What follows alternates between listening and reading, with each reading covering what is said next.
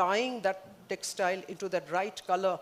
So there were various kinds of textiles. There were very good trade routes in India, on the Indian subcontinent by then.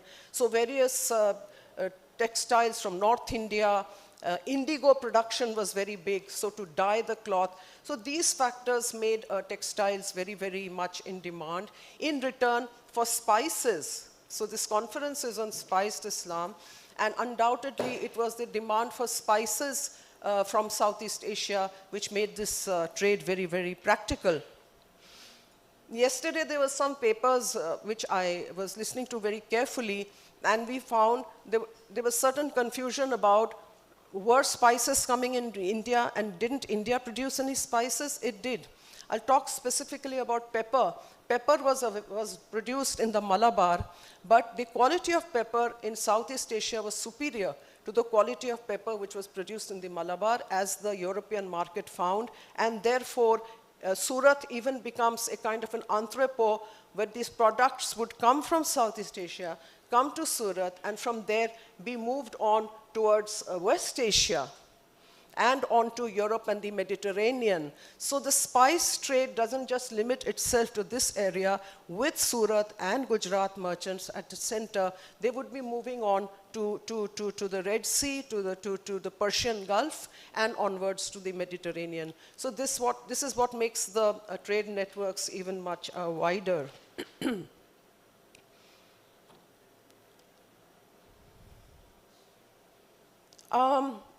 When we talk about the shipping, I have some details about the traditional junks which were moving in the South China Sea, and how the Indian Ocean trade was also linked by Gujarati merchants to the southern Chinese coast. And there were two different shipping lanes, two different shipping systems, two different trading systems. One, the Gujarati one, and one was the Indonesian one, and how these two different shipping lanes would be joining each other and mingling at ports in the Southeast Asian region, such as Malacca. We have a lot of details about Malacca, Aceh, Bantam, Makassar, and Patani.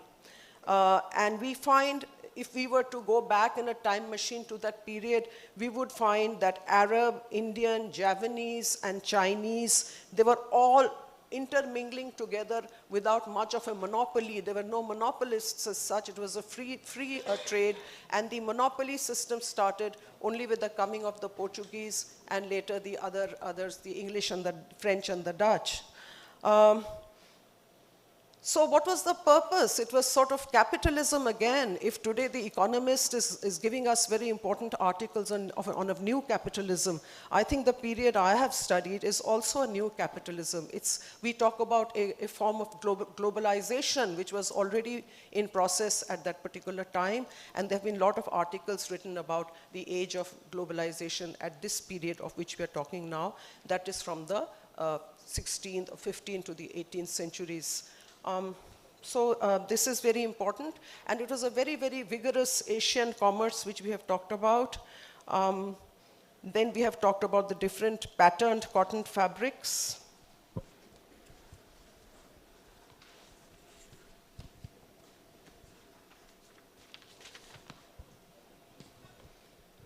When we look at Sumatra, we find that there were Gujarati merchants who were operating in North Sumatra and West Sumatra, and there were regular ports of call for Gujarati vessels. And there were also Tamil merchants already who were also having their own trade network in this area.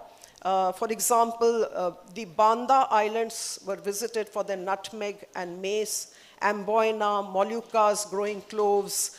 But at times we find there was no direct trade with these places. The middle people were the Javanese merchants who would be dealing with the Indian or Gujarati merchants, who would follow this barter system between spices and textiles. Now, would I call it a fine tuning? There was a fine tuning of this entire intra-Asian trade.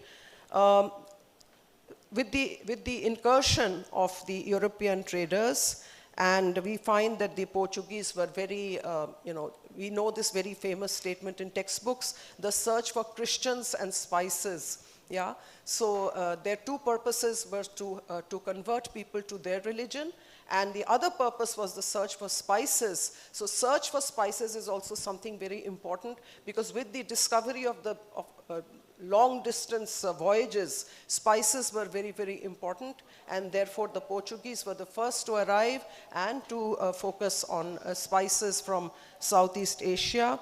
So how did the Gujarati merchants respond? That's what I have also discussed, to this trade between, to this new incursion. So a kind of equilibrium was established between the new entrants, the Europeans, and the already existing frameworks of trade. And how did they do this? The Gujarati traders, of whom my discussion is based on them, were able to operate on a lower profit margin as compared to the Europeans. And this was one way later on, as time passed, the Gujarati merchants were able to survive and exist and play an important role, notwithstanding the presence of the Europeans. So first of all, number one, they operated on a lower margin of profit. Number two, they were already on an established network of trade, so they knew what to do. They knew the rules, they knew the local traditions and rules of Southeast Asian trade much better on the ground level, perhaps, than the Europeans. This was the second point. And the third point, as we move into the 18th century, they started freighting their own products and their own commodities on various European ships. You know, by the 18th century, we find that the English have become very, very powerful, the English East India Company, and private trade of the English becomes very important. There were lots of different private traders, Englishmen, and that's how they made their fortune. And many Gujarati traders then became very well connected with the private traders and continued to work. Before Surat comes into prominence, in the 16th century, it was the port of Cambay or Khambat. So it's very interesting to see all this is happening on the west coast of India.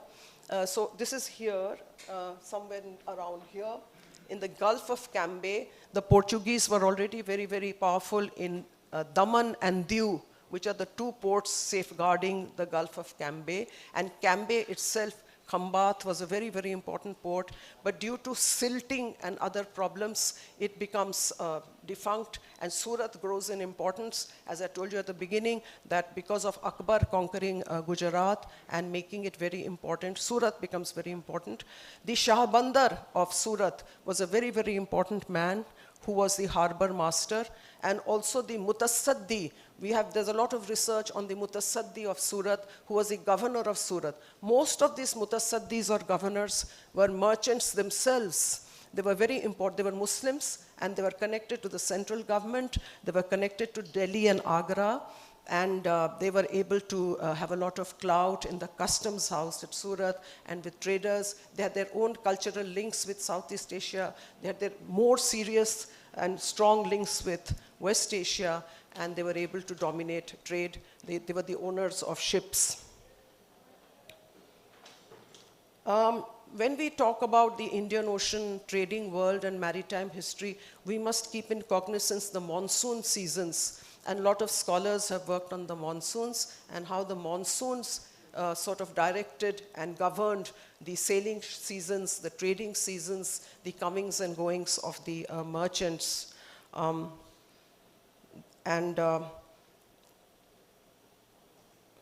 were Gujarati settlements and diaspora in Southeast Asia. There were a lot of Gujarati merchants who were already living and operating. They were not just visiting Southeast Asian ports.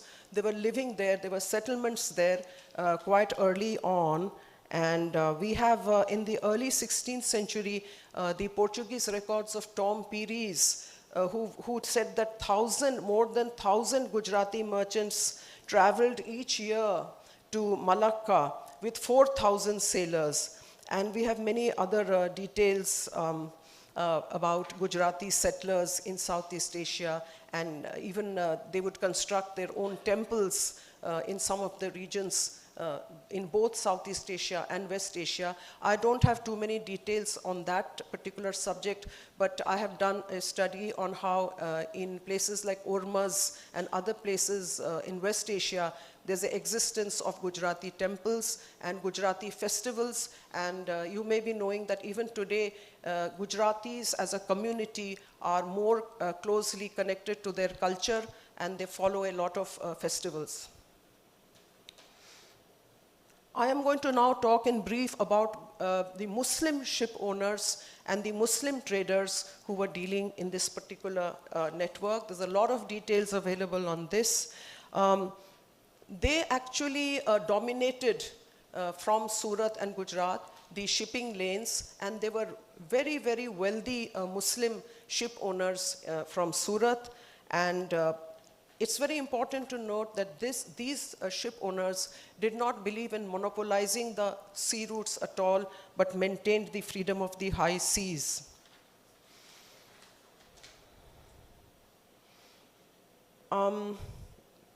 We have the names of, how much time do I have? Enough? Yeah, okay. Yeah, so we have the names of lots of these Muslim ship owners, for example, from different groups. I will come to their names, maybe that will be.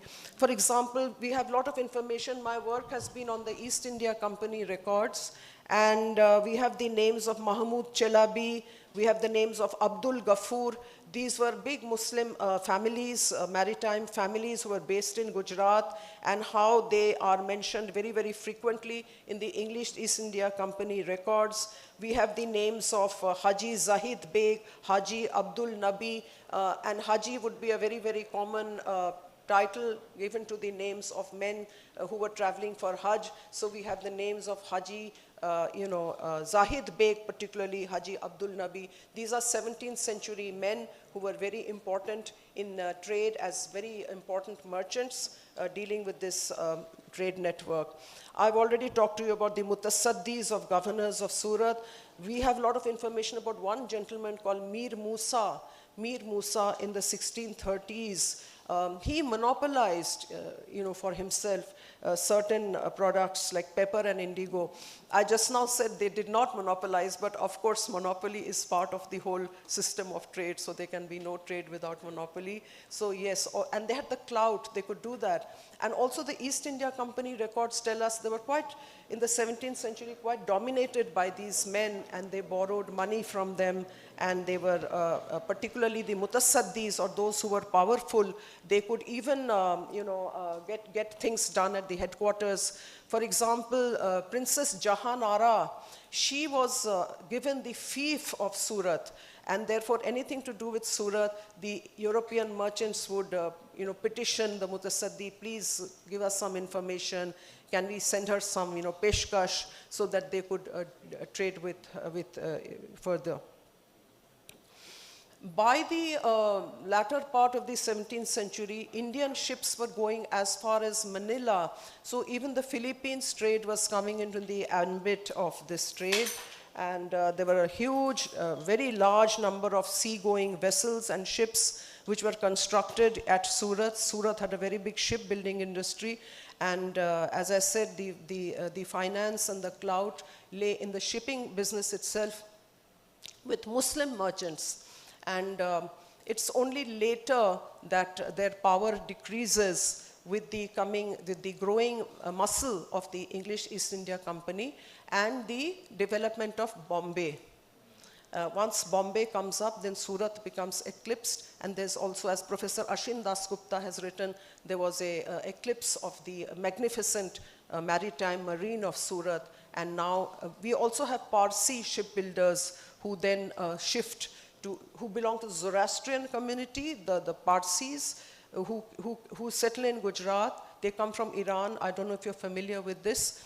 So they are then induced by the English to shift to Mumbai, to Bombay, and then many of these Muslim merchants also, especially Boras, the Bora community who are from Gujarat, Many of them were important Muslim shipbuilders and big traders with Southeast Asia. Now they shift to Bombay, and Bombay has very important Bora community living there.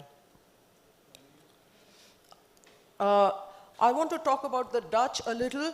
I want to say that with the coming of the Dutch, we find that the the commercial dominance or commercial activities are eclipsed of the Indian merchants as well as the Javanese and Indonesian merchants, and this becomes much less. I have talked about the private trade of the English, which again leads to a decline of the trade. I'm going to come to the end of the paper. The 18th century, since this paper is kind of a all-encompassing topic, which is discussing trade from the 16th to the 18th centuries.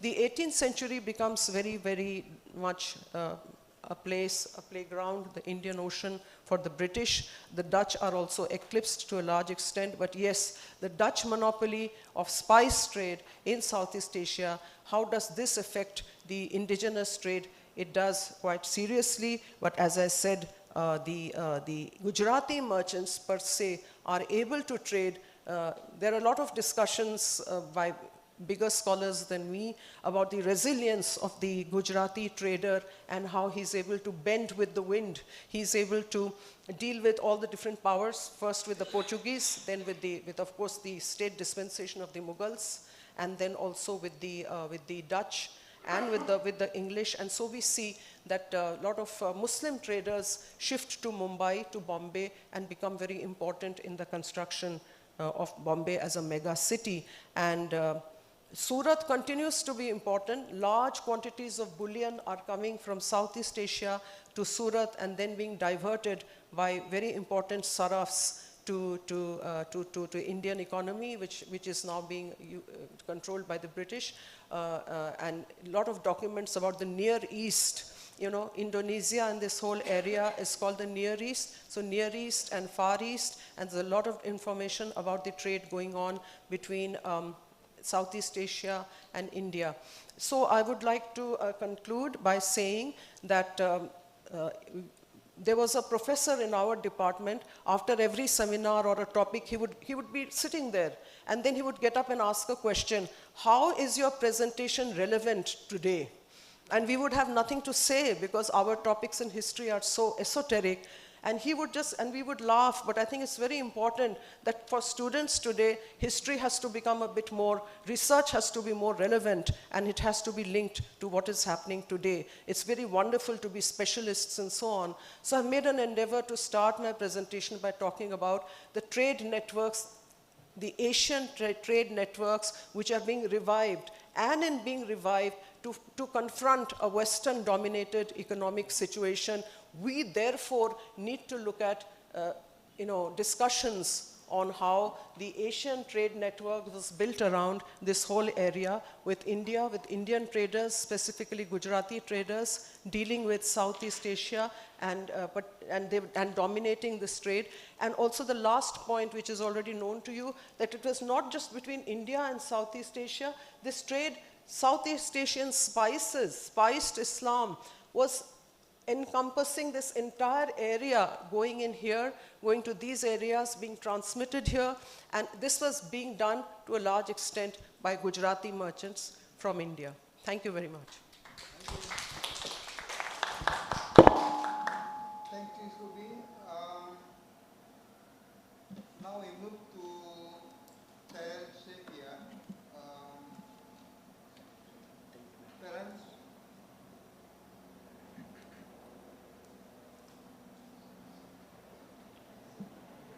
Okay, good.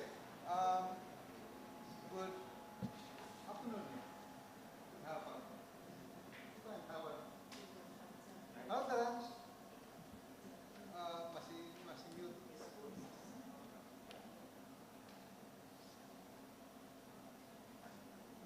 Okay, just few minutes.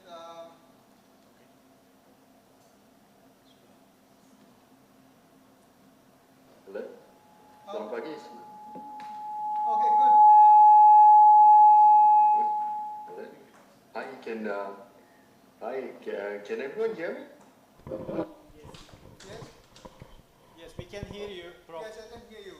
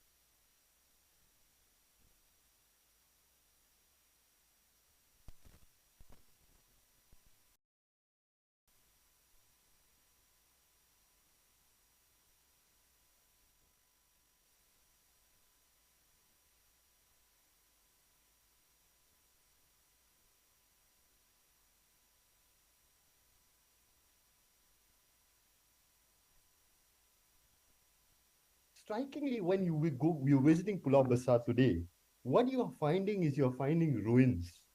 You're finding broken tombstones. You're finding burial grounds that have been flattened.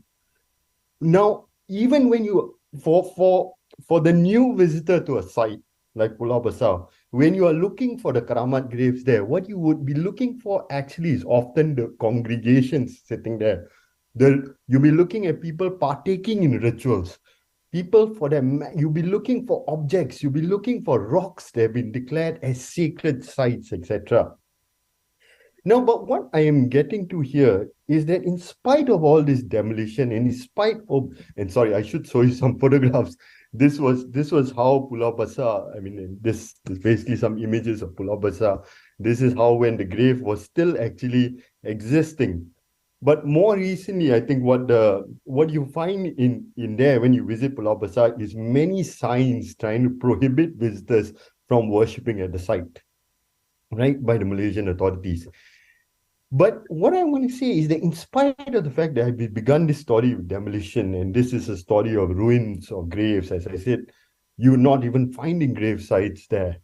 But what I'm saying here is this is not a story of decline. I mean, indeed, strikingly, in the ruins of Pulau Besar, what we are finding is active production of Islamic histories, active production of Islamic histories of the Keramat on Pulau Besar.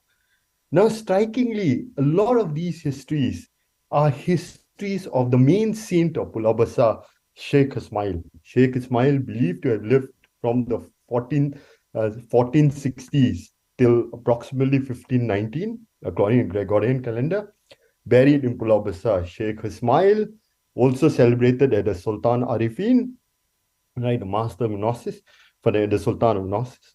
Now, but Sheikh Ismail was a descendant of the Prophet Muhammad, through the Prophet's grandson Hassan.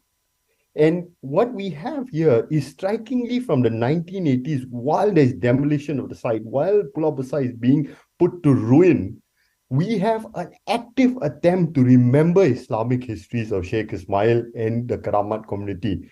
Now, strikingly, at the same moment that we are finding physical ruins, what we are finding is active production of Islamic histories. Now, strikingly, from this moment on, you find so many hagiographies that are being produced. And hagiographies, and here I have a photograph of just one bilingual hagiography in Tamil and Malay that's being produced in Pulau Besar. Now, there are trilingual hagiographies of Sultan Arifin, Sheikh Ismail, the main Keramat of Pulau Besar. They have been produced. I mean, when I say trilingual, Tamil, Malay, and Arabic hagiographies that have been produced. Now, strikingly, all these hagiographies and the literature that has emerged, and this is just one shop there that sells literature amongst other things there. All these literature that's been produced very much is telling these histories of a site like Pulau Besar that has been oft ignored in not only within Islamic studies, but within history of the region and beyond, but very much was a center of the Islamic world. Now, these are histories of a master from Baghdad. So Sheikh Ismail, the Karamat himself, who was born and bred in Baghdad, but for that matter, upon hearing the voice of the Prophet Muhammad, all right, in Medina, when the Prophet told him to go towards the east, go towards Java for that matter, go towards the Orang Java for that matter, because the Prophet told him that his own Saudara were there, that the holy people were there, the pious ones were to join that community. A Sufi from Baghdad set off on his journey. But strikingly, this is not a story of a unilinear journey, because when the Sufi from Baghdad was set off, he was himself educated by another Sufi sheikh from Pasai. So there are crisscrossing networks of ulama already in Makkah and Medina and Baghdad. When he arrives in Malacca gets reconverted into an Islamic center, drawing members of the ulama and Sufi masters and Karamat from across the globe, from the Islamic East and the Islamic West. Now, strikingly, these are some of the histories they are told. And sorry, I can't do justice to the richness of these materials that we produce since and beyond that. No, but beyond that, also, there's another part of the story here that even as graves are being demolished, even as ruins are emerging, now strikingly, we might find that when we're visiting the site at the first time, that we feel that, oh, we're not seeing graves. How do we understand where the Kramat are? But on the other hand, there's been active production of literature to guide devotees. Now, this is just one map that has been produced by devotees on the site to guide individuals to where the kramat on the island are. Now, beyond that, so what is striking here is that there is almost no need of graves on the island. But on the other hand, there can still be a sustenance of material culture and rituals of venerating. And all this is being produced while there's ruination on the island. Now, I mean, when I'm speaking of ruins here, and what coming in from, is that really, there's been work by so many scholars here. And I'm sorry, I just want to check, am I clear? Am I Yes, audible? yes. Okay, wonderful. Now, I mean, many of us are familiar with the work of the scholar Eng Seng Ho for the matter. And one of the things that Eng Seng Ho really put it out in his work was this idea of burial grounds being incitements for discourse. And I think that's really informing some of my work. Beyond that, more recently, there have been scholars of like Maya Kotrosits, who works on the lives of objects, where Kotrosits' work is about the social productivity of ruins, the social productivity of destruction. Now, one of the things that comes out in this work is the kind of how ruins can be stubbornly persistent. How we just assume that when ruins are in decline and they're almost inactive, but can ruins, for that matter, be stubbornly persistent? How can ruins be material actors and agents in themselves? Now, for that matter, can ruins, in refusing to move, all right, how can they be agents in terms of refusing move? And what I'm saying here, if you look at this map here, now what you will see is beyond the fact of the jetty in the south, you'll see a list of makam, right? You'll see a madrasa, and on top you will see Padang Golf. Now, what that is basically part of Pulau Besar has been converted into a holiday resort and a golf course. Now, there's a reason why the Malaccan urban redevelopment authorities were really so actively clearing this karamat. And it wasn't just because of their vision of what superstition was there. Now, and their objection to the Islam on the island. Now, it was very much about redeveloping it into golf courses and holiday resorts. But what we find from this map itself is the stubbornness of these ruins and in not moving, in spite of the fact that now, if you look at this, Bekas Makam Tujuh Adik Beradik, and this is actually it. What you see here looks, by the map, we might think that we have a shrine complex here. But actually, if you go to the site, there is literally nothing beyond flowers, objects of veneration, congregations that pray there, that really mark the site out. Now, it's the ruins, for that matter, that in refusing to move, have forced the construction and urban redevelopment of the island to go around it. And that's how ruins can be very active. Now, in their presence, for that matter, these ruins in an island like Pulau Besar, for that matter, continue to draw congregations, continue to draw Muslim and non-Muslim pilgrims, and beyond that, push a question to the Malaccan authorities on who owns this site, who owns this island. It's really about the kind of the global community of Keramat Ulama who really buried there. No, it's from here. And sorry, just want to check. I still have about 10 minutes more or 15 minutes more. 5 minutes?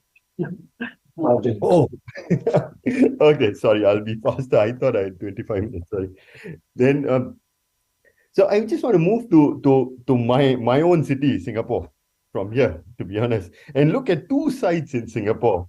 A city where actually, for many of us who are familiar with Singapore, wherein graveyards and Islamic past, Islamic histories have been forgotten, have been erased. But nevertheless, I want to turn our attention to two Keramat sites in Singapore, for that matter. The first of this is the popular Keramat of Kallang, a Keramat called Keramat Siti Mariam, and what you're looking at is the main grave, the Keramat grave of this Keramat Siti Mariam. But this grave was surrounded by approximately 90 plus graves in a larger burial ground. This whole burial ground was removed in April 2010. Now, as the burial ground was being removed, caretakers of the burial ground, this man that I'm introducing here, Wa Ali Jangot, known as Wa Ali Jangot, who just passed away 2 weeks ago.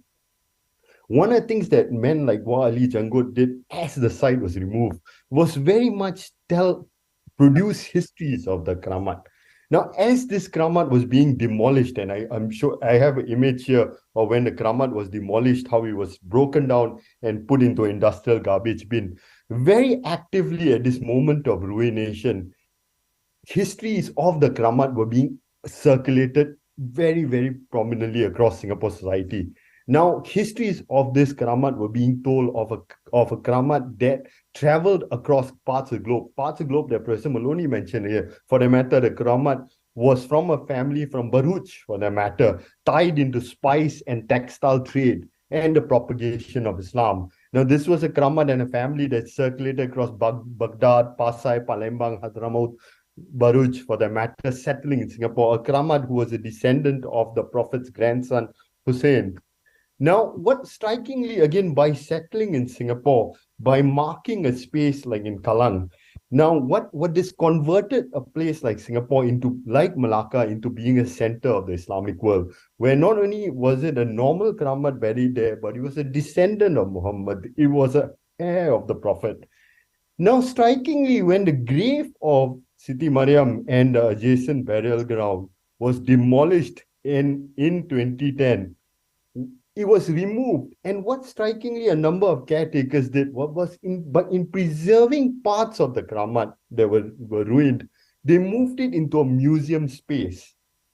And the museum space, for the matter, became a new site for veneration.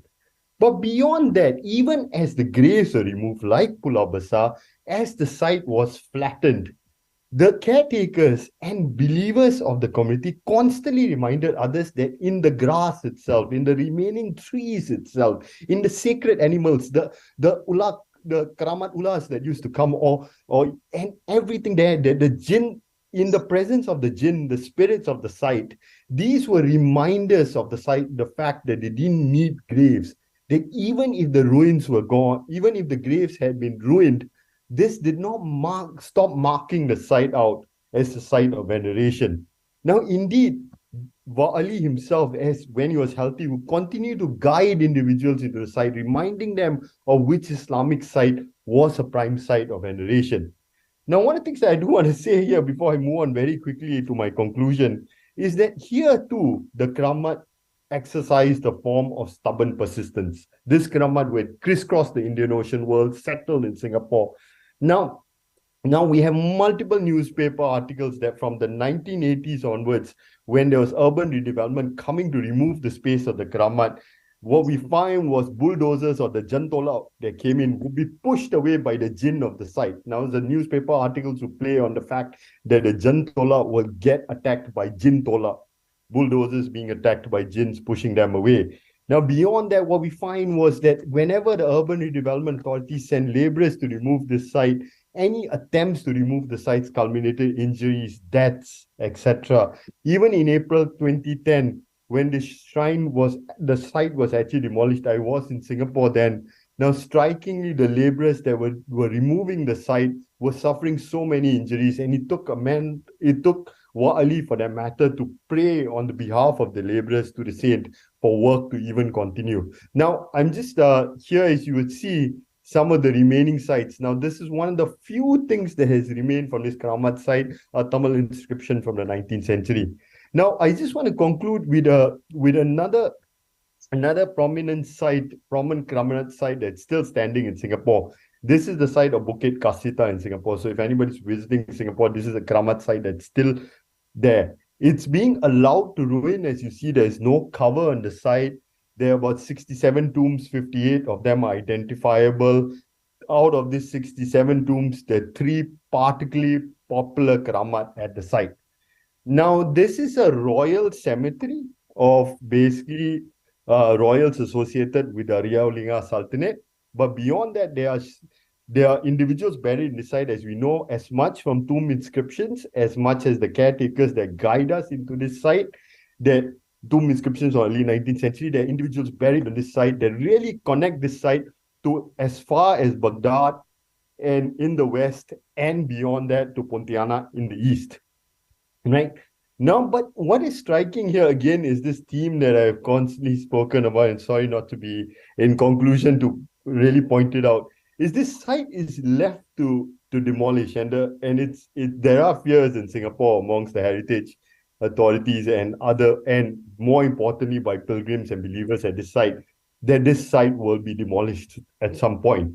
But this site has this stubborn persistence. It has immense, the ruins of this site have immense agency in terms of how, for that matter, even the urban redevelopment authorities, individuals who are often sent to cut the trees, start removing parts of this site. I had interviews with a few of them who actually testified to how terrified they were to actually approach the site. This was because of the fact that there is a widespread belief in terms of the fact that the royals and the kramats who are buried on this site are still living. They walk there, they appear to individuals. They refuse to appear to photographs, but they appear to individuals. Now, beyond that, they're surrounded by coteries of spirits. Now, individuals, pilgrims who go to this site submit petitions to these royal kramats to actually deal with their everyday lives. These royals hold court. They send spirits to dreams to meet individuals. Now, in a city, for that matter, where forgetting is deliberate, where, as Anand Vivek Taneja reminded us, his work in Delhi, such sites, for that matter, really remind us of a different facet of past and Islamic history as a whole. And sorry for speaking too long. I will stop myself. Okay, thank you. So thanks very much, parents.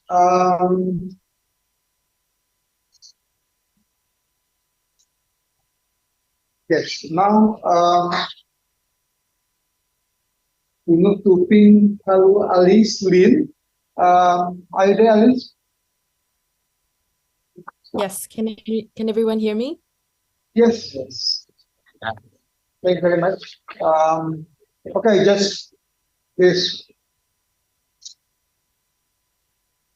Okay, should I go ahead and share screen? Can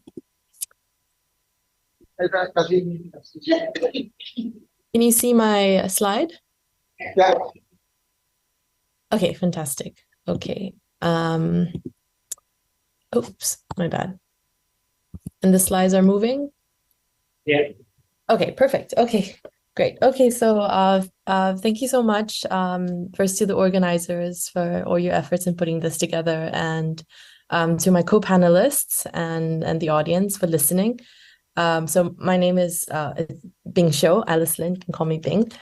And I'm a social cultural anthropologist. And this work in progress, this in progress paper titled In Pursuit of Royal Blue, Geographies of Relatedness Across the Indian Ocean is drawn from a chapter from my in progress manuscript. So I wanted to use today's, my contribution to today's discussion to think through some of the themes and concepts that have been animating my research on the colored stone trade in and from Pakistan. And in particular, I'm interested in what emerges at the intersection of trade, kinship, and materiality. So allow me to take you to a rather different place in southern Sri Lanka, in this coastal town that you see where the arrow is placed, named Beruwala. So this coastal town named Beruwala has, over the last few decades, become a bustling marketplace where precious stones from across the globe are heated, treated, cut, and then traded. Beruwala's merchants, much like the merchants that I study in Pakistan, traverse the world in search of rough, uncut sapphires in various parts of Africa and across South and Southeast Asia. Mobility is central to the lives of gemstone dealers or traders. Affinal and non-affinal kinship ties across the region enable these small-time merchants, these vernacular capitalists, to trade across national lines, and in so doing, render a place a familiar space. So for those whose lives revolve around the making of marginal profit in buying and selling a set of colorful stones that we now know as gemstones, the world is the marketplace.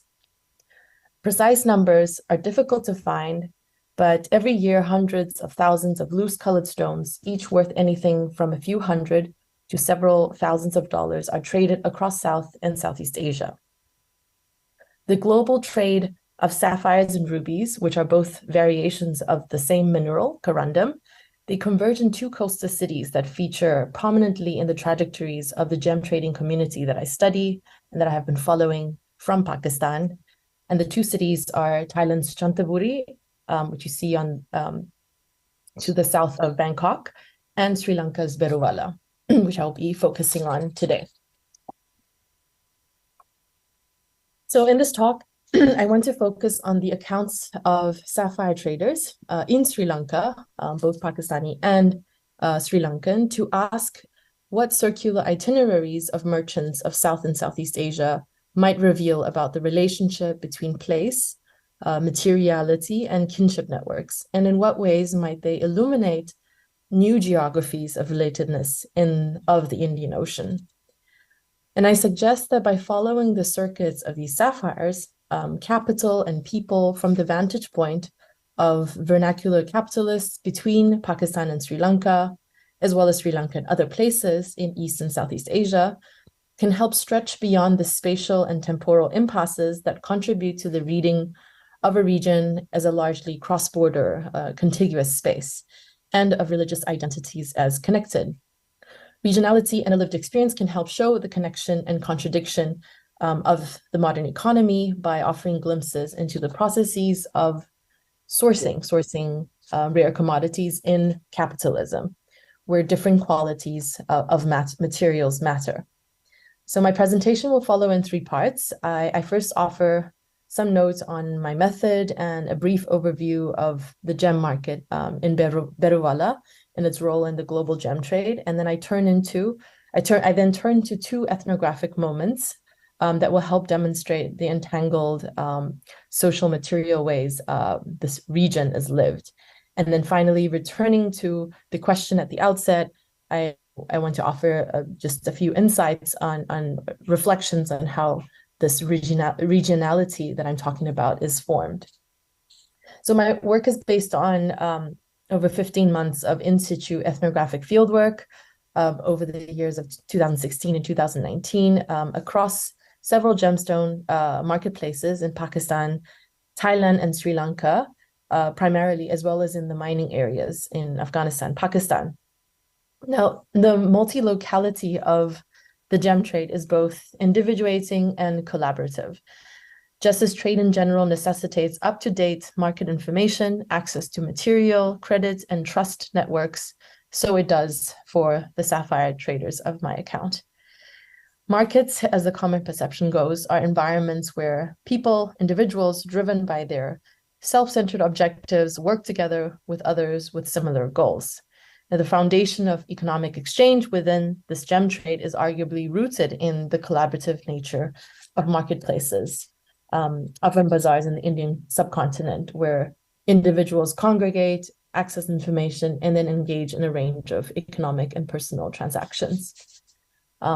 Clifford Geertz, for example, has described this as a bazaar economy. The bazaar economy is a peculiar hybrid economic form that fuses, I quote, traditional and modern economic elements as a site where transactions take place alongside a multitude of social connections, which fulfill the roles in disseminating information and fostering patron-client relationships.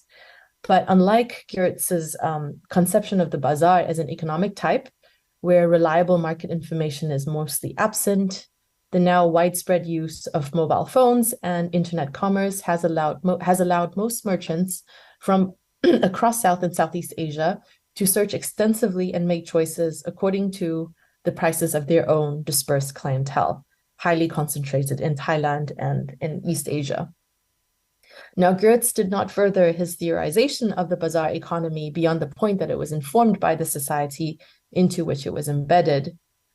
But then how then, I ask, do we understand a marketplace that is also a dynamic, unfolding, transregional space? So I will explore these questions through the stories of two interlocutors in the format of an ethnographic vignette that I will read. Historians, please bear with me. So these accounts seek to capture the sense of regionality that is in all its textured and affective contours. So I'll start with the story of Shehzad. Shehzad, who is one of my interlocutors from Pakistan. Shehzad arrives in Pateh, the gem market of Beruwala that you see in the photo here, as he usually does after conducting Zuhar prayers in the privacy of his host's home.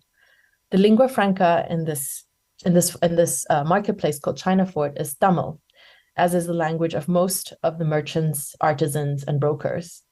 Having spent the last 10 years shuttling between Pakistan and Sri Lanka, he could by then converse competently in basic Tamil, at least enough to not depend on English when it came to numbers and quotidian fare.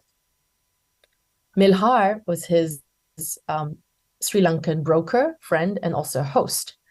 He has sojourned so frequently in Beruwala that Shehzad considers himself Milhar's family member, and as far as to consider Milhar's wife his sister. Since his time in Sri Lanka is almost entirely structured by his relationship with and at Milhar's, I was surprised to learn that he remained a paying guest in his friend's home after 9 years. So to give an example, for each night he spends at his friends, he pays them roughly $5 or 2,000 Sri Lankan rupees. Now, the gem trade is built on relations of trust, religious affinity, and kinship.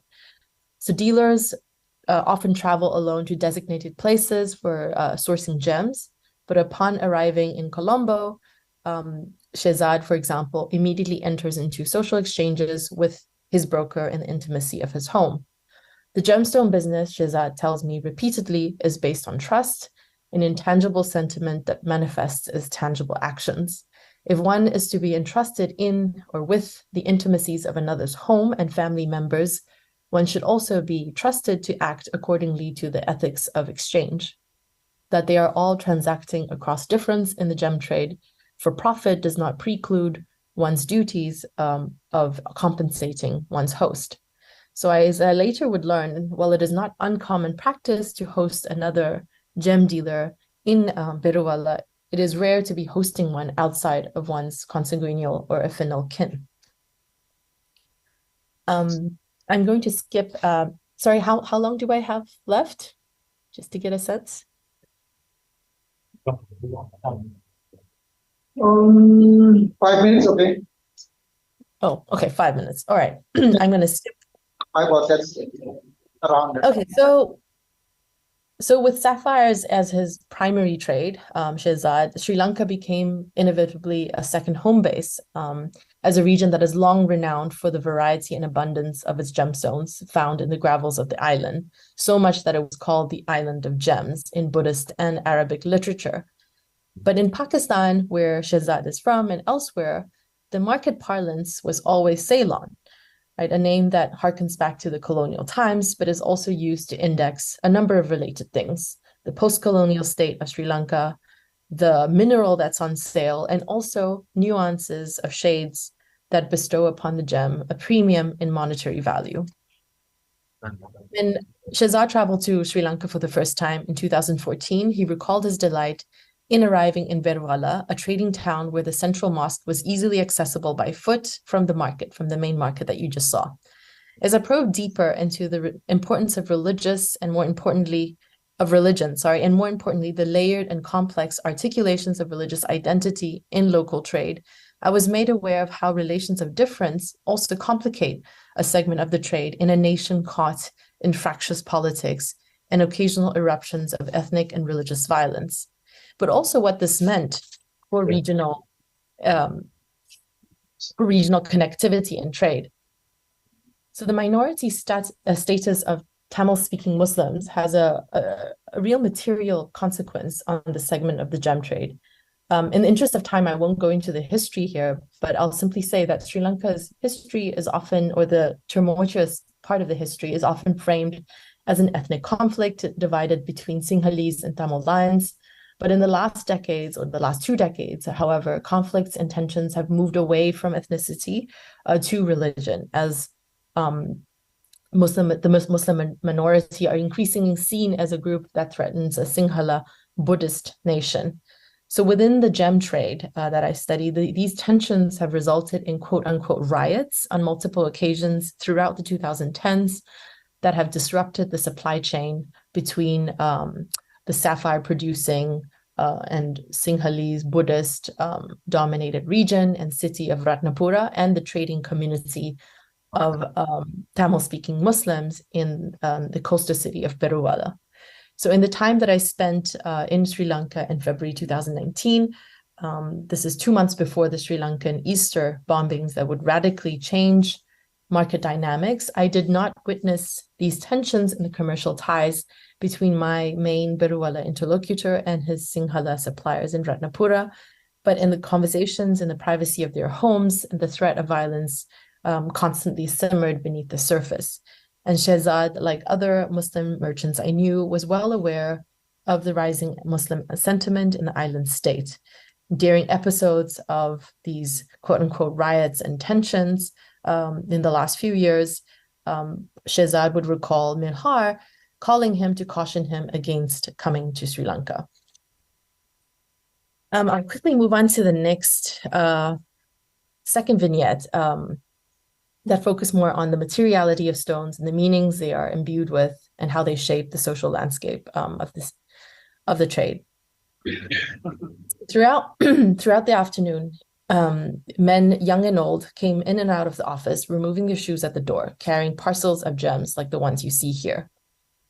At the time, there was a middle-aged man who was wearing a red checkered shirt and sarong who sauntered in.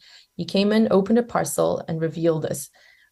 Several pieces of sapphire of a remarkable size. The man asked my interlocutor, Himash, a sapphire dealer from Sri Lanka, for 1 million Sri Lankan rupees, which is roughly 3,000 US dollars. Stone-faced, Himash offered him 60,000 Sri Lankan rupees in return. Now the dejected broker then left swiftly. Turning to me, my interlocutor muttered with some disdain, "It's not even a royal blue."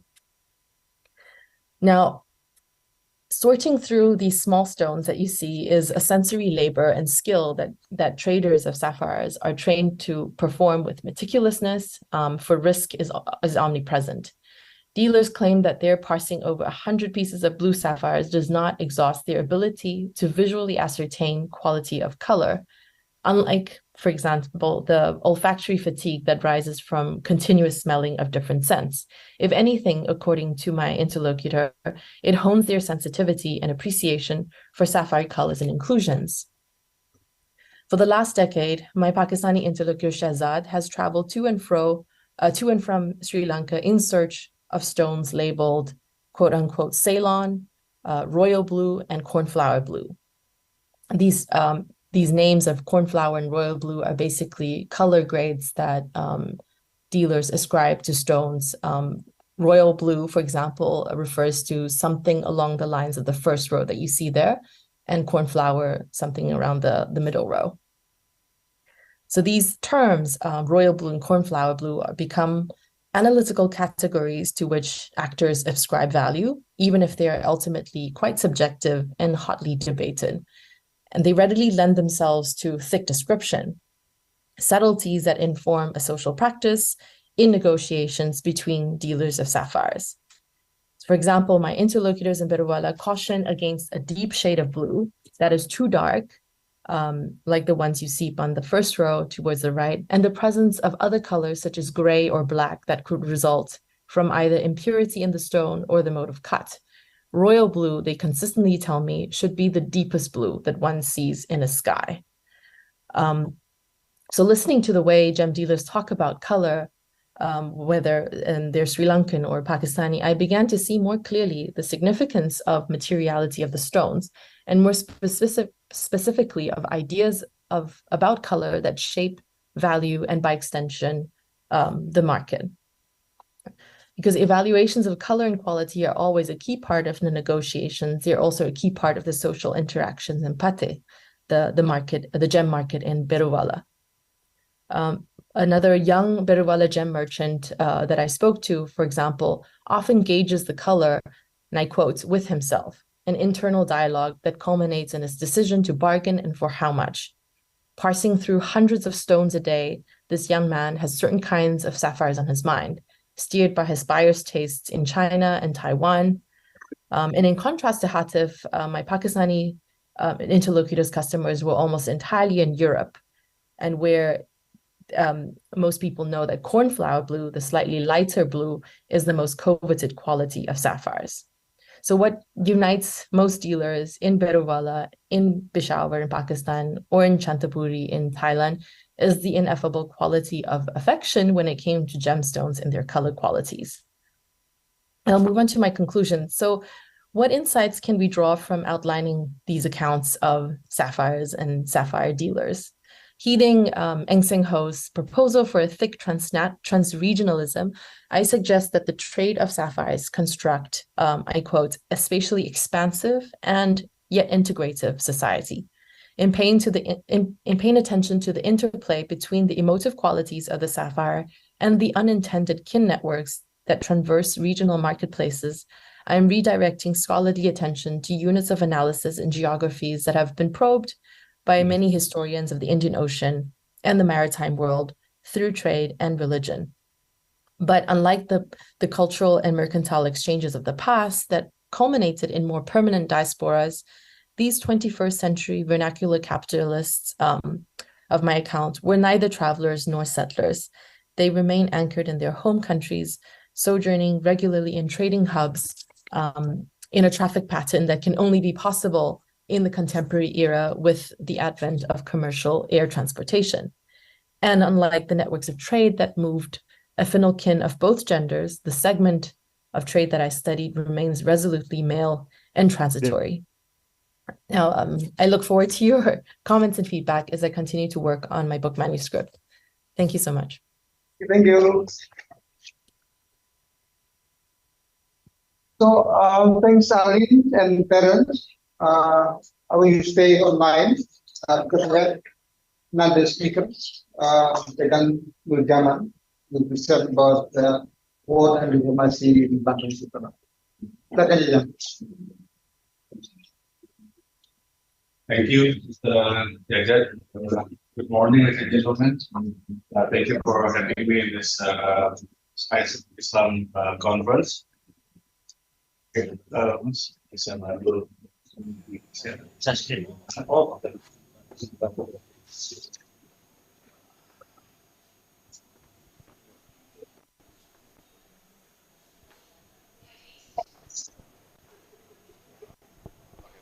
Okay, thank you.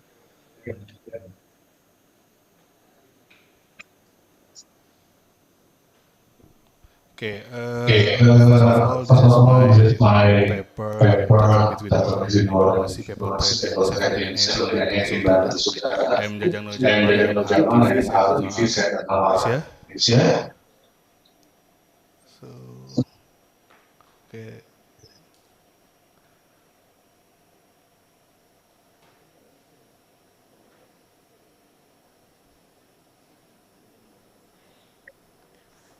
Next slide.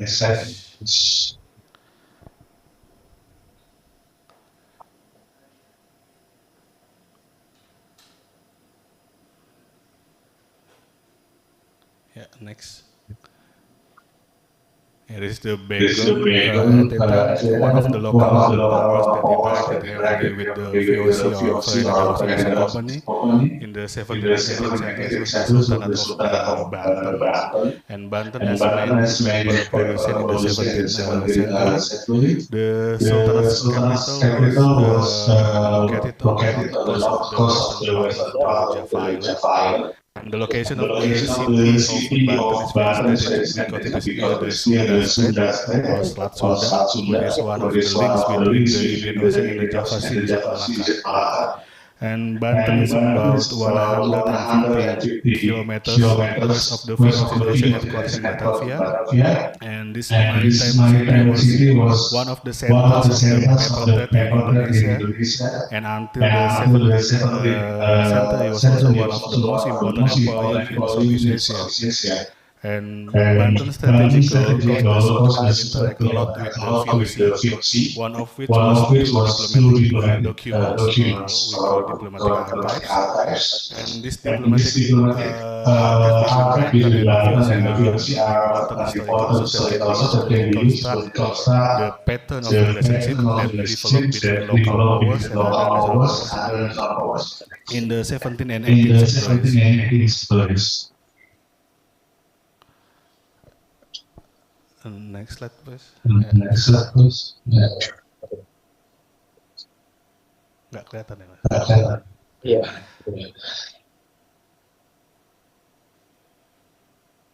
Okay, we have some technical problems here. Great. Yeah, this is highlight of Banten profile. Banten is estimated to have been established in 1523 or 1524, and Banten Sultanate was founded by Syarif Hidayatullah. It's like this university's name, Syarif Hidayatullah or Sunan Gunung Jati. According to French historian Claude Guillou, Sunan Gunung Jati was sent by the Demak Sultanate to establish Banten with the aim of Islam and becoming a political force that could be used as a vassal of Demak. It is later developed to become an independent political force, and the main factors that determine Banten's ability to break away from the influence of Demak and other countries in Java were its economic independence and the trade network that the Sultanate successfully developed. And being located near Sunda, Strait, Banten could become an alternative port for Islamic traders who didn't want to pass through the Strait of Malacca, which was controlled by the Portuguese. Since becoming involved in maritime trade in Asia, the Portuguese had some hostility towards Muslim traders, so rivals to be eliminated. And as an Islamic trading city, Banten began to grow and develop in the late 16th century. And then when the VOC first arrived in Banten in 1596, Banten was already an important port that became the center of trading activity in Western Indonesia. And with the support of the Muslim merchant community, the sultans of Banten were able to build trade networks to other trading cities in Indonesia and Asia. With its extensive trade network, Banten prospered, and Banten prosperity continued throughout the first half of the 17th century, a period when Batavia, as the headquarters of the VOC, was already established and growing. Banten's prosperity was long-lasting because the Sultanate cooperated with other nations that rivaled the VOC in Asia, such as the British, French, Portuguese, Arabs, Indians, and Chinese. And Banten's prosperity was not only achieved through maritime activities, but also through paper production. And Banten was able to manage forward into the 17th century because it controlled a small but highly productive agriculture area where locals continued to produce paper to meet market demand. And the key to Banten's success in controlling paper production was the effective use of middlemen. And the middlemen were the Chinese, and they entered the interior of Banten to purchase the paper directly from the locals. Dutch and British traders also tend to buy paper directly, but they were never successful. This was because the paper farmers in Banten and Lampung trusted the Chinese traders more than the Dutch and British traders. This trust was because interaction between the Chinese had lasted longer than with traders from other nations. And moreover, the Chinese traders buy paper with peaches, like currency that was already widely used in the interior of Banten and Lampung. Yeah, this is some highlights of Banten history. Sultan Ageng is very famous in Banten, and also open conflicts between Banten and the Dutch trading company more frequent through the 7th century. Also become highlight of Banten Sultanate history. And yeah, through the 18th century, Banten's power continued to decline, so that Banten was no longer considered as a threat to the VOC. Next. Yeah. Next. Problem. Yeah. Technology challenges. Okay. During the Banten Sultan interaction with the Europeans, or particularly with the VOC, they create what's so-called as diplomatic archives. It is 17th and 18th centuries of Asia was a region of multiple centers of diplomacy. Over a thousand of diplomatic manuscripts of, we call it surat emas in Malay, with their own original seals exchanged between the various rulers, kings, and sultans in the region after they survived. And then the VOC kept the records of activities relating to the conference activities. The result of these records are in the form of documents stored in the VOC archive collection. And the VOC built its first trading office in Banten before moving into another trading city that became Banten Pasar, Jakarta. In 1619, the VOC conquered Jakarta, and on the ruins of the city, the Dutch trading company founded the city of Batavia.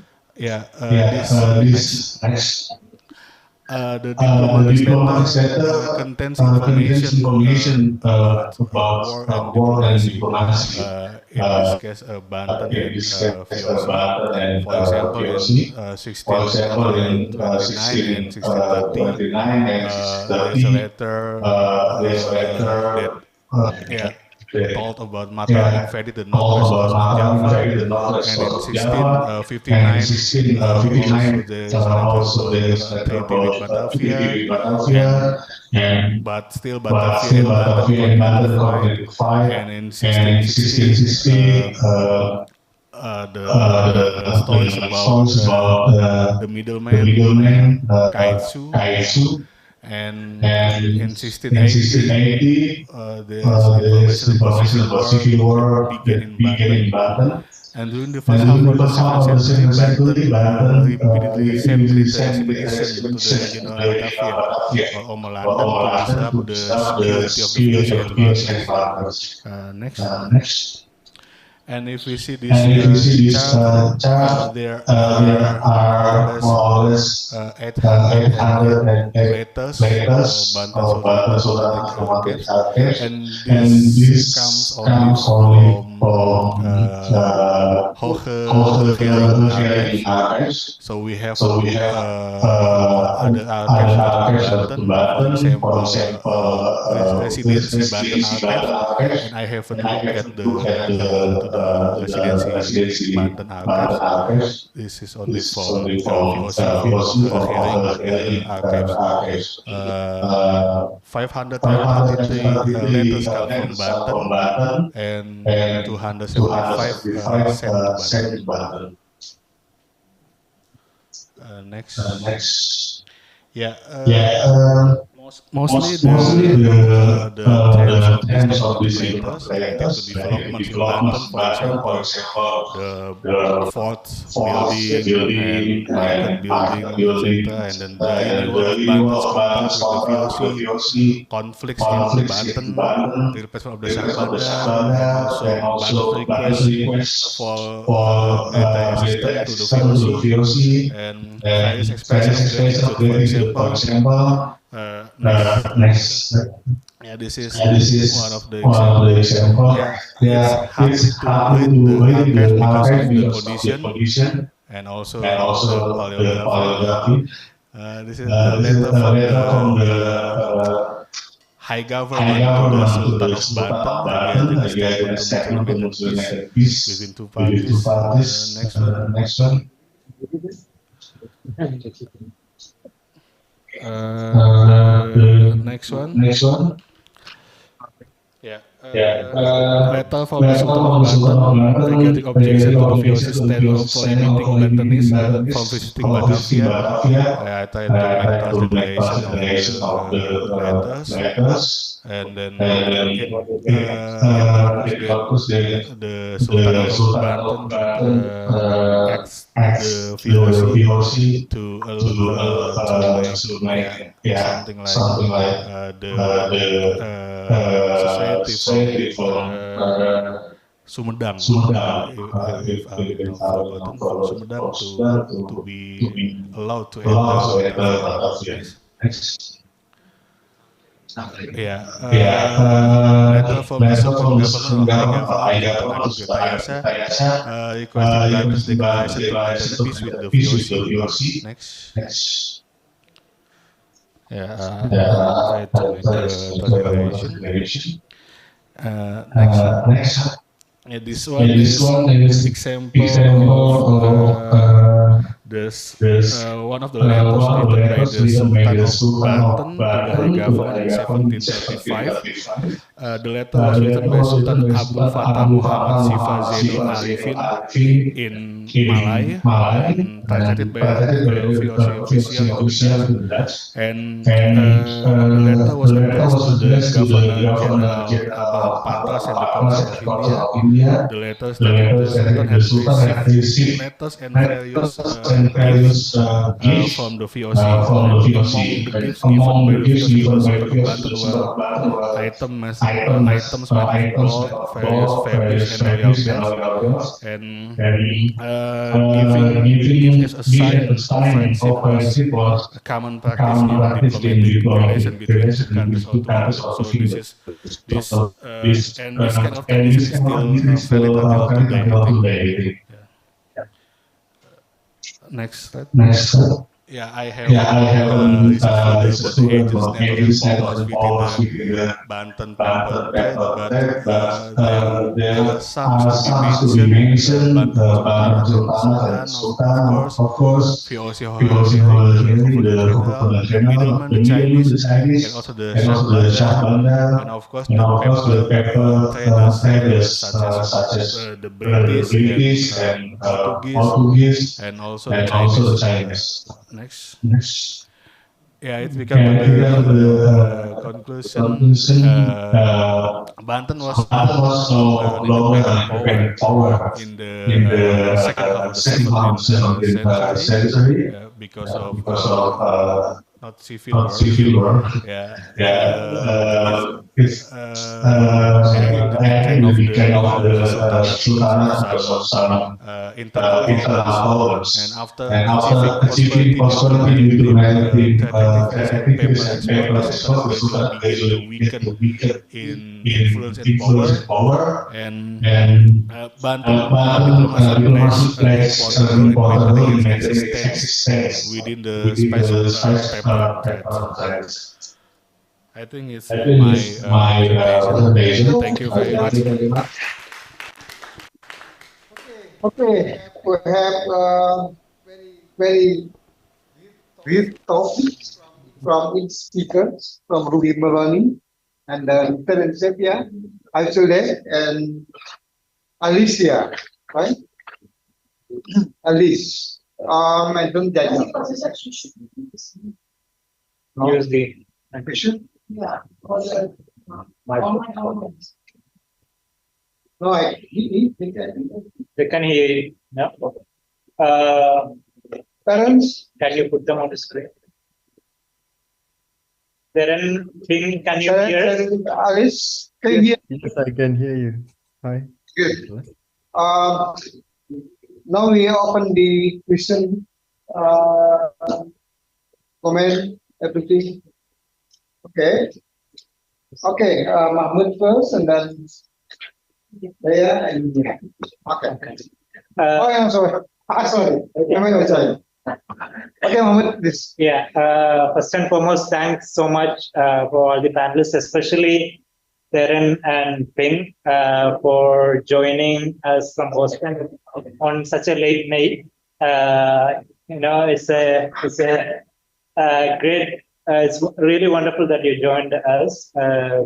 And sorry for the confusion about the time that we had. But the questions that I have is for the last three speakers. So Teren is a really interesting material and wonderful to see how they demolished, despite of the demolition of this Karamat, how they sustain, as you, to quote, to use your name, sorry, the word that you used, this stubborn persistence of the Karamat. And I have one particular question on the woman, possibly, or the gender dimension in this Karamat. And all of them, I think, in the map that you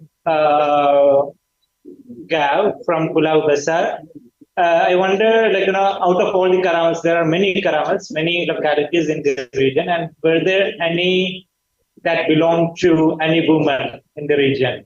And especially this particular saint who came from Arabia, Sheikh Ismail, and I believe, some of these graves belong to his descendants or his disciples. So were there anyone, from the locality, especially women, and, the kind of kinship religions that might have played a role in the making of the Karamat in Pulau Besar? And the same, similarly, it goes, for the Singapore case also, the Karamat of Siti Mariam. And from the name, I judge that she is a lady, right? She's a woman. So I was wondering, who is she? Where does she come from? What are the details that we know of? Is she like a local woman, or is she also someone who traveled across the sea and then came and settled in the region? Okay, so this is you. And to Ping, again, very fascinating original research. I have, two questions. One is, I think because of the time constraint, you didn't manage to deal with the history of the gem trade in Baruala. And I was wondering, why this particular place became very important. Out of all the places in Sri Lanka, is there any historical reason, or is it just, for your ethnographic purposes, you try to zoom into this particular place, or is it part of a larger supply-demand trade network that made the place historically and also ethnographically significant? And towards the end of your presentation, the second question is about the kinship networks within this. And I know that it is very at the core of your research, and I wonder, because these traders, as you said, they were neither settlers nor travelers, rather anchored in their own homeland. If so, how did the kinship networks again play a role in their is it the ways in which they took these gems or sapphires out of the island, and then the ways in which they traded with Bangkok or Pakistan or the larger, global trade? So these two questions. And finally, to Jajang, again, very fascinating original research looking into the Referring document. One specific question on, you mentioned there is a lot of correspondence on the Shahbandar, yeah, and Shahbandar being a wider phenomena across the Indian Ocean. I wonder, in this context, why the VOC is interested. Either the Sultan or the VOC is interested in replacing him. Is there any particular reason? Is it to dominate or monopolize the pepper trade, or any other dimensions? Or is it about the position of the Shahbandar or that particular person whom that they want to replace? Because we know that the ways in which many of the colonial companies dominated the Indian Ocean trade was by replacing the entire port master in the position of Shahbandar. So were they against the position, or were they against this particular person who was appointed in the Bandar? Yeah. Thank you very much. Again, very fascinating fact. Okay, thank you. Thank you so much. I got the question first for Dr. Ruby and you as well. My first question is for Dr. Ruby, and second is for China. I just remember when I read Tapas Captain, instructed, he described the Equatorial Merchant reach and dominated Indian Ocean when the Portuguese came to. And he also instructed his men to marry the Gujarati merchants, as also depicted by Michael Preston in this remarkable work, Master and Ruler of Gujarat. So my question is, you mentioned some Persians and local sources related to Surat and Gujarat, and I just want to know how the local perceive the Portuguese presence in the Indian Ocean. How the locals perceive the Portuguese presence, because as you know, in our experience, Portuguese description of the locals. But I just want to know how the local perceive the Portuguese presence. Okay. And the second one, I just curious to know about Sapandan, the position of Sapandan in Banten Sultan Lake. Because as we read, very close to 11.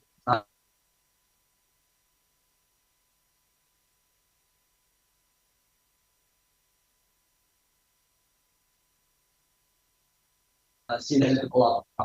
For example, like I don't know if other, but in Malacca or Malacca during Portuguese period, we know that the Savannah or the Harbor Master coming from the other race. For example, like Sultanate, the Savannah from Malay, Gujarat, and Chinese. So I think the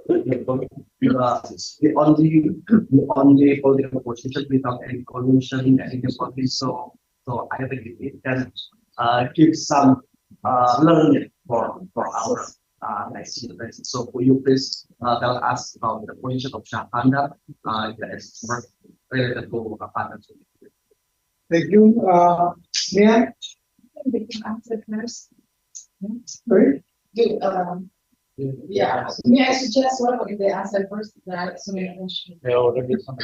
Maybe second round, maybe. Yeah. Okay. Oh yeah. Can ask the next round. Okay. Okay. Okay. Ruby. Yeah, thank you. Actually, there's a lot of, to answer this question, which was asked about, Portuguese have written a lot about the indigenous people. So what are the indigenous people saying about the Portuguese, right?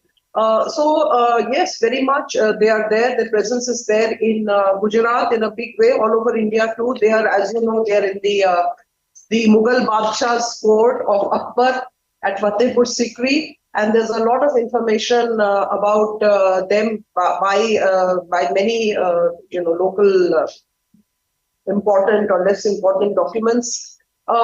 You may find it interesting to know that the word Firangi in Persian was first used for the Portuguese, for Firangi. And today also when we talk in our language and maybe somebody has married a white person, we say he's married to a Firangi, meaning, he's married to a white person. Right. So it's a very common word. Oh, he's only liking Firangis, or he's married to a Firangi, or she's married to a Firangi. So imagine this word about a foreigner, a white person has come down till today. So the Portuguese were referred to as Firangis in Persian sources.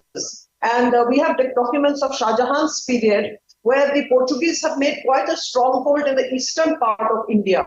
The Gangetic plain. And then they were very friendly with Akbar, and the Jesuit missionaries particularly were very friendly with, and they were doing a lot of cultural, interaction about indigenous sources of the time. They do talk about the Firangis, but is it in a pleasant way or unpleasant way? It depends. But certainly the state was not in favor of the Portuguese trying to dominate areas, especially. And when Shah Jahan becomes the emperor, he writes a dictum that please go and make sure, even when he's a prince and when he comes on the throne, he wants to put them in their place. And therefore, we were just talking about diplomatics in the paper on Bantam, how then the state plays the English against the Portuguese against the English. And the Portuguese continue, of course. All these papers are showing us that the Portuguese, even after the state power, because they moved towards Brazil. The Portuguese moved towards Brazil and not so much interested in India anymore. So therefore, but their men are there. There are lots of Portuguese free lancers who are moving about all over the Indian Ocean world throughout this whole canvas. So yes, but so my short answer, long answer, is that the Portuguese were known as Portuguese, and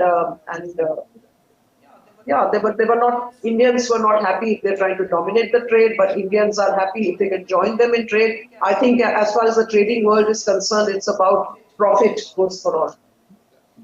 Thank you, Ruby. Terence?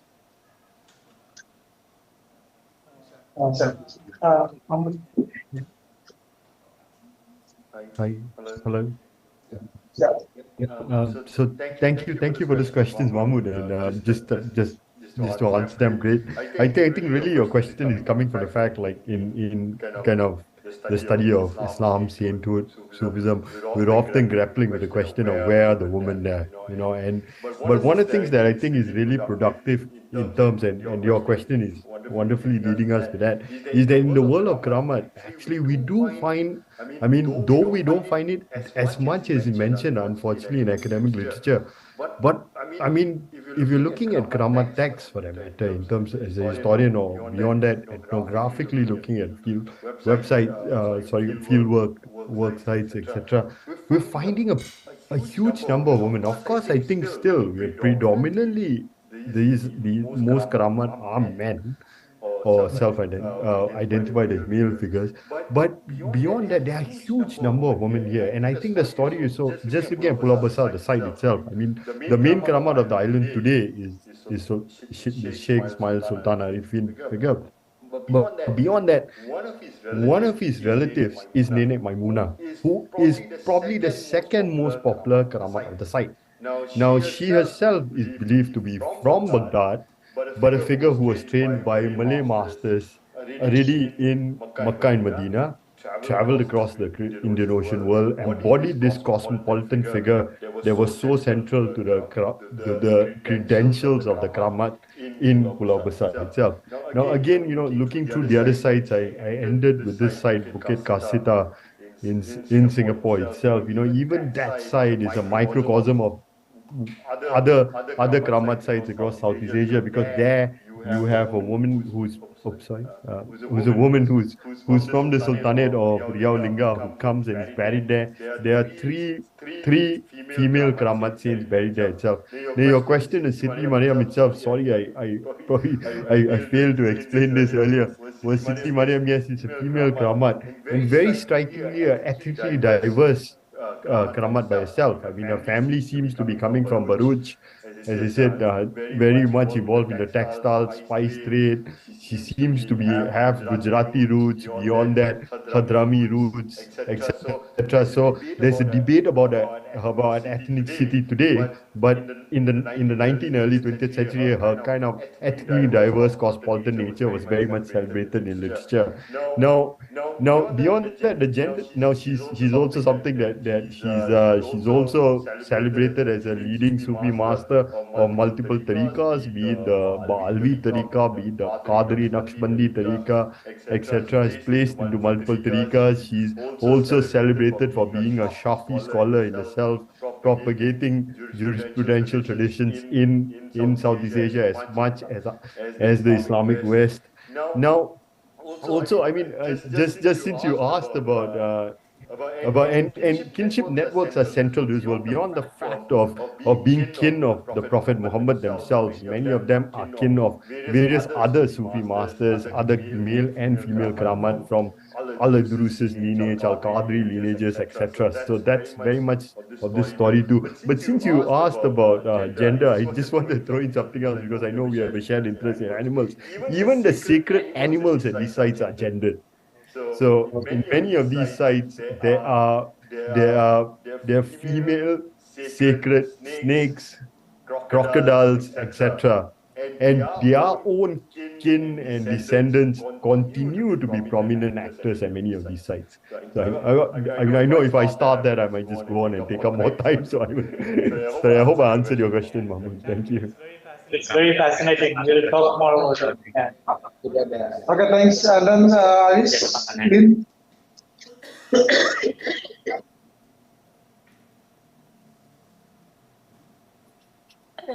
Yeah. Thank you so much for these wonderful and really thoughtful questions, Mahmoud. And I'd love to meet you soon in person one day, now that we've attended 2 conferences together. So on why the choice of zooming into Birwala and why is it an important sort of base for my interlocutors. Perhaps at the outset, I should have also mentioned that most of my ethnographic fieldwork has been in Pakistan. Birwala was just one of the many sites that my interlocutors would frequently spend time in 3 times per year, 4 times per year, something like that.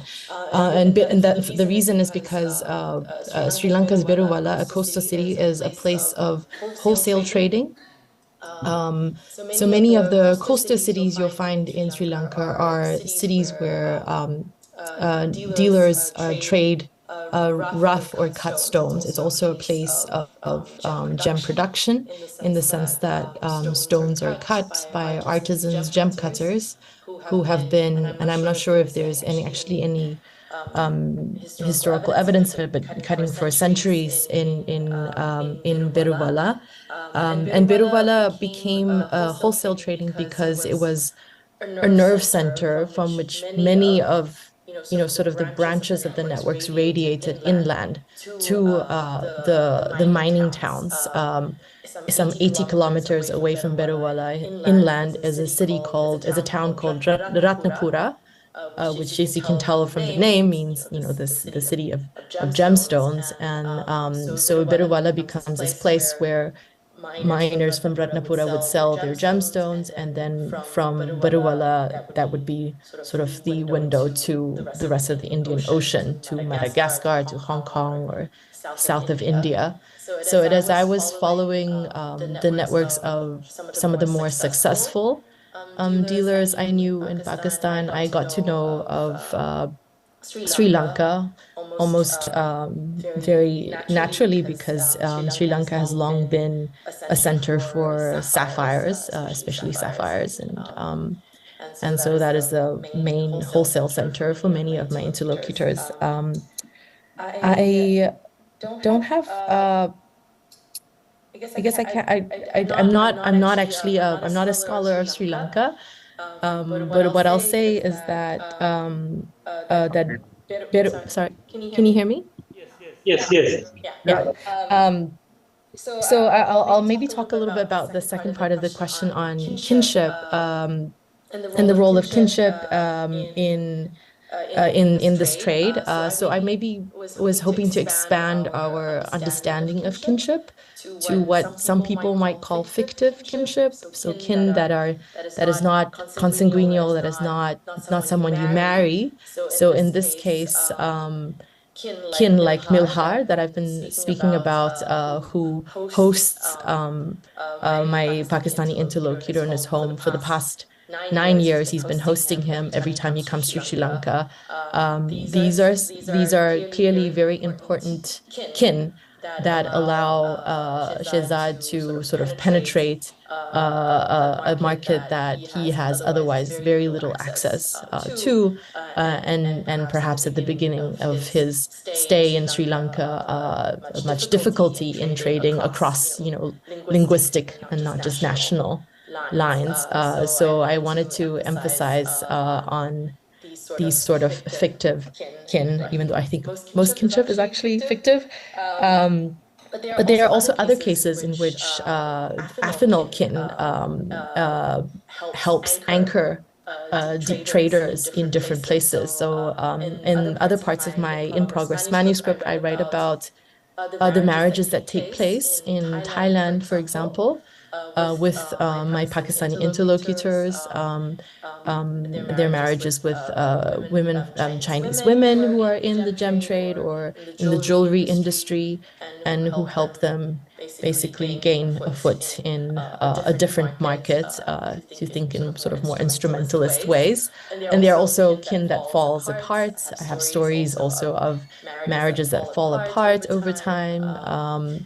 And perhaps what's also quite interesting to note is that these are perhaps not the first marriages of my interlocutors from Pakistan. They're often these marriages with women not in Sri Lanka, but in Thailand, a second marriage for many of the Pakistani dealers.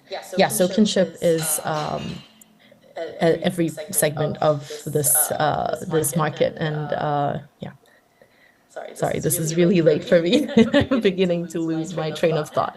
I'll just stop here. Thank you. Second.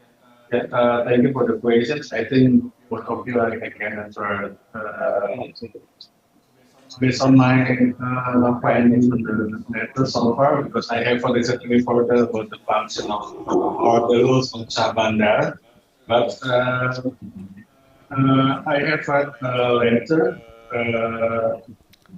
dated 26 November 1657. The Sultan of Banten sent Sabandar to the high government, and he saw as like the messenger of Sultan. So actually, we can see from this letter, Sabandar is not really neutral.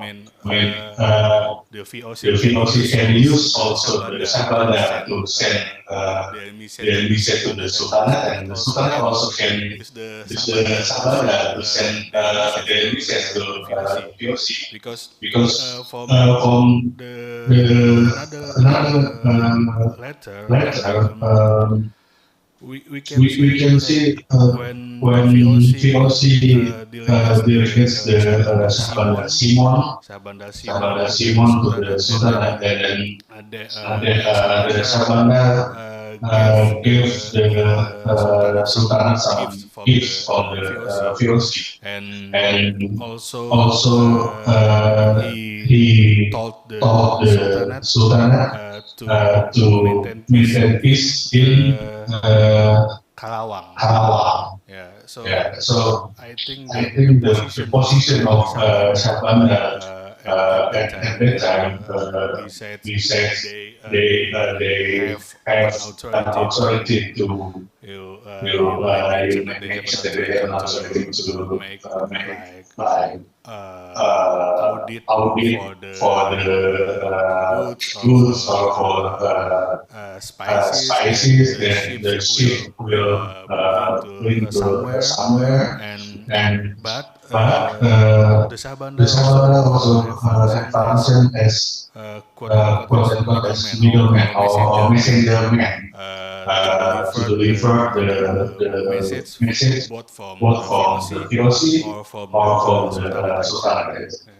But I have to listen further from the letters, because here I only found 5 or 6 letters that talk about the rules of Sabandar.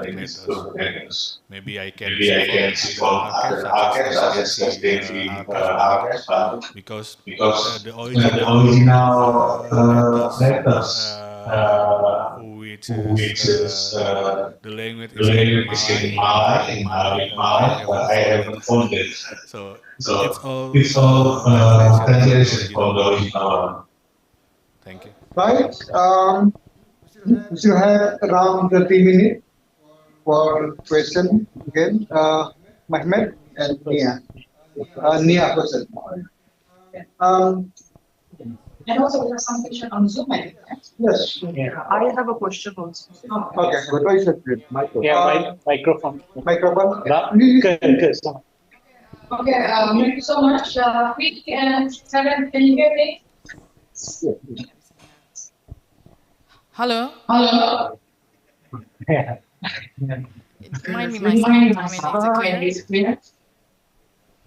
Okay, perfect. So, thank you so much for all the presentation today. It's kind of interesting. I kind of see, the historical periodization here from 16th century to the contemporary one. But my question going to Professor Ruby and then to Pak Jajang, and also to Ping.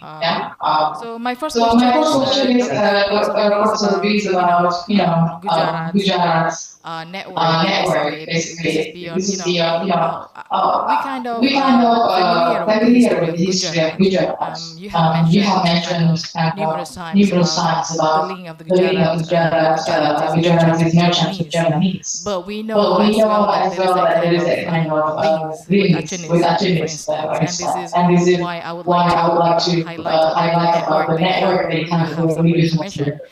The Portuguese sources mention about Gujarat and Turkish alliances during the Portuguese invasion of Malacca post 1511. And they went, this alliance brought them to the connection of Aceh. That was, as you say, because of the paper was superior in quality. That's why.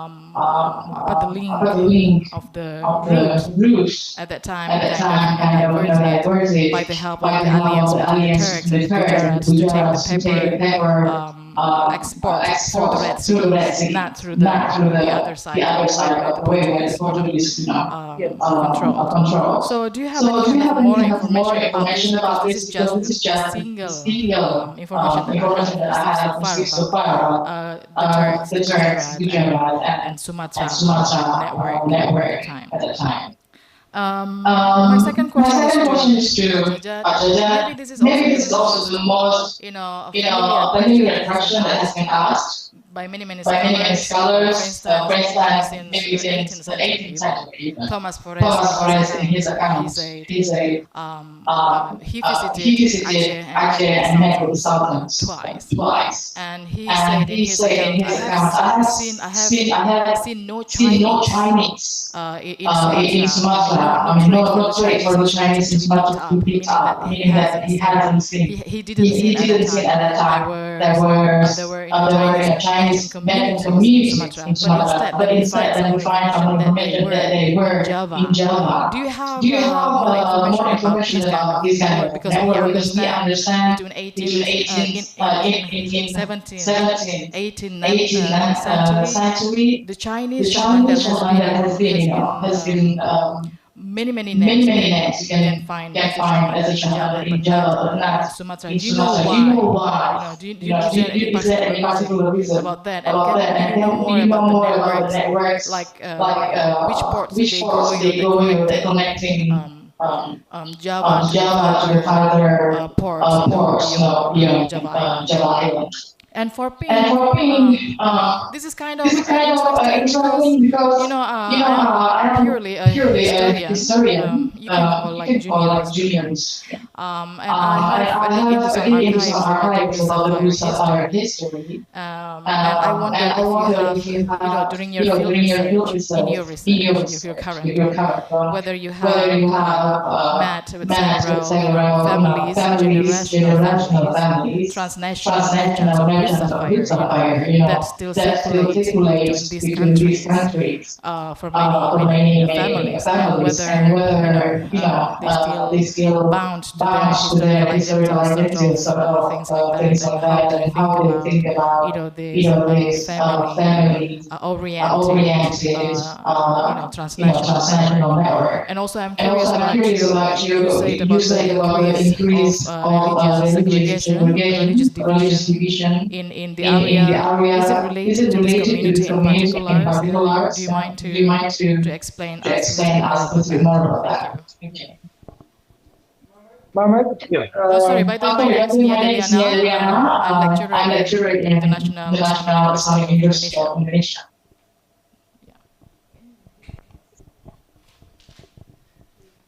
Thank you very much for the speakers. I have one question to each speaker. Hopefully, I can manage the first question to Prof. You touched on sociological, economic concept in capitalism in your research area, 16th century and 18th century. So, referring to Weber or the European Western European capitalism, my assumption that the Western Europeans learned something to do business while they were present starting from the late 15th century. It does not mean that before this period, as mentioned by Max Weber, capitalism was present everywhere in each corner of the world because of the nature of economy, the transactions, so on. But the way how the Western Europeans developed or enhanced this economic system, I believe that they learned more and unintentionally the system developed itself throughout these 30 centuries. Then they picked up in 19th century. So why you call this 16th century and 18th century new capitalism? Okay. And the second one, as an addition, Gujaratis. What about the Hadrami merchants? Addition. To Mr. Teran, thank you very much. My question is about this Pulau Besar. When you narrated this story, I remember Tuan relations or disputes about the authenticity of Islam, recognizing Islam. Do you think that both in Besar, the Malacca state area, under the control of Malacca state, and Singapore, the authorities have any justifications regarding Islamic? Do you hear me? Yes, body language is yes. No, you don't use that. You can talk directly. So what are you use this? Just in the middle. Yeah. It disturbed my questions. Thank you very much. I did not ask any questions. Okay.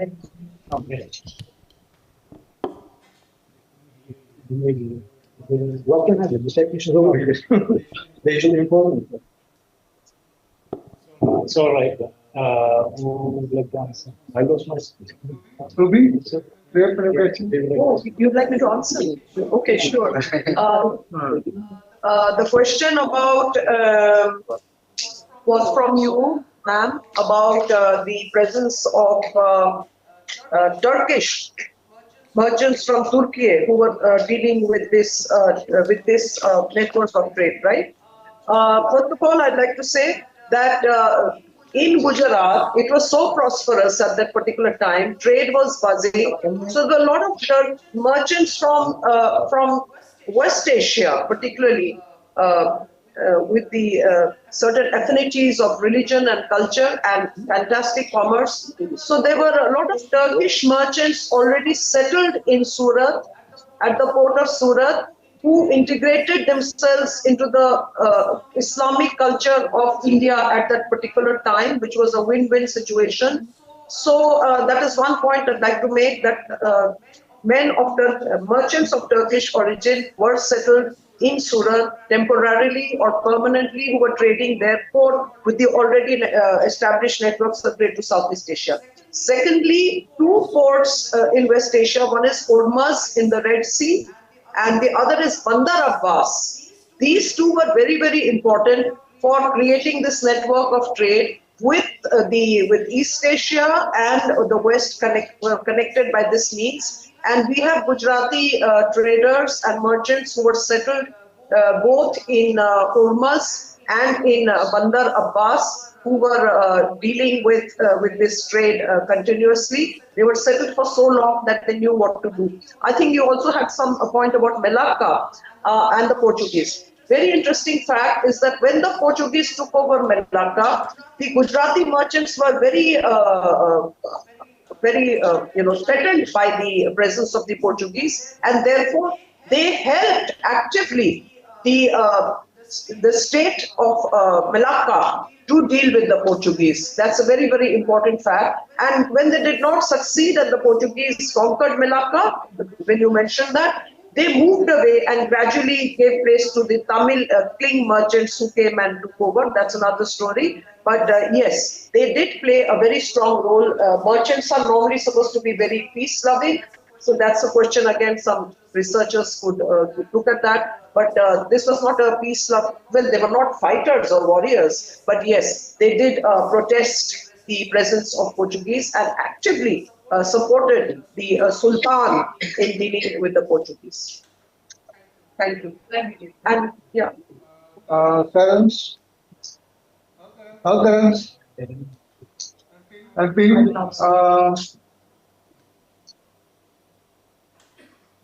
after we cannot hear us, in each conference we connect this room and I look at the views. Okay, Pim, perhaps there's something you can. I'm so sorry. I actually could not really make out the question that was asked. The audio was very muffled on my side. I did hear something about the history of blue sapphire trading, something about generations and families. Did I get that right? Yeah, right. Yeah, and the relation to the increase of religious, conflicts that you mentioned. Yeah, relation with religion. Okay, so I guess the question that is being asked is whether there is a history of sapphire trading across between Pakistan and Sri Lanka. So I've done through the oral histories of my interlocutors. So maybe I should probably say this, that the majority of my interlocutors are in fact Afghan of Afghan origin. They came to Pakistan in the late 1970s during the Soviet invasion of Afghanistan, and then there was subsequently several migration movements from Afghanistan to Pakistan as a result of conflict. And so my interlocutors are actually fairly they are generational in the sense that their fathers and perhaps grandfather was involved in mining in Afghanistan, but I can't trace it back any earlier than that. And from everything that I've done in Peshawar, I have to say that in fact this market is a fairly recent one, which was formed at the confluence of war and displacement and the increase of extractive industries like artisanal mining. This is not to say, of course, that artisanal mining did not exist before that, but that war and conflict exacerbated these activities that were more lucrative. And so many of my interlocutors are they began this trade in, I would say, like the 60s and 50s, and the ones that do end up traveling to Sri Lanka also do so fairly late in their career. You have to, these are the reason why I use vernacular capitalist is that many of them began with very little capital. And it is through time, after exporting rough minerals, that they've gained the capital to travel abroad. And also the post-colonial tightening of borders is what actually restricts a lot of people from moving between South Asian countries and between India and Pakistan. And as many of them were Afghan refugees, only those that have obtained Pakistani nationality could travel to places like Thailand and Sri Lanka to sort of participate in the wholesale trading. And so, yeah, it's actually difficult to say that there's not a very long history of sapphire trading between these two post-colonial states. But that this kind of trade of cut and high value stones is actually a fairly recent phenomenon. This kind of very structured, both formal and informal, informalized marketplace in Berubala and Chantaburi. Okay, thank you. Terence?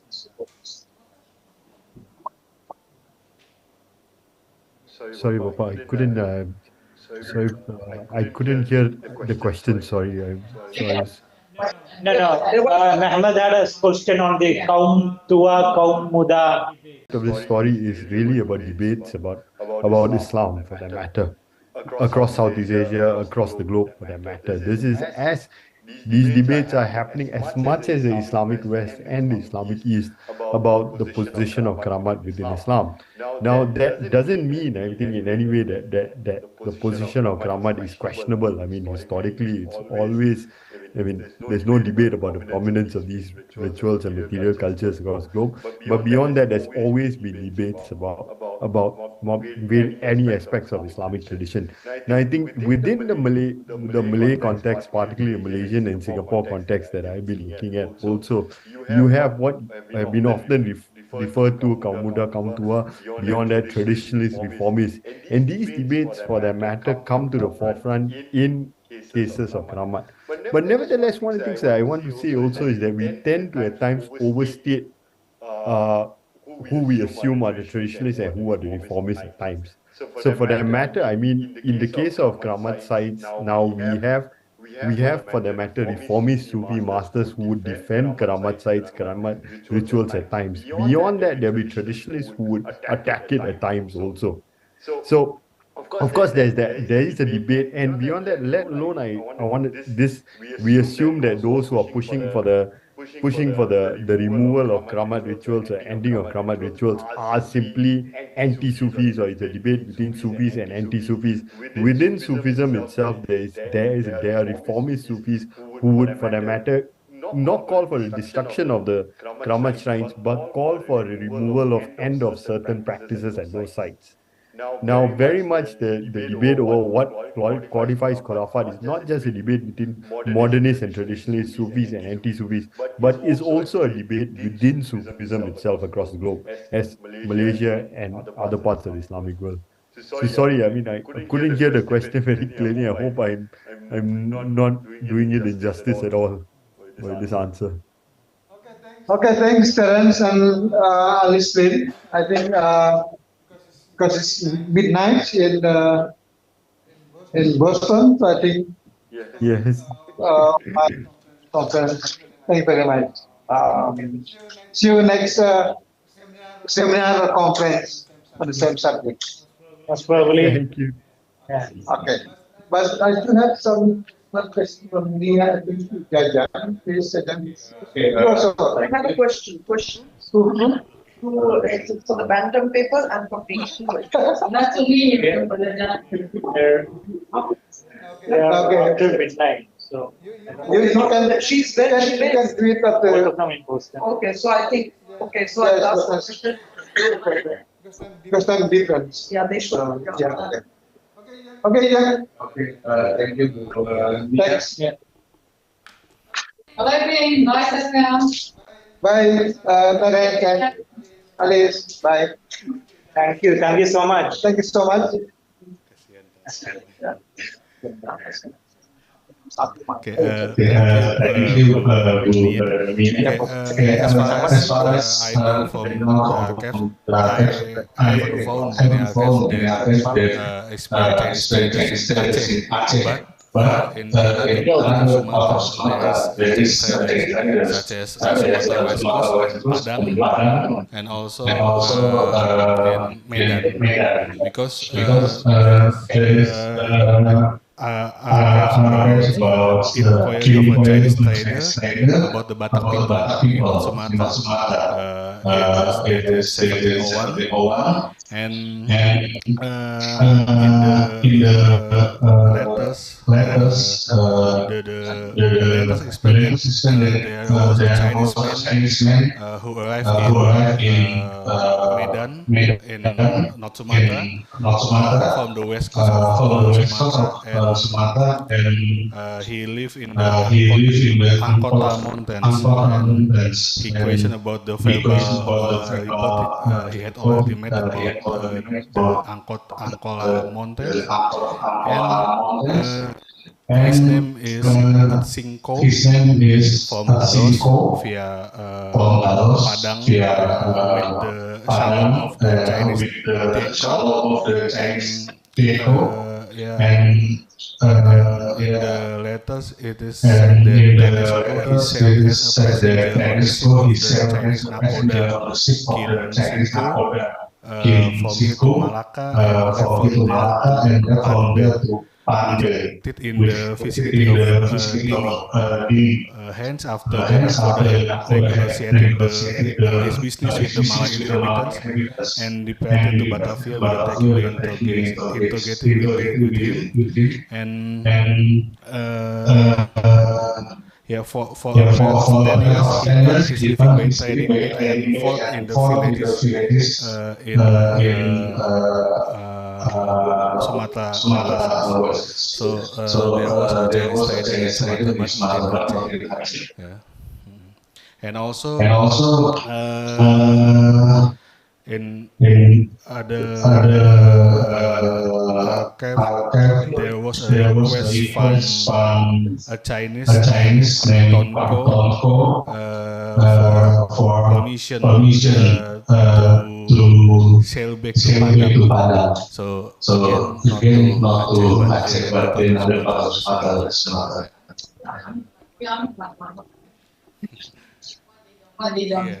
Ruby, can I ask a question? Yeah. You must be aware that so in my book on the Surat factory records, if you are interested, you will get a lot of information about Bantam of this period in the letters of the English East India Company. Number one. Number two, in the records which you have referred to, the VOC records, are there any mentions of the English traders who are based there in your Dutch records? Because at the moment I'm working on a project which is very interesting about the kind of on the ground conflicts between the Dutch and the English. For example, there were a lot of pubs in Surat, and there were Dutch sailors and even Danish sailors and English sailors. After being in the pub for a long time, they would be fighting with each other, quarreling, hitting each other, and the Surat records talk about these kind of very ground level conflicts. So do you have any references in your VOC records of that period of Bantam which refer to this kind of, I would be interested in that because I would like to add that to my current research work on the Dutch and the English on a very micro level having conflicts. Yeah. Thank you. Thank you. There was a letter that 24th April 1644. Yeah, I think it explains about the British traveler Charles Willoughby, Thomas Ivy. There's a letter. But I haven't read the letter. But there is. Okay. So maybe you can see the letter I was sending. Okay, thank you. Okay. Additional, Mahmud? Okay. Break until 1 o'clock. What's the time now? Now it's 11:30. 11:30. Come back at 1. 1. I have lunch. From now I lunch and everything. Oke, masih banyak semuanya. Sekarang dulu ya, capek banget ya.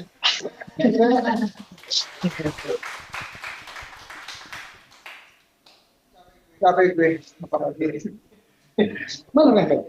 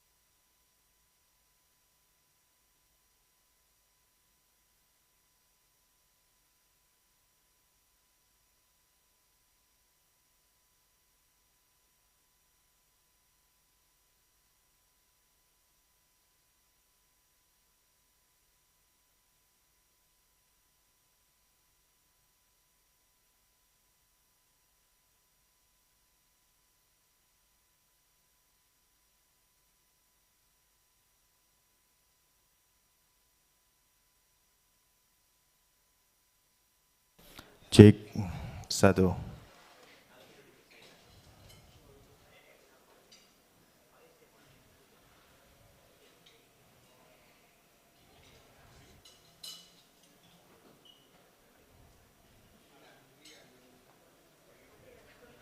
Cek, cek, cek, cek,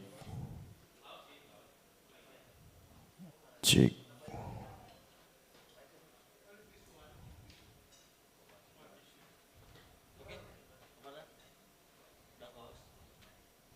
Cek, sebentar.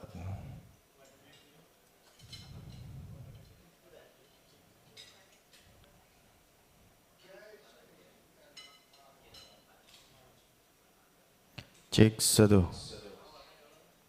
Assalamualaikum warahmatullahi wabarakatuh. Yaitu yang pakai jabra di nonaktifkan aja. Iya. Nah, jadi ini Bang, yang dari Zoom coba ngomong Bang itu dari situ.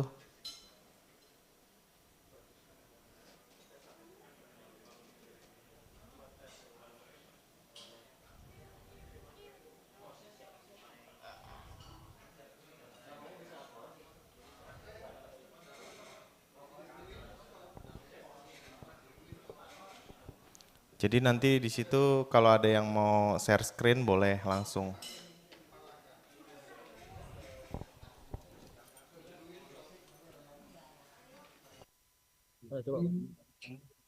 Coba cek. Cek suara ini ada nggak? Tapi ke sana enggak ya? Halo, halo. Dari online? Enggak, belum.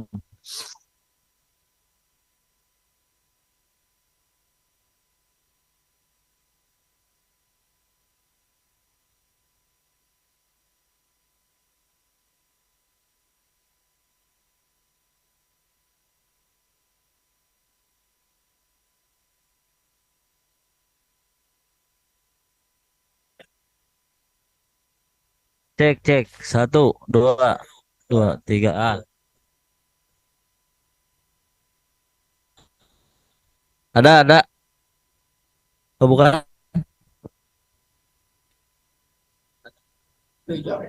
Di ya. Cek sound Jabra. Cek 1, 2, 3. Ini mah di masing-masing.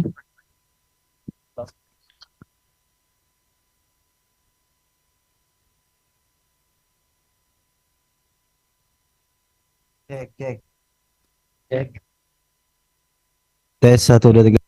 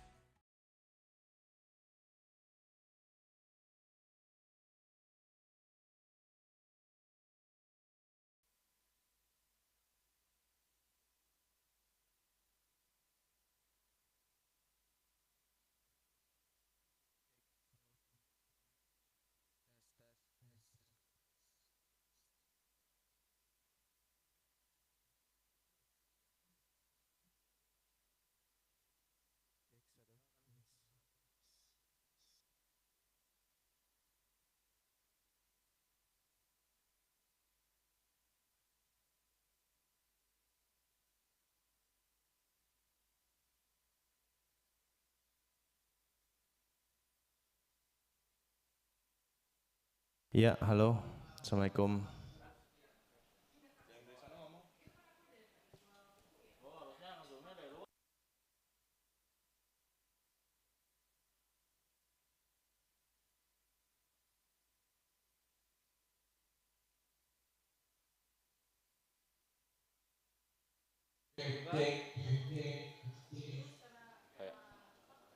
Jauhan lagi. Sonongan dikit. Cek, cek 1 2 3. Kita ngecek. Halo. Kal, kedengeran nggak Kal? Ini Kal, mic yang kedua Kal. Kal? Hai Kal?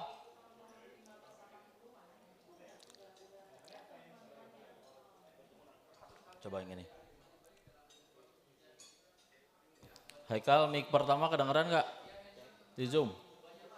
Jawab aja, jawab. Hah?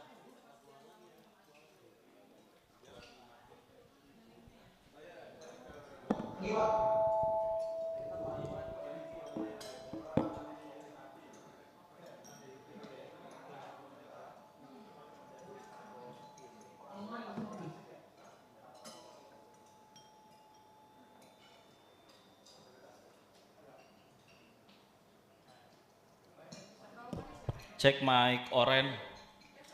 Haikal. Haikal. Oke. Mic oren ada? Ya, bentar, satu lagi. Cek mic biru. Cek mic. Oke. Oh Ibu, jadi nanti presentasi dan segala komunikasi di ruangan ini pakai mic ya? Kita nggak pakai lagi yang Jabra.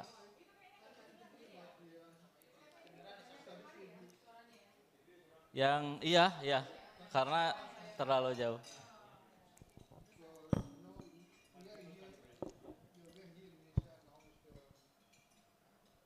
Jadi nanti di depannya Bu ya? Satu di akhirnya begini ya. Targetnya pakai itu tapi bagusan yang ini soalan kemudian. Soalan juga. Di mana tinggalan leluhur tinggalan anak cucu orang Gujarat di Aceh? Anak cucunya Gujarat itu udah declining 18 tuh udah nggak ada Gujarat. Jadi bukan Gujarat lagi yang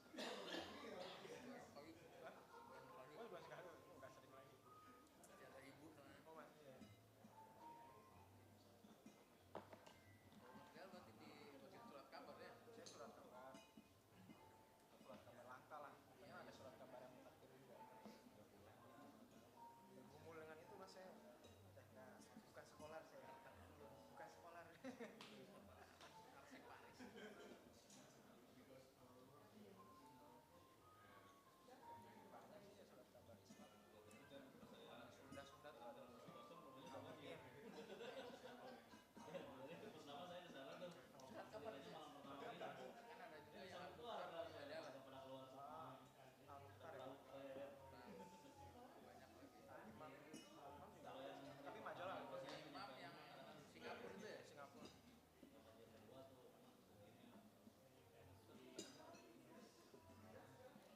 Bu, makan yang banyak, Bu. Iya, kebanyakan makan nanti menyesal. Where did you get? Apa dia? Ada habis. Apa dia? Rendangnya habis. Rendang habis. Mau nggak kan? Enggak. Terambil lebih. Enggak, aku lebih ini, aku lebih suka sup ini. Saya bersalah dong mengambil 1,5. Oh ya, betul memang. Kayaknya yang kemarin puas kan. Betul. Ke PKA. Nanti akan ke PKA. Bulan November ya? Tanggal 11 ya? Enggak diundang aku. Nggak berundang. Enggak datang. Orang aja. Acara apa, Bu? Apa itu? Pekan Kebudayaan Aceh. Oh. Tapi nggak tahu deh. Emang ini ya? Mehmet diundang. Iya, Pak Mehmet. Pak ini Pak Bang Herman mungkin bisa ini. Bisa mengundang. Ya, sudah. Udah. Saya juga Museum Pahang juga akan hantar 8 orang. Oh. Ish. Makanya Pak Herman tuh kayak gitu. Aku selalu lupa dia. Herman siapa? Herman. Oh, dia yang urus. Dia tak urus. Dia dalam panitia dia boleh merekomendasi lah. Orang dengerin dia, undang ini. Pengaruh kan? Orang pengaruh. Pas dari radar itu. Kenapa? Lupa gitu ya. Aneh. Ish. Mereka. Mas kita aja nih kena kiri kanan ya. Oh. My God. Ya gitulah, itulah dunia akademik tuh kayak gitu. Minggu aja. Enggak, maksudku circling kayak gitu. Circle. Oh.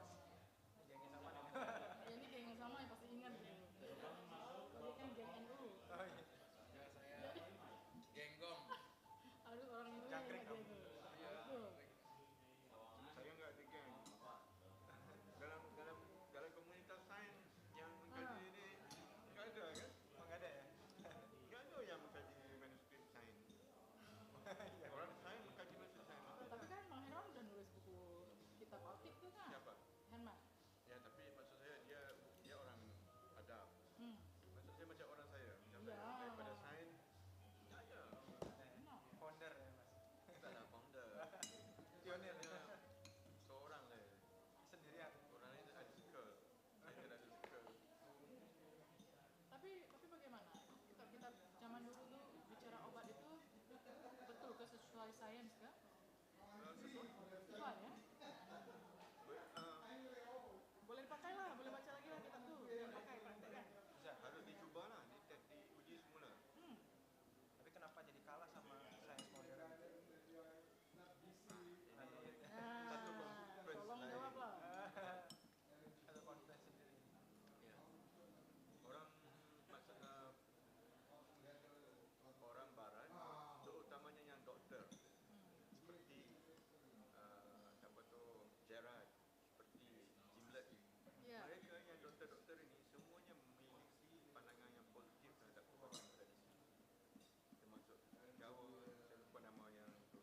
Semua yang memiliki pandangan yang negatif terhadap perubatan anak pribumi adalah daripada kalangan orang-orang sastra, humaniora seperti Winstead, Roni. Yang masalahnya mereka ini, ya filolog antropolog adalah juga yang memegang kendali administrasi, polisi. Jadi Itu bukan sains mereka sendiri ya? itu adalah sebabnya. Jadi orang yang ngomong bukan hanya Faris Nur banget tuh. Pengetahuan yang ya orang sains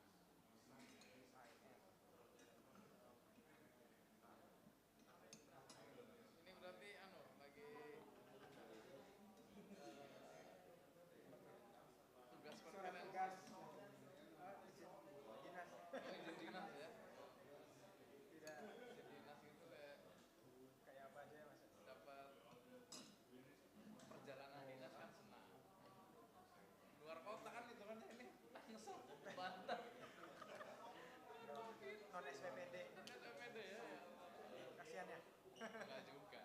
Yang penting liburan lah. Liburan gratis. Siapa yang mau beli mas? Saya ini diminta surat tugas. Oh ya. Jadi dikasih statusnya dinas non SPPD. Jadi bisa ninggalin kantor tenang. Oh. Wah, padahal sekitar sini aja. Iya, padahal sekitar sini aja. Hah?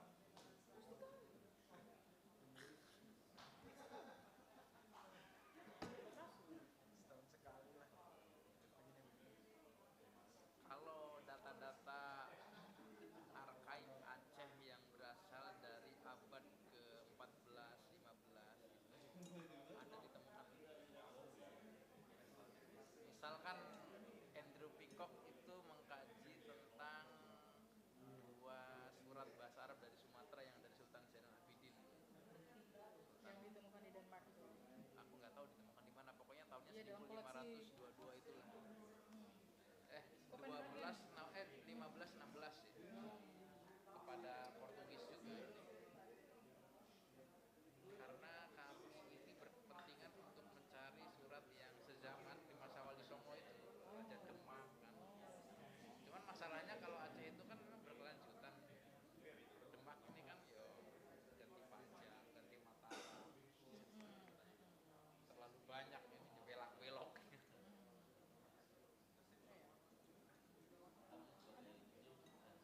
Kayaknya aku nggak pernah. Ini harus tanya si Mashkur itu. Nggak tahu dia. Karena kalau dokumen Aceh yang udah yang ditemukan kan ya 1500 ke sini. Iya, aku juga familiarnya dengan itu 13-14 kayaknya sangat sulit ya. Yang paling awal itu dikait Malay Annals itu, ya kan? Jarang Melayu. Itu abad 13 kan? 13 itu ya? 96. Iya, 96. Yang asalnya mungkin. Ya, mereka kan di kopi ya. Salinan itu ya. Yang originalnya itu katanya, tapi belum pernah tengok yang aslinya. Itu dari abad 13 katanya. Oke, zaman Melaka, bukan ya, mesti zaman Melaka, maknanya di 15. Iya lah. Kayak Raja Pasai 14 ya?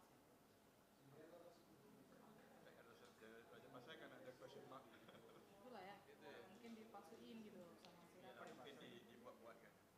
Mungkin di forgery. Ya, kalau orang Mafisai, mereka mempertahankan bahawa itu bukan karya yang benar, dibuat untuk merendah-rendahkan Pasai. Tapi oleh Syekh Nasrul Atas, Prof. Syekh Nasrul Atas dipakai. Dia memakai kaikat Pasai. Kan dalam kaikat Pasai itu ada hadisnya. Hadisnya itu tidak ada dalam hadis-hadis lain atau mana hadis yang lain. Tapi dia memakai. Tapi kan itu kajiannya kan udah dalam banget kan. Saya kayak Nakib Alatas kan udah mengkaji soal otentisitas kait Raja Pasai itu. Allah mana? Dan dalam banget saya tidak pernah bertanya terus kepada beliau, cuma kepada anak-anak muridnya kan. Tidak seorang pun boleh memberikan penjelasan yang tuntas. Apabila saya tanya tentang ini disiplin ilmu hadisnya seperti begini kan, jadi semua pun. Iya loh. Enggak, kadang-kadang dari Aceh itu kan kalau misalnya manuskripnya itu ngomong jelek ke Aceh itu bukan orang Aceh yang tulis. Itu bukan sumber lokal, ada di konspirasi teorinya. Cuma satu lagi lah, ada satu jalur cerita lagi bahawa Malaikat Soleh itu kan dari keturunan Raja-Raja Batak. Kan Raja Batak yang kemudian ke Batak Karo, yang ke Gayo, kemudian mendapat 3 orang anak. Kemudian jadi bisa juga dalam hikayat Pasai itu diceritakan bahawa Malaikat Soleh itu membawa anjing. Iya. Bisa kan? Sebab sampai sekarang pun orang Minang bawa anjing.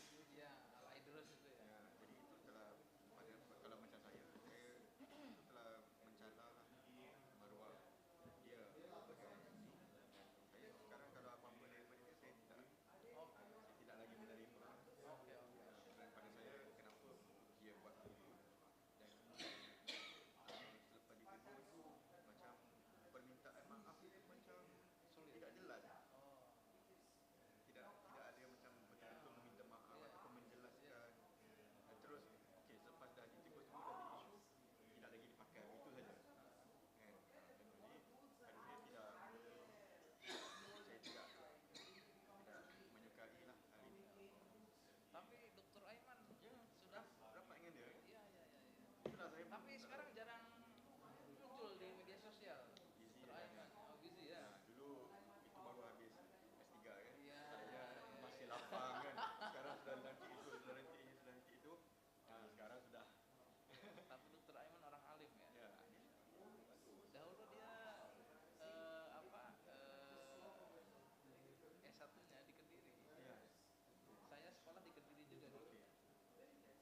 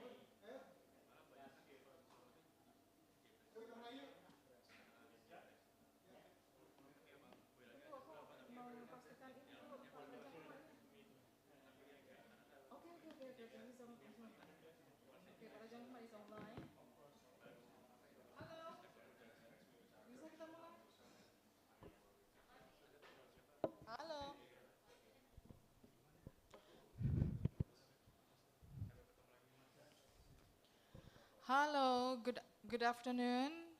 Assalamualaikum warahmatullahi wabarakatuh. Pak Raja, Prof. Raja Muhammad, good afternoon.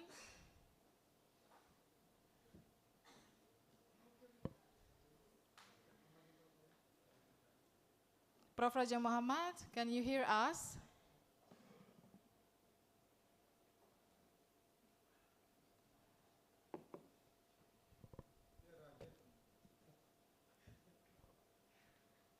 Hi, hello sir. Please unmute yourself.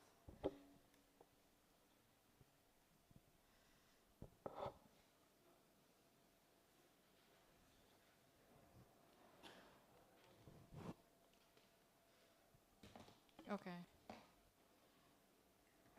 Prof. Raja Muhammad, can you hear us?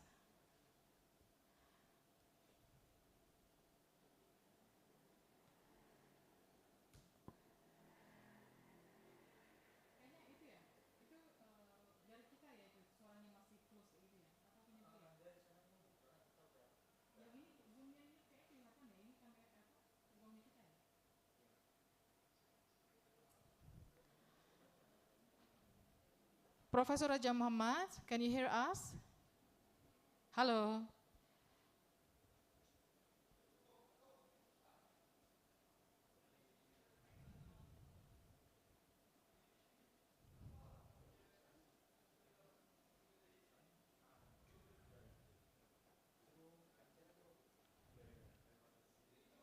Test. Test, sir.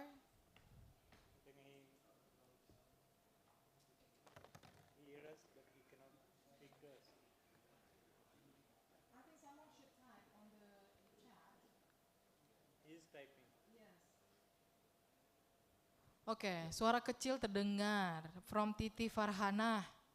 Thank you for saying that ya. Now we know. Suaranya kecil itu. Halo. I just want to hear back from Raja Muhammad, one of our presenters today. Can you hear us? Oh yeah. Yes, now we can hear your voice. Perfectly. Yes. Okay. Yeah. Yeah, but now it's okay. I think we can, the sound is okay, the camera is okay. I think, we can start the session. Yeah, Professor Raja Muhammad, we can start the session. Okay. So today, thank you so much for everyone who are here with us today. Offline, we have.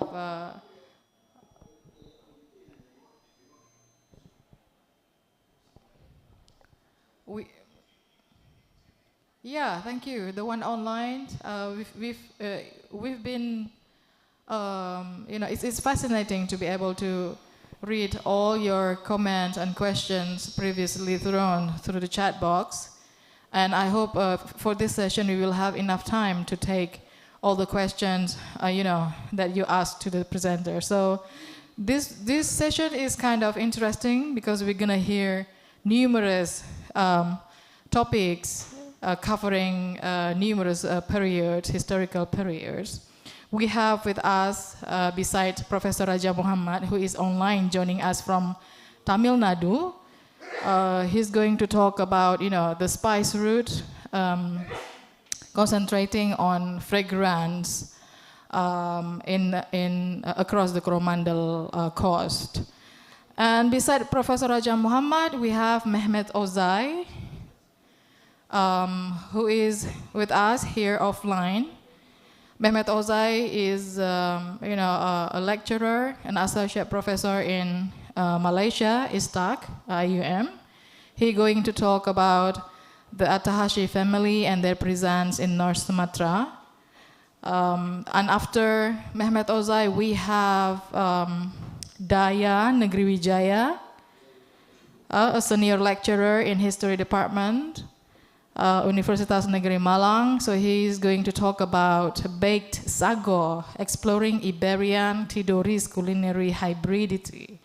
Maybe if we talk about spice route or spice trades, then perhaps culinary topic is the most common one, asked by audiences. And the last one, and then after Daya, we have Muhammad Riaz. Muhammad Riaz, are you with us?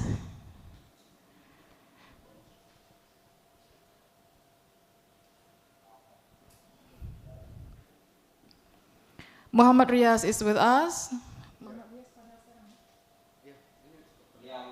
Okay, all right. Can you hear us well, Muhammad Riaz? Yes, I can hear you. Okay. Muhammad Riaz also will joining us from India. So he is a doctoral fellow in the Department of Humanities and Social Sciences at the Indian Institute of Technology, Delhi. He's going to talk about When I Die at Sea, Bury My Nail in the Soil of Mecca. This is kind of very relatable, a kind of topic that we've come across if we look into archives. And the last one, we have Andy Aulia Garadian, Tracing Intellectual Networks on the Eastern Spice Route. So without further ado, I think to save some time for more questions this time, we would like to start with Professor Raja Muhammad. With his title, sir. So you have around 20 to 25 minutes to present your paper, and it will be followed by question and answer right after all the speakers, ending the presentation. Okay, you may take your time and space, sir.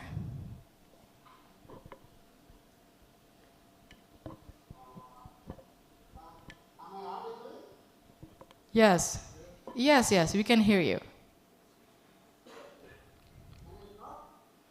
Yeah, you may start, sir.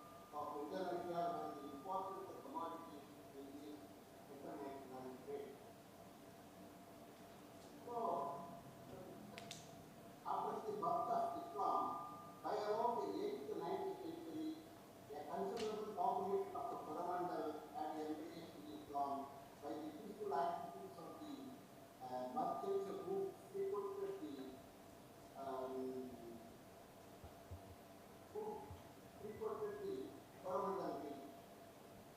So,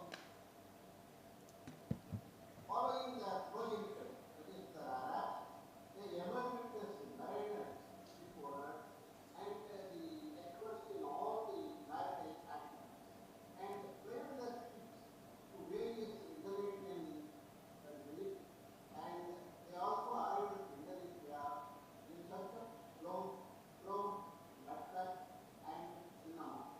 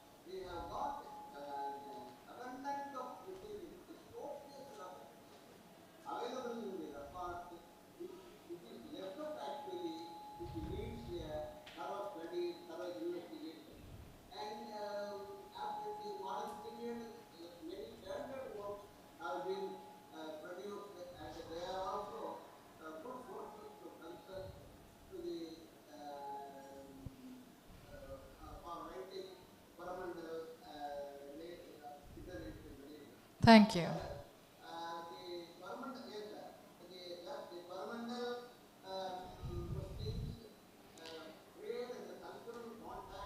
Sir, you have 1 minute.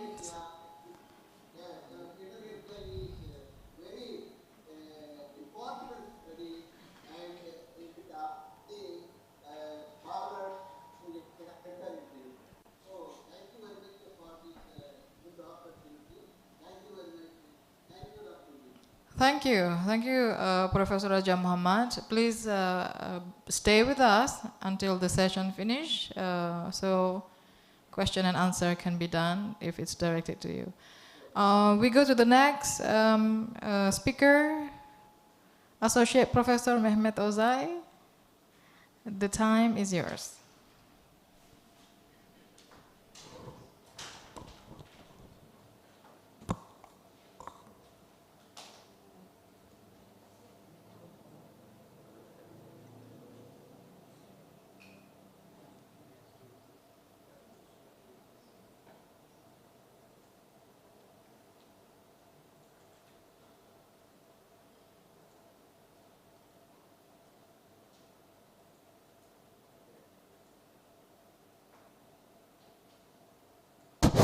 Okay, Bismillahirrahmanirrahim.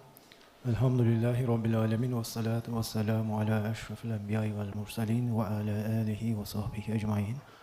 Rabbi shrah li sadri wa yassir li amri wa hlul 'uqdatam min lisani yafqahu qawli. Terima kasih banyak for inviting me this conference.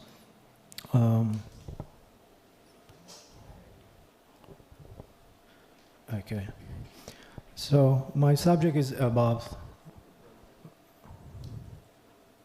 a family in North Sumatra.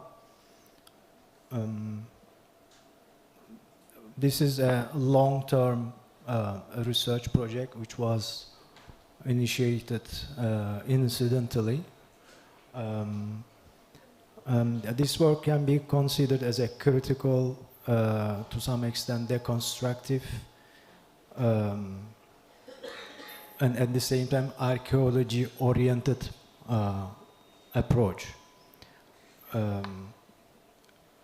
In terms of this archaeology-oriented approach, my sources are based on the ones which I have reached or the ones some individuals have shared with me. So these are not from the Ottoman sources or from any other Turkish sources. So I will follow a general perspective to details. But first of all, I would like to share one document. It is a well-known book. Yesterday, Muhammad Effendi shared with me the PDF format, written by a famous scholar from the UK. In preface, she states something which I believe that should be critically approached. Let's say the highlighted sentences or phrases. Ottoman influences from the 16th century onwards affected both the political, cultural history of the region. Quite nice sentence and quite nice references from raid to Göksoy. The other one, from the time of Ottoman alliance with the Aceh Sultanate against the Portuguese in the 16th century. This is a very smart sentence. The next one, Ottoman influences are attested in intellectual, textual, cultural practices across pre-modern Muslim Southeast Asia. In fact, Southeast Asia already become on the way to modernize before Ottomans, if we consider to come here. So, and similar sentences going on in this preface. So, I have very critical approach to this perspective. Not only the Turkish so-called scholars who have been studying Southeast Asia, starting from Aceh relations, and the young generation, they have significant mistakes, in my understanding, because the sources in Ottoman archival documents are not primary sources. These Ottoman sources are based on the correspondences starting from the Aceh Sultanate, sent to Istanbul by the physically sending by individuals, and introducing Southeast Asia, Indian Ocean, Malay world to Ottoman court. This is very important. The initial stage, this one. The mind of Ottomans about Indian Ocean, probably there was, but not in detail. There was no political consciousness and awareness. Even after 1517, Yavuz Selim I gained the sovereignty, political and territorial sovereignty of Yemen, Hijaz and Egypt. They had some understanding based on the presence of the Portuguese, means that defensive or reactionary understanding, not to engaging significantly, following a sort of epistemology or political consciousness, neither in Indian coastal areas nor in Malay world. The stage initiated by the Acehnese sending envoys to Istanbul. So this is the point.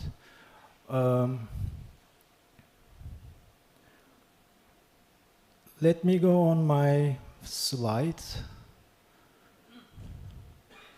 So the title of my slide is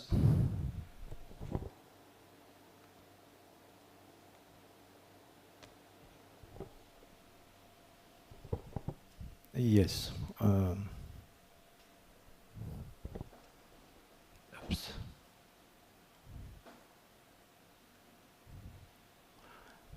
The Attashi family, a very biological, physical presence of a group of people, and their presence since beginning of 7th century until today in North Sumatra and some few other places in contemporary Indonesia.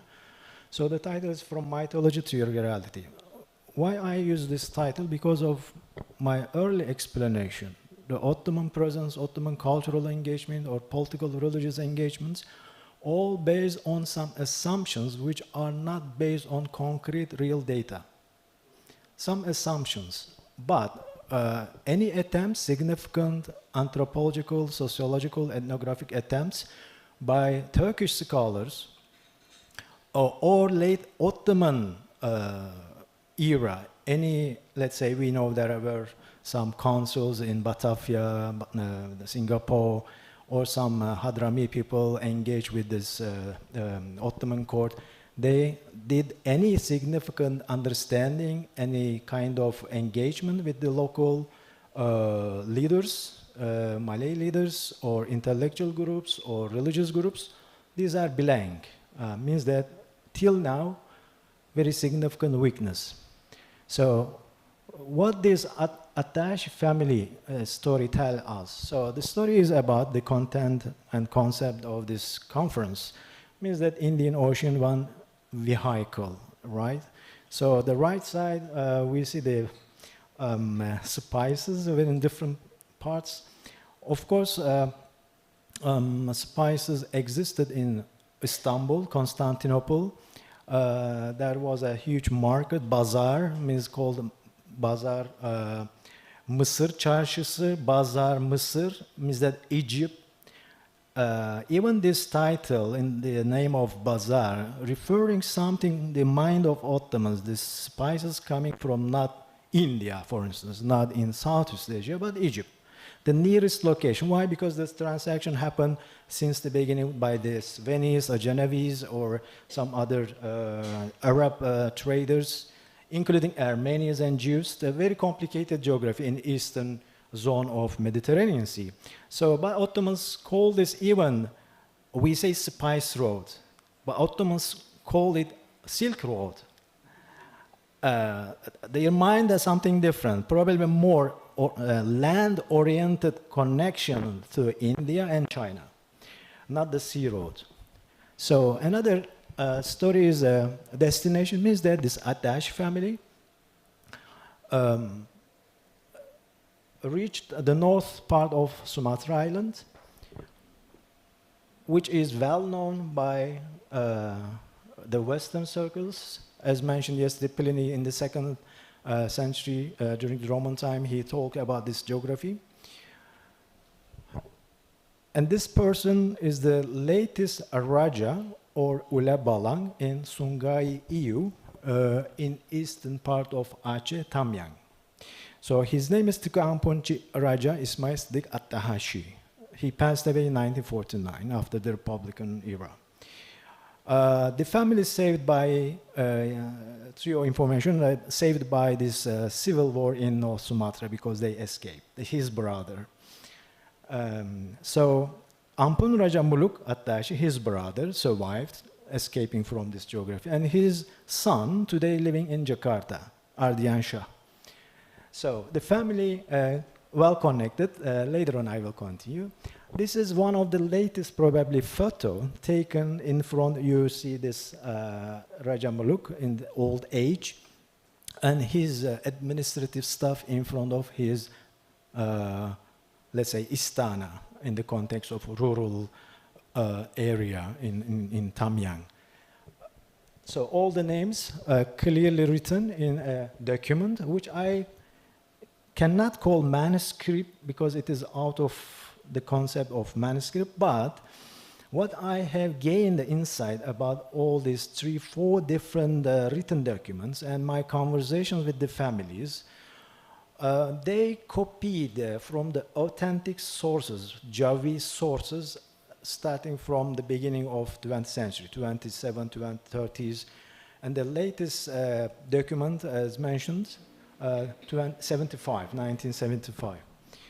But again, even though it is Latinized, probably not authenticity in the very beginning, but when I compile the puzzle, the pieces of puzzle, it shows very great story of this family.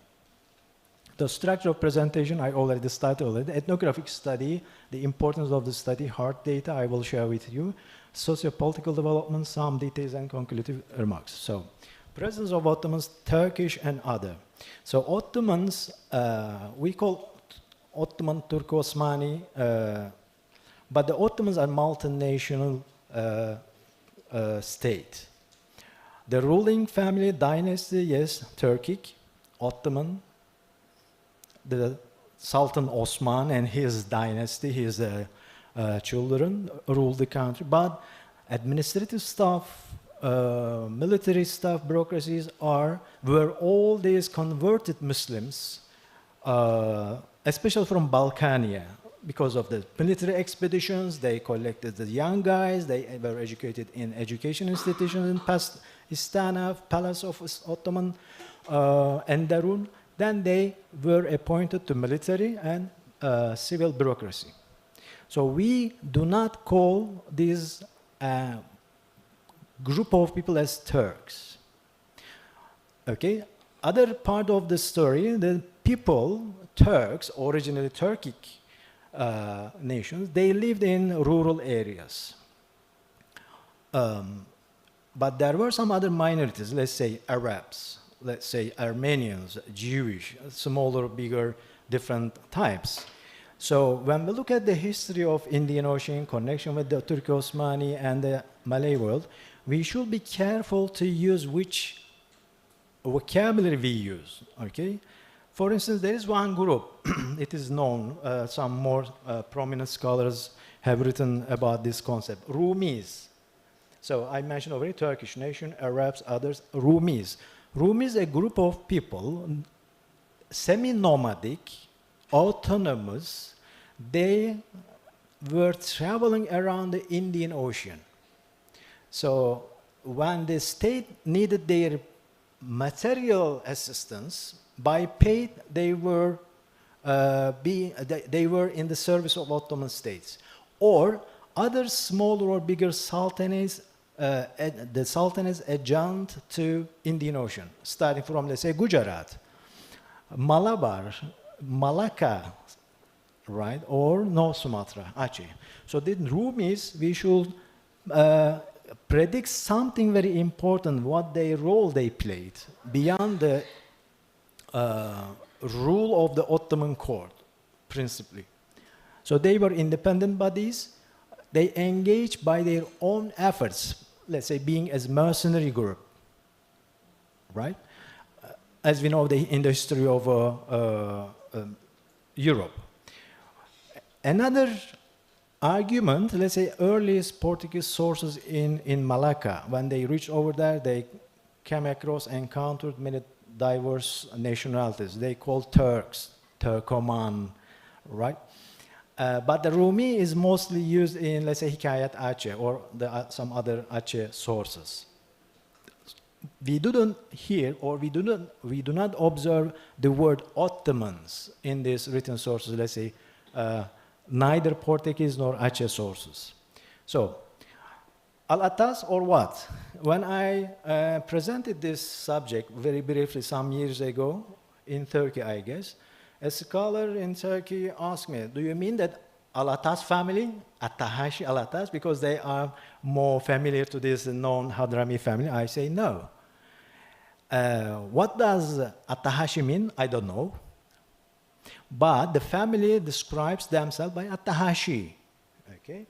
So, in fact, I was invited to this family to have a research. When I was 2007 in Aceh, they sent me a letter from Medan and they introduced themselves, some additional documents. So it started by this. So in this paper or research activity, I have two main parts. Means that analytical perspective of the present data collected through various ways, including this written documents and interviews.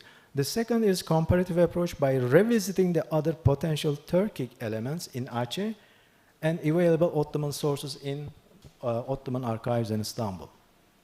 So, Attash family is very concrete. They present in Aceh beginning of 7th century. The early stages we do not have much information, but just written documents, I will show.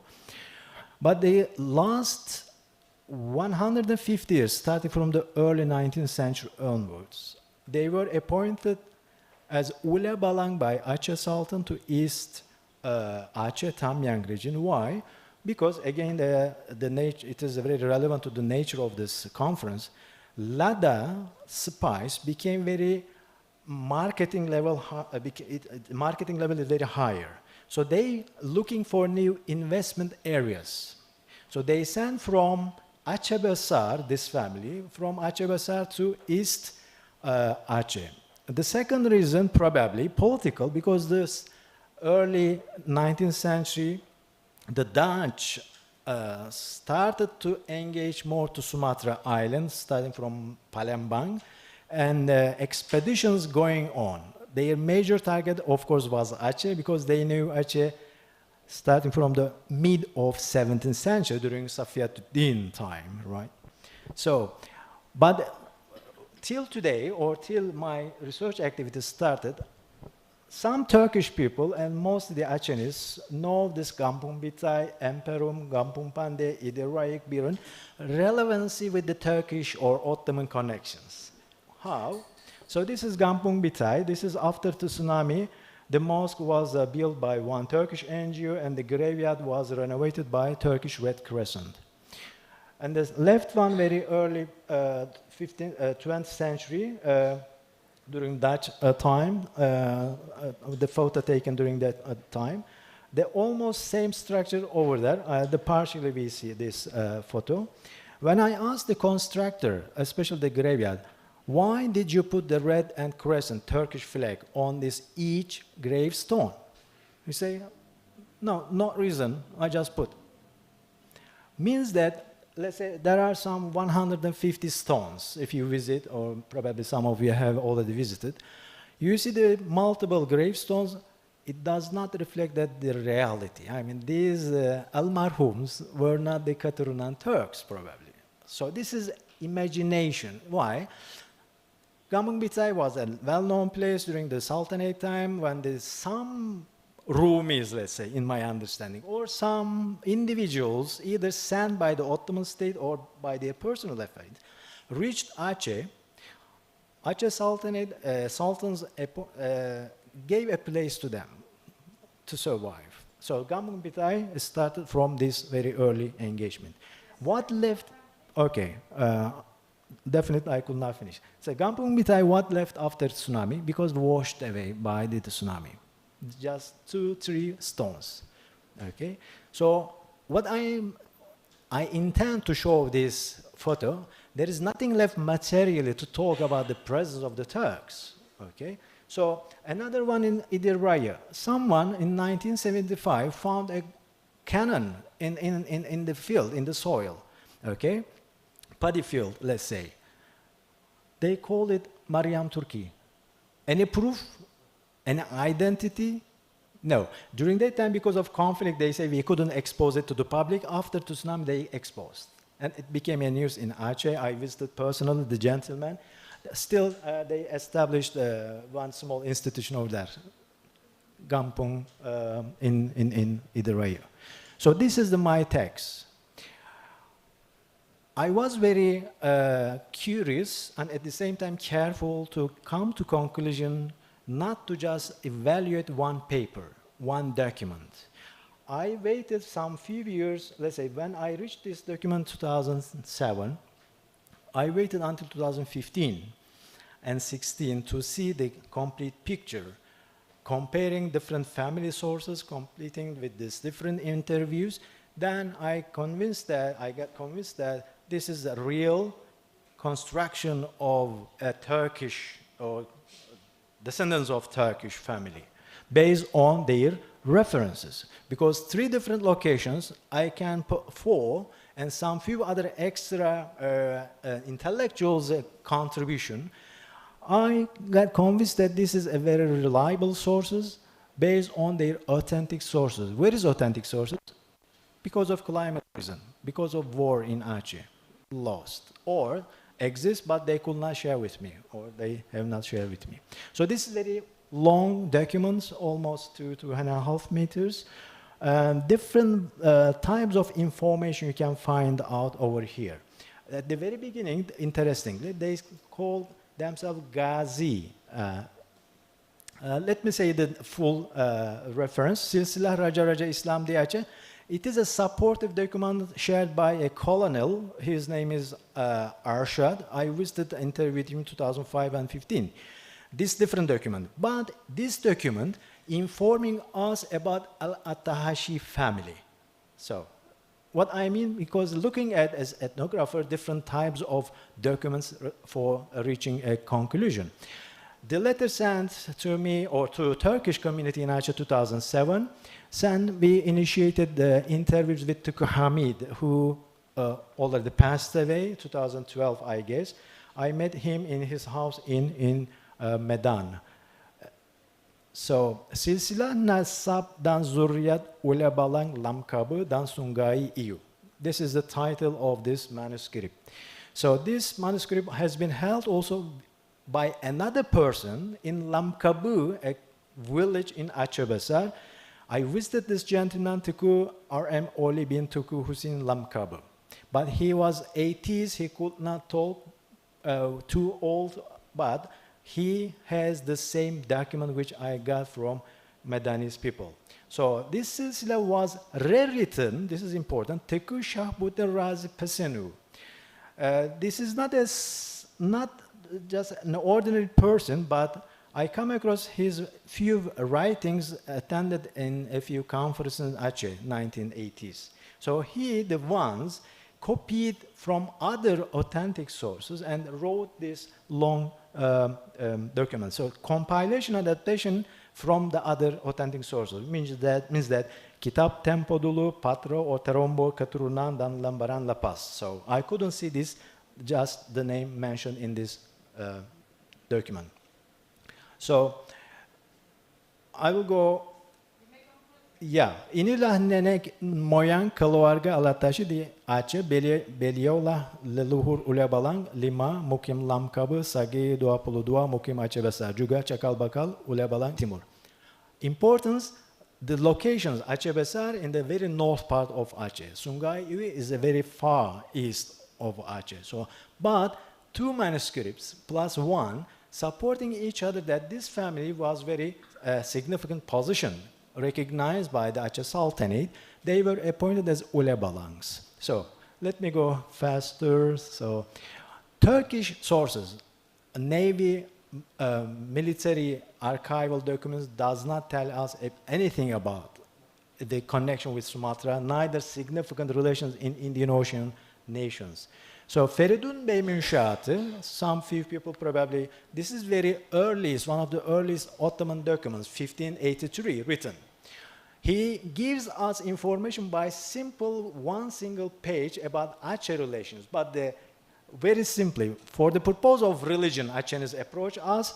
They demanded 10 cannon and a few artisans, but some experts were appointed to be sent by the Ottoman Sultan at that time. However, your land is too far, and we should consider the safety of the journey. We could not send you the end of the day. Okay. Let me. Very interesting information, sir. You just arrived on your most interesting point at the last minute. I am forced to cut the presentation, and there are still a lot of space to ask questions directly about this later on. Okay, so we can continue with the next speaker, Muhammad Riaz, online joining us. Yes. So Muhammad Riaz, I would like to remind I would like to remind, can you be 20 minutes sharp to finish your presentation? I will appreciate so much. Sure. Okay, thank you. Yeah, your time is yours. I'm logging into 2 accounts, okay, on the Zoom, because I'm sharing from the laptop. Okay, no problem. That's possible, yeah. Right, great.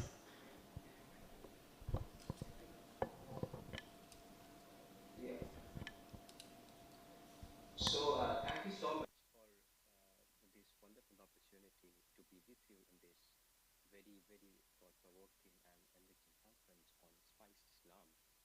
And I have been working on different kinds of topics in my research.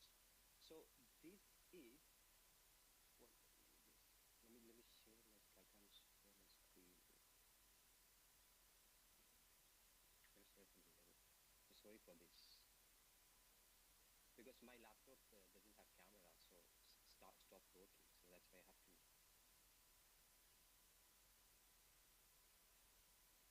We can see you. We can see you nicely. Okay. Yeah. Yeah, but I have a PPT to share, so I'll share the PPT there. Okay. The PowerPoint. Yeah.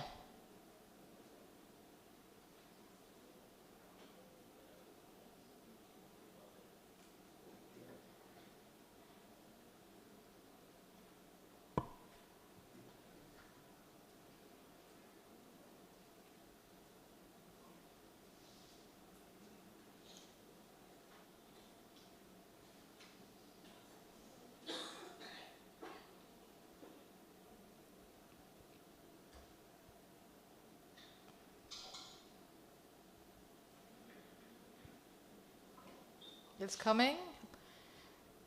Yeah, it's coming, but the problem is that.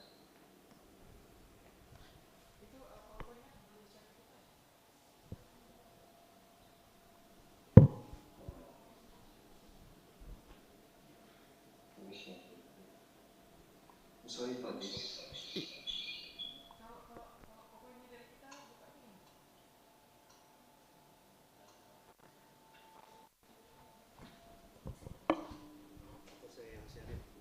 Okay.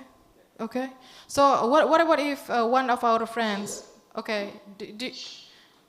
I think you have sent your. Okay. Right. You go.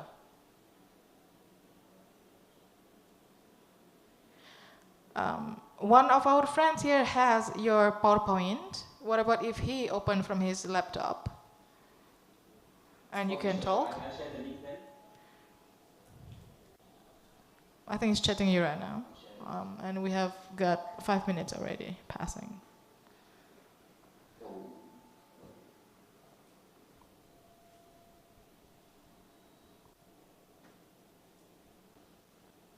Now we can see. Yeah, this is yours? No, this is mine. Oh, okay. Yeah, can you see my screen? Yeah, so this is not your screen, but the other friend, I think. Okay, Afif. Maybe he have to, No, this is. stop the share. Wait, I'll send you a link. All right. What about if you can just, talk about your topic? If, let's say, slides doesn't work, just let us know, without the slides, probably. Sure. But basically, I'm engaging with the idea of the ocean escapes and how it can give us different kinds of understanding of funerary cultures in the water spaces.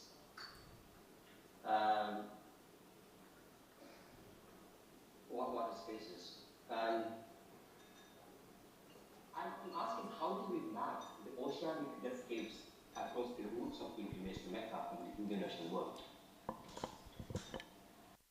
Can we think about how Muslim pilgrims from different parts of the Indonesian world narrate their experiences of witnessing these funeral rituals in the oceanscapes? What are the different modes of imagining water as a grave, like more than we think about the grave in the land?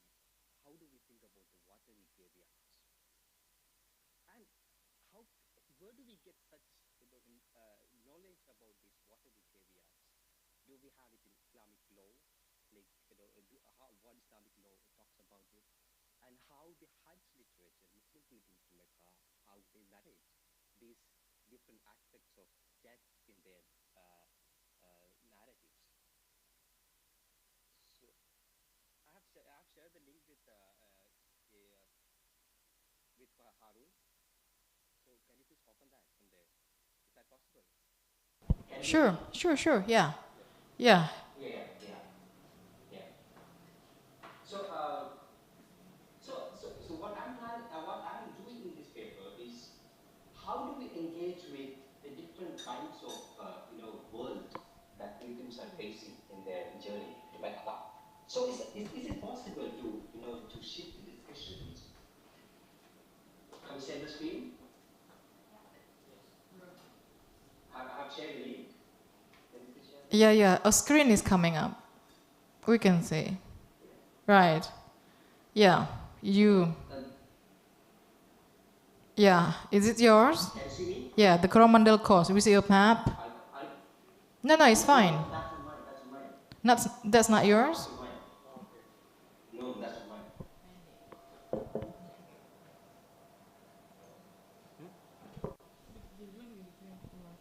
Then, yeah, I mean, you can just continue by talking, Riaz.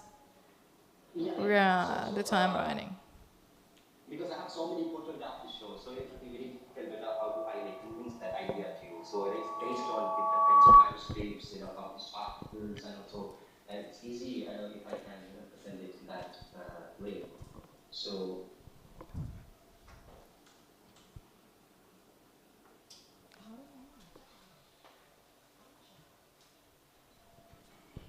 Okay. Can you see? What I mean? There is something coming up, but not this PPT. Yeah, wait. So I'll do that, yes. Can you see it? Right, now it's coming. Okay, we can go now. Yeah. Okay, perfect. Sorry for this because. Well, yeah, I think you need to get quicker because, 15 minutes for you, left. Okay. So I'm trying to shift the discussions from the mobile life world of Philippines to the immobile death world of Philippines. So how do we do that? Can we exchange the alternative ways of thinking with funerary cultures among the Muslims from the Indonesian regions? That's how do we reorient the discussion from land to water-based material cultures related to death? So what are the different kinds of ocean practices of ocean funerals among the Muslim pilgrims? So I kind of like engage with oceanic landscape as something sort of a complex, multifaceted ways in which death and other kinds of cultural activities related to death are expressed, and these cascades may be the landscapes of narratives that basically gives us a different kind of understanding to uh, let me begin with with two legends that are basically based on two bodies of pilgrims who were buried in the land in the sea. They floated into the shore of a different region. So we have examples from Bombay, which is of like Pir Ali, the Dargah of Pir Haji Ali Shah Bukhari, who was a merchant, died during his travel to Mecca from Uzbekistan, and then was buried in the ocean upon his will, and his coffin floated in Bombay, and Shine Built was built where his coffin was found. So you see the image of that tomb over there. And there is another interesting example.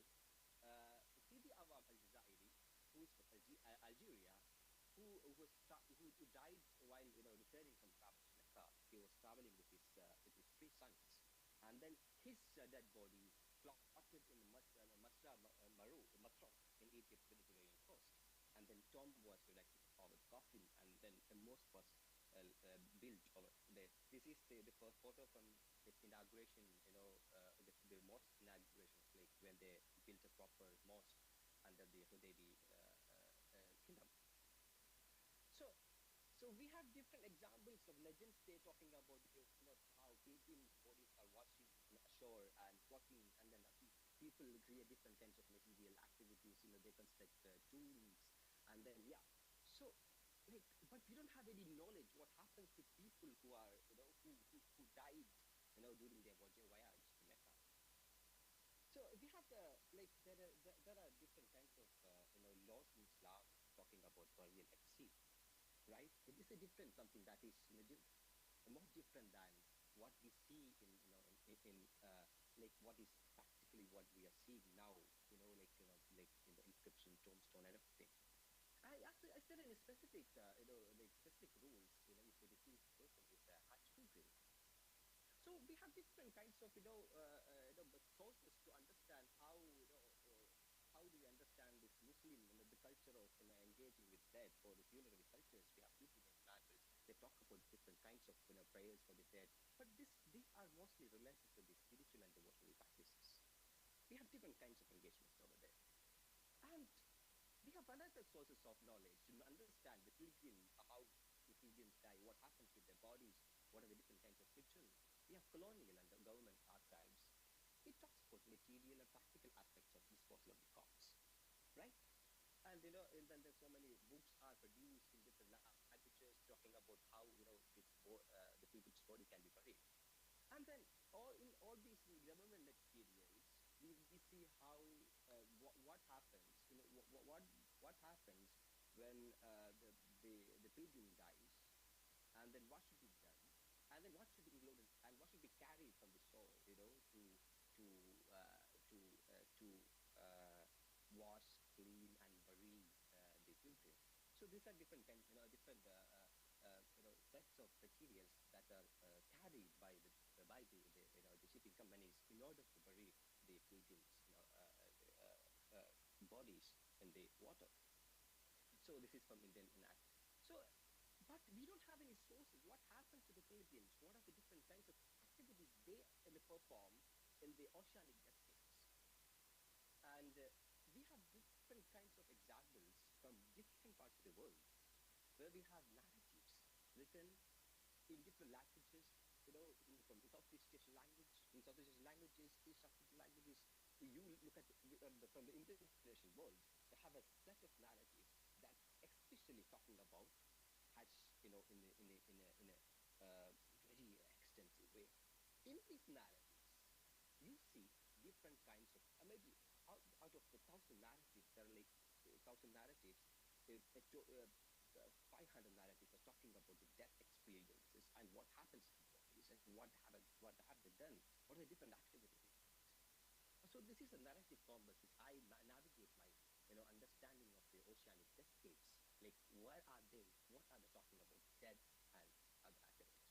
So we have different kinds of examples in instances or narrative utterances in the narratives. talking about, Kamran has become the island of dead, and all these things. I entered the Bari by thinking Mecca, and when I die, I see, because the different people, they want to at least, there are these different uh, uh, things about death in these narratives. So, but so in Urdu itself, there are so many Hajj narratives. So I have taken only just like small amount of works to talk about what happens to the pilgrim bodies. So if as you see over there, so they talk about this the funeral environment in the ocean, in the ship, about the ship, and the activities of disposing of the body.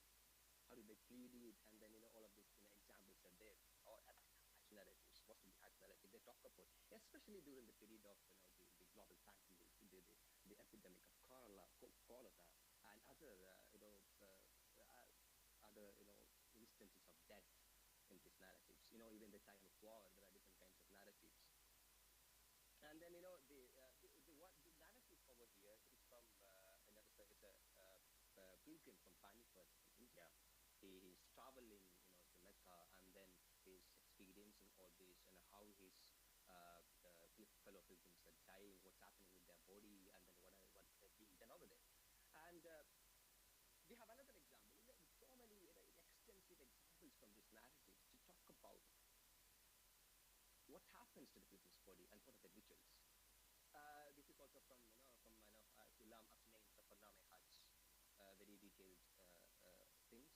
And then we have another Safarname over here, which is by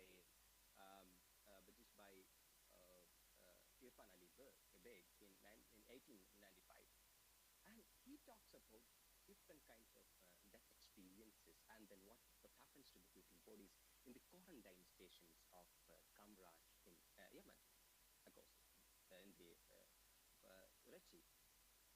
So he talks, how his body was, how a pilgrim's body was, washed, buried in the ocean, and then what are the demography of the people who are dying, in the ship, and then or in the quarantine islands in when they travel to Mecca. We have a very interesting narrative account of how Sindhi pilgrim in the island of is dying over there, and then what's happening to his body, different details. And I'm going to the details, the extensive details of this. But what I am trying to say is that all these narratives can be used as sources to understand different kinds of material, dimensions associated with that, right? You understand it. Like I'll come to the points, in the next slides. So we have a very interesting Hajj narrative from Malabar, and talks about how a fellow pilgrim was buried in the ocean, and then a different set of post and pre-funeral activities, in terms of praying for his soul, performing different kinds of prayers for the dead, and other more than this, like this is just a very a tip of the iceberg in this, when I analyze this escapes to Hajj narrative. This is not the complete, the vision of what we can get when we analyze the long chunk of Hajj narratives. Yeah. Right? Yeah, Riaz, you have 3 minutes, Riaz. Yeah. 3 minutes left. I'll finish it in. Okay. Sure. I'll finish it in 2 minutes. So we have maybe you are familiar with these narratives. So these narratives, it is by Musi Abdullah, and he performed this pilgrimage in 1854, and then died in 54. His narrative account, his memorial, it ends by his death, right?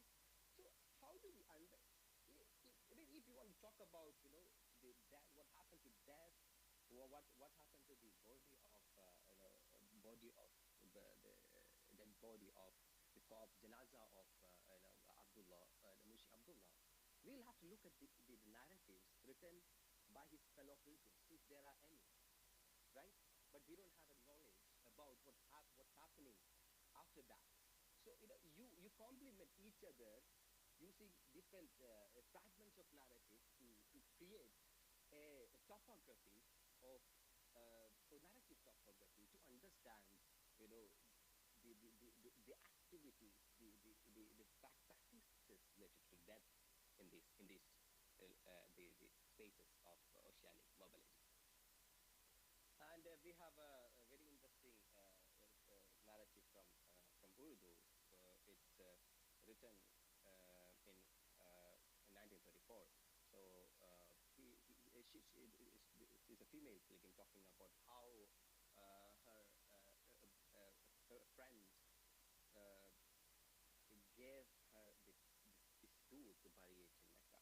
So we have different kinds of examples happening over here to understand different sets of patterns of understanding the narrative, the death claims, across the ocean, right? So just one of the examples, like I have said. I was trying to share that the hut literature as a narrative space to unearth the absent, forgotten, neglected aspects of material culture. From there, setting up a possibility of narrative ocean events.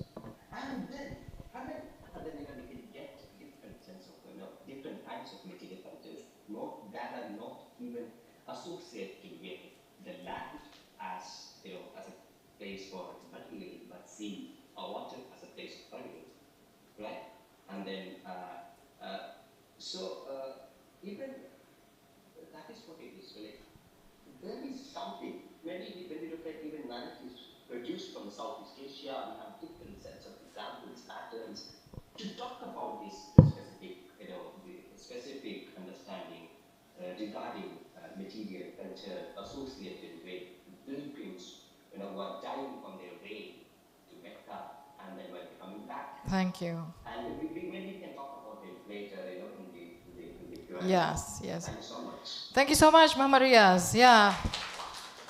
That one is kind of really interesting topic to discuss, but we can go back later on. We just continue with the next speaker, Daya Negeri Wijaya. I would appreciate if you can keep your time sharp, 20 minutes or even less if possible. Thank you so much.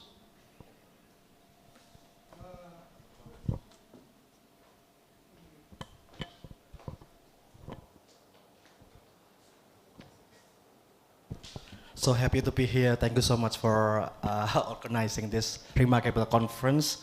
I really thank to Professor Jajat and Dr. Mahmud to let me join this conference. So I would like to share my work entitled Baik Sagu, Tidor's Iberian Culinary Hybridity. I'm sorry to bring you back to the origin of spice producer in the Moluccas.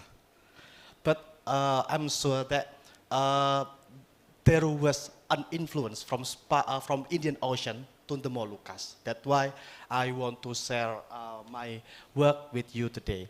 Tidore, as you know, is part of Moluccan archipelago, situated between Celebes or Sulawesi to Papua. And as we know, there are a lot of scholars concerned on spice trade, war, Islamization, historical archaeology in Tidore, but few scholars pay attention on Tidore.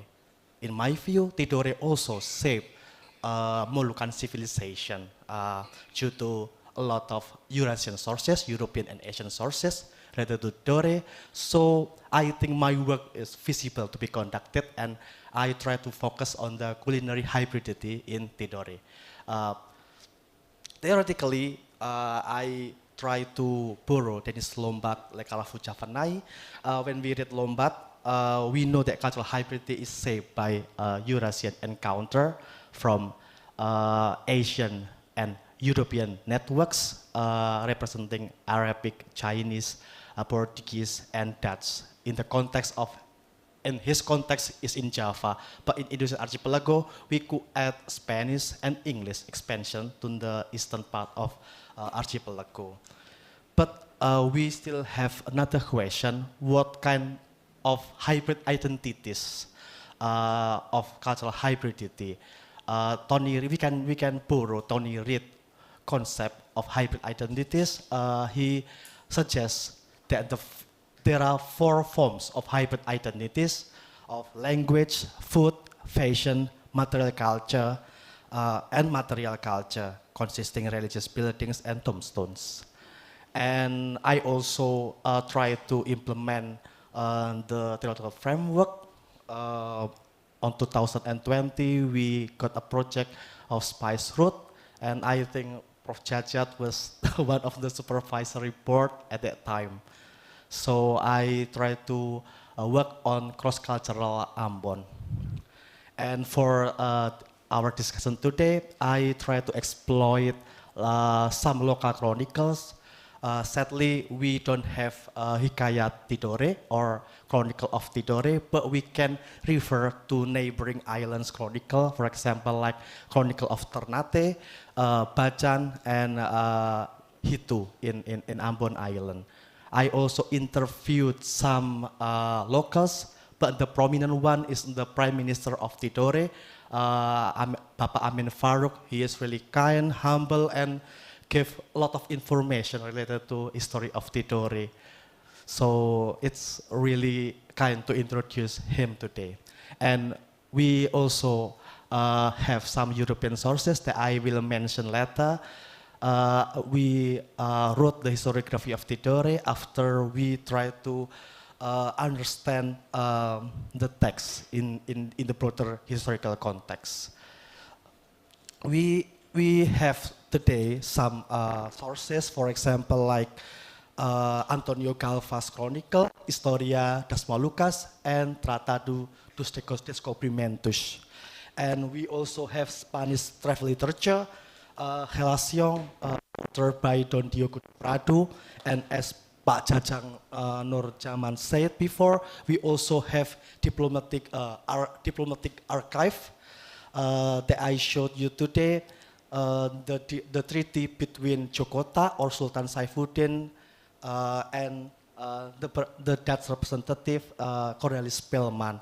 We also have English travel literature authored by Thomas Forrest, as Punia also mentioned earlier. We know that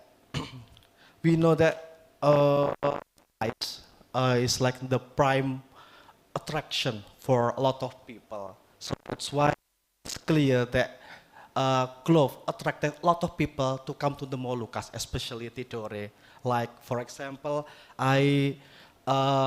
Roderick Petak, the great historian, he said that the Chinese ever came to the Moluccas during 13th and 14th centuries. But some Filipino historian told me that probably the Chinese settled in Luzon, called Sangli, trading with the Moluccas at that time. So it's kind of controversy right now in the Philippines. And they also welcome the Arabic ulama, Sheikh Mansur.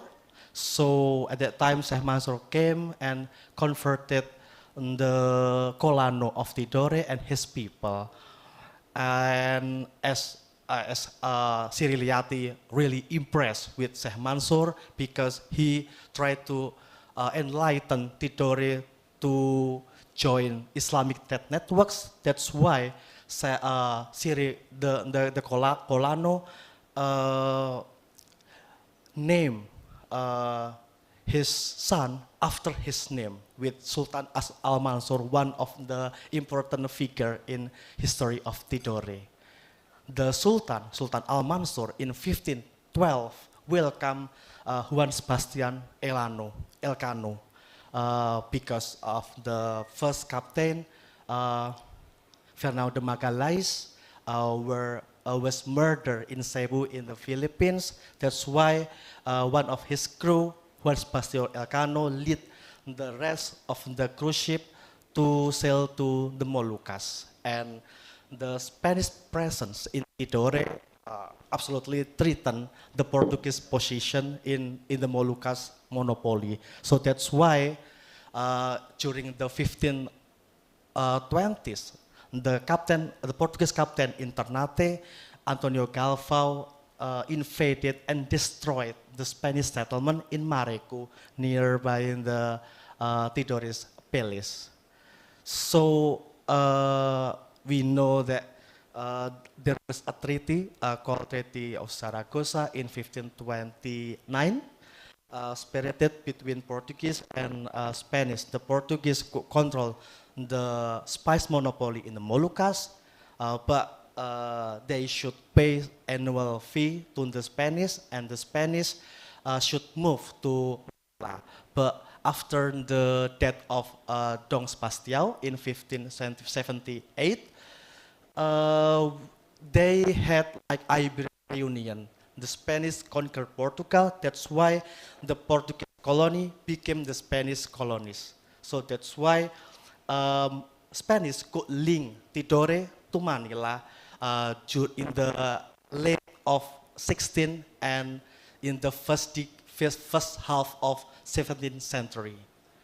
And their domination in the Tidore or in the Moluccas archipelago was interrupted by the Dutch after they aware that Tidore or Moluccas didn't give some useful trade for them, so the Spanish went out since 1667, and the Dutch control the spice monopoly over around or almost 2 centuries. But in the late of 19th and in the early 19th century, Prince Nuku or Sultan Nuku interrupted because he allied with East India companies in Bengkulu, tried to took again Tidore and Moluccas hegemony and tried to pull out the Dutch from the Moluccas. So that's why their encounters not only about war, about trade, but also they also gave some or left some cultural hybridity. Its manifestation is in bake sagu or sagu lempeng in Indonesia. In local, they call it hula keta. So the locals told me that long time ago, the Spanish came and hungry. They lack of foodstuff. The cruise ship asked the staple food to the Tidores. The local only had sagu at that time. So the Spanish extracted the sagu into a powder, baked the sagu with a simple mold or ala cetak that they call forno. So, and right now, as you can see in the left side, they still preserve the knowledge of making bread of sagu or pão de sagu in the Portuguese. And I realized that it's the legacy of Jakarta or Sultan Saifuddin.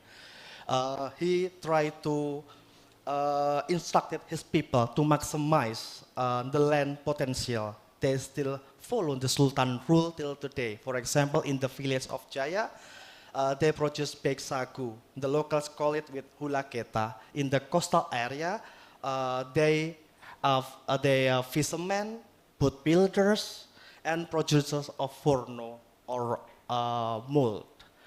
And we know that right now, 2 minutes, in Java, they produce something and they consume something. But in Tidore, they produce one thing, but they don't produce another thing. So they share the welfare to one and another. It's kind of division of labor introduced by Sultan Saifuddin or Jakarta.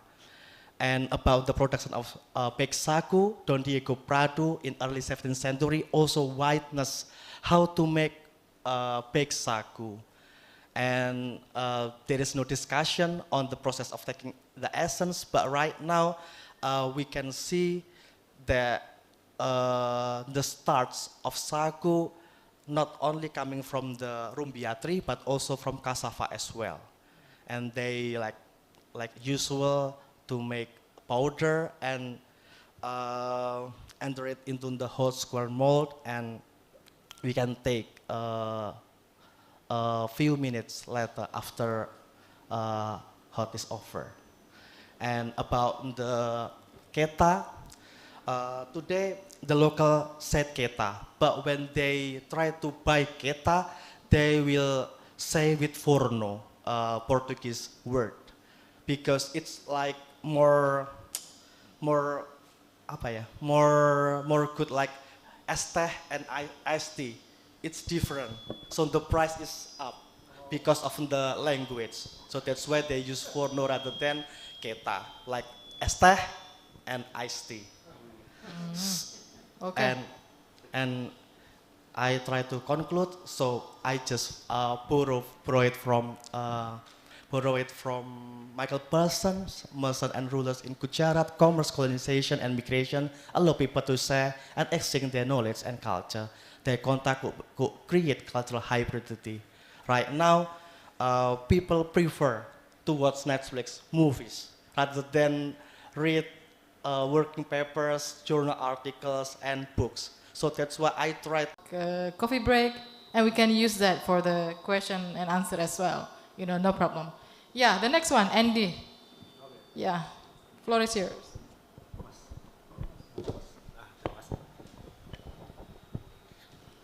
Okay, thank you. Assalamualaikum warahmatullahi wabarakatuh. Bismillahirrahmanirrahim. Very good afternoon, everyone. My name is Hidayatullah with Bilkis. We present our, let's say, preliminary research about Sultan Idrus of Buton.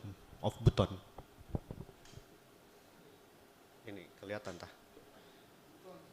Oke. So,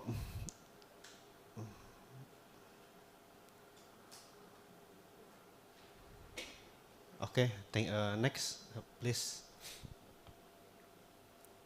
So I will start my presentation to restate Peacock for a particular reason why Sultan Muhammad Idrus Kaimuddin bin Badaruddin al-Butuni, or Sultan Idrus for short, need to be explored deeply. Firstly, because according to Peacock, not so much scholars looking at Arabic textual production in the eastern part of Southeast Asia, especially in Sulawesi and the eastern part of the spice route. And second one, texts originating from Sulawesi, particularly from Buton, have remained largely localized and never quite reaching beyond the island of Buton and also Muna. And then third, the valuable manuscript from Buton have remained in private hands. Many archives until now it keeps in local people because it sacred text. People feel that they have magic or something, mysterious power.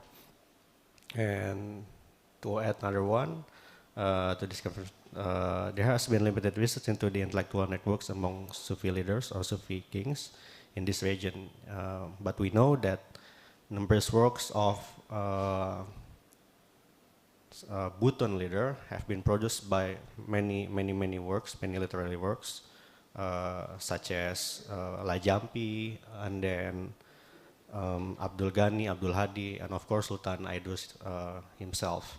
So to restate, our study aims to explore the notion of the philosopher king, the concept proposed by Plato, by applied in the context of Buton and more broadly within the spice route. And for the second slide, please, who is Idrus actually? We want to tell that Idrus is first the man with many names. In many local records, he called as Laode, means a nobleman of Buton kingdom, and then Oputa Moko Badiana, or in English is the owner of the city of Badia, Oputa Ikuba, the well digger, Oputa Mancuana, the elder, Sultan Halifatullah, Sultan Modena, and sometimes in Arabic like Al-Fakir, Al-Hakir, or Adrus Matambe in Wolio language. And the second one, he's polygamous, but for us, that striking point that interesting is he has 33 wives and 99 children. Actually, this number is quite unique because it's like number of a zikir in Sufi tradition. I don't know the reason why he has exactly 33 wives and 99 children, but we assume that it is because he is a Sufi practitioner, even Sufi leader in the Buton region. And three is he is a king, Sufi, and intellectual. Many scholars and also his descendants give his name like what's it? Yeah. Next. First of all, we would like to give a little bit of context about Buton as the land of wisdom. Why many kings from Buton produce many literary work, especially Sufi book work. First of all, it starts from I think Law of Buton Kingdom, where it is created by fusion Islamic and customary values, and then it works like the core principles of the law in Buton, and then after that the law derive into the Martabat Tujuh and Istiadatul Azali. Martabat Tujuh is like law that can enforce people to follow that in Buton, and anyone who is legally proven guilty will be punished in accordance with the applicable legal regulation. Even sultan or kings are no exceptions. Later on, we will talk about that. And Istiadat Azali like the instructional of the law, so it's more detailed in describing Martabat Tujuh. And framework of the law guarded by the Wolio poet community. It's a community that has many scholars, many poets that try to guard moral and values or even wisdom in Buton region, and it works like episteme community. Next. Oh, I think this is a little bit the context of geography. Actually, I think Pa Ozai and also Pa Daya also mentioned about this a little bit. And Buton is like in the almost easternmost of the spice route. And next. This is a Sulawesi maps, and Pulau Buton and Pulau Muna is located on the right side of the map of Sulawesi. Yeah. Lanjut. Next.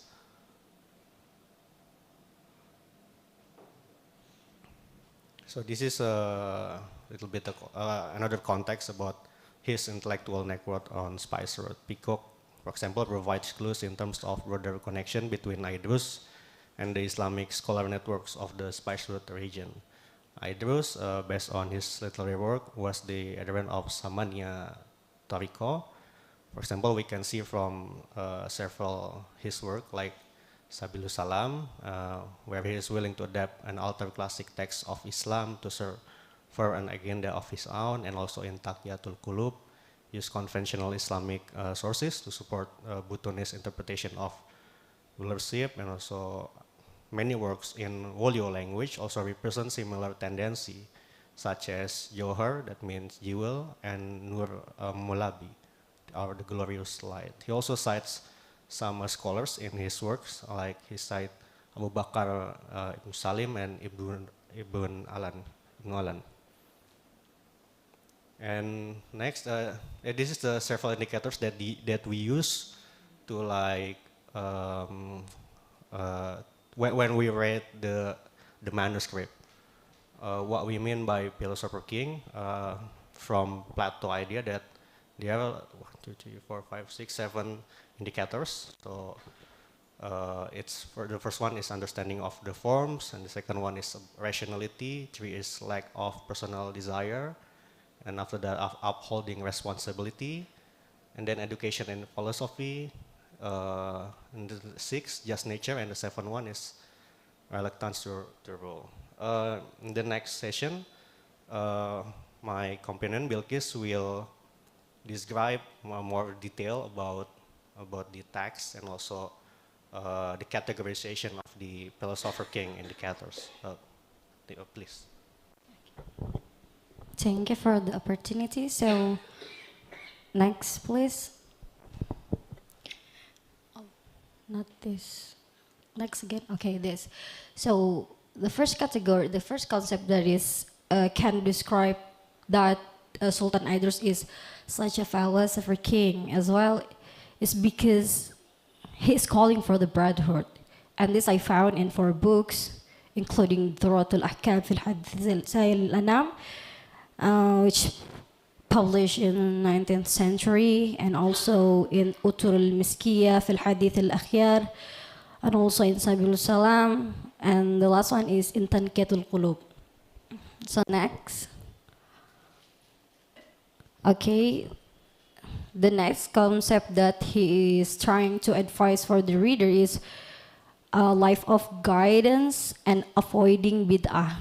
For life of guidance, he cited one of the hadith of our prophet, is reads like this: taraktu fikum shay'aini taraktu fikum shay'aini lan tadillu ba'dahuma. It's Kitabullah wa Sunnati. And I left 2 things for you that you will not go astray as long as you hold fast to them. There are Book of Allah, which means Quran, and Sunnah. So he kind of tried to remind his descendant, or especially in the people in Buton Island, that whenever you are trying to understand Kitab and Sunnah, you will never get confused to live your life, and you're gonna get a happy life, and stuff like that. So, and then you need to avoid bid'ah. It's I found, and the concept of this is said, la yaqbalullahu li sahibi bid'ah soman wala salatan, and etc, etc. So he also at the same time, he just want to make sure that his descendant and the people of who are living in Bhutan try to make sure which one, and try to understand which one is halal and which one is haram, because basically haram al-halalu bayyinan wal-haramu bayyinan wal-umuru baynahuma mushtabihat. So it should be very clear so that they cannot lose the right way. Next, please. Okay, and also he tried to, everyone, and especially for the readers, to do so much zikr and to always remember Allah. Okay, next. He's also rational. I mean, the second point of the concept, the philosopher Kim, is rationality. And Idris was very rational, and he is such a very careful person because he is accepting the news very carefully. Why do I state this? Because I found one of his work, he cited the hadith is called Man kadhaba alayya muta'ammidan falyatabawwa maq'adahu an-nar. So is actually related to the life of the prophet at the time, because I believe at that era the prophet was said this because he just want to tell people that whenever you're telling the lie, whenever you separate the haq says information, you're going to go to the nar. And by writing this, I believe he's such a very careful person to accept any kind of information that is came to him. So yeah, That's all. And for the next is lack of personal desire. In several texts that he wrote, Idris seems to always want to remain his readers to control their lust, not to prioritize their lust. And he cited one of the Quran, one of the verses in the Quran, and it said, وَأَمَّا مَنْ خَافَ مَقَامَ رَبِّهِ وَنَهَى النَّفْسَ عَنِ الْهَوَىٰ, which means, and as for those who fear the greatness of their Lord, they should refrain from their lusts. And also, he cited one of the hadith. It's called "La yu'minu ahadukum hatta yakuna hawahu taba'an lima ji'tu bihi." So he is by citing the hadith at the same time, he just wants to emphasize that if you can control your desire, it's going to be good for you. So yeah, and then in other writings, even in the Wolio language, he wrote some advice for himself. Idris advised himself to not to be prisoner of lust, and teaching oneself is better than learning from 1,000 teachers. He also taught himself to love himself, because in his thought that giving love to oneself is more valuable than getting love from others. So he kind of encouraged us to love ourselves rather than trying to gain some loves from others. Okay, for the next, here are the texts of the advice that Sultan Idris wrote in Wolio's language. You can see, and also I already find the meaning of it. O myself, teach yourself. Your lust don't follow too much, except the lust of radiyah. That's called mardiyah. Even 1,000 teachers teach you, there is no comparison to teaching yourself. No matter how much one loves, there is no comparison to loving yourself. Okay, and the next. Okay, the fourth concept by Plato is upholding responsibility. Idris as well related to this concept, because Idris is very concerned about responsibility. And for him, everyone must have responsibility, at least to their self. Okay, and then 3 minutes. The fifth is education and philosophy. He is really intellectual. In some of the hadith book he wrote, that he referred to the to the hadith that is encourage us to study. And if I'm not mistaken, I found the talabul ilmi, the obligation to talabul ilmi for about, it's repetition actually, for about 4 till 5 times if I'm not mistaken. And it is actually proven that he loves ilmu, he loves education more and more. So yeah, you can see also here, he even cited one of hadith da'if. I do not want to pay attention more to the hadith da'if which is he cited, but I just want to make sure that, the education in his thought is very, very crucial, because he emphasized his dalil by citing one of hadith da'if. And the sixth and the last, just nature and reluctance to rule. So Muhammad Idris advised himself to not prioritize power and noble status. Actually, he is next choice. Ya, lanjut lagi. Okay. Muhammad Idris also sentenced his own uncle. So it means he is very, pay attention, strict to the rules, of course, absolutely.